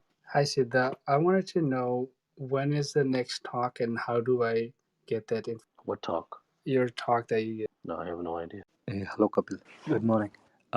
My different dimension of living is I believe life is like a jungle, and you have to commute So through. I'm not interested in your beliefs. Do you have a question? Question is, what is this ultimate dimension of living you're talking about? I gave a talk before the question, and Oh, I'm sorry. it's okay. Years ago, I experienced nothing about it right now, and nothing tried has brought me to No, does. there's nothing that I can tell you. Hello, Siddha. Is truth and silence both go hand in hand? Hi, Sita. How can one just be and have a goal? Hi, namaste again, Siddha. I'm back again on stage and really happy to be on the stage with you. My question is, what is ego? to you? What does it mean? I wanted to ask specifically to you. What does the ego mean to you? Every single thing that you think about yourself is ego. Your entire life revolves, every human's entire life revolves of ego. Everything is, there is nothing in your life that is not one thing. So, my follow up question would be somebody who has attained a certain, I would say, let's say nirvana or certain place in their life. Do you, or rather, would I ask you, do you think that you have that ego, or are you, can somebody able to eradicate that ego ness about yourself at some point? The answer to that is yes. However, it is the same answer as with truth. Because everyone will come at it from a prescriptive viewpoint, practically the answer is no. You find a person who does not come at it from a prescriptive viewpoint, which is essentially nobody, then the answer is no. But yes, if there is a person who does not come at it from a prescriptive viewpoint, then absolutely they can live without ego. They can arrive at that. But because the conditioning of human beings is so complete and so ubiquitous and so pervasive across all domains, across all cultures, the number of human beings in this world who would not come at anything from a non-prescriptive place is, you probably could count on one hand. Thank you so much. So it is possible to be egoless. Yes, yes. And if I may ask you, are you in that place today? What does it take? My honest answer to it is I have little to no interest answering questions about myself. What does it take? Like everything of any value, and it requires a sincere devotion. Thank you. Thank you so much. Appreciate it. Hi, Siddha. I have a question. What is inertia, and how do you find out, an inertia that controls the life of a human being? I think I did a discourse on that a long time ago. Oh, okay. Well, I wasn't aware of it. And then, do you know where I could find it? Perhaps you should just Google it. Google what, your name? Or the title. Just inertia, and then you're the only one who's gonna pop up, or what? It's just related to the title that you just asked, the question that you just asked. I'm not sure what it was called, but it was related to inertia. All right. So, in inertia, what is your definition of it? Like, how would you describe it, as opposed to the literal meaning and the literal definition from a dictionary? Well, the definitions don't go anywhere. It doesn't matter how. These words are words. They don't go anywhere. I could define it however I want to define it. It has no Exactly. So, meaning. how do you Yeah. define it? Is my It doesn't question. matter. It doesn't matter. I don't think about it. I wrote a discourse about it once, and I wrote something about it. So you may want to just look in there. I don't think about words. So I don't think about definitions, and I would define it in this way because they don't go anywhere. It's just chit chat.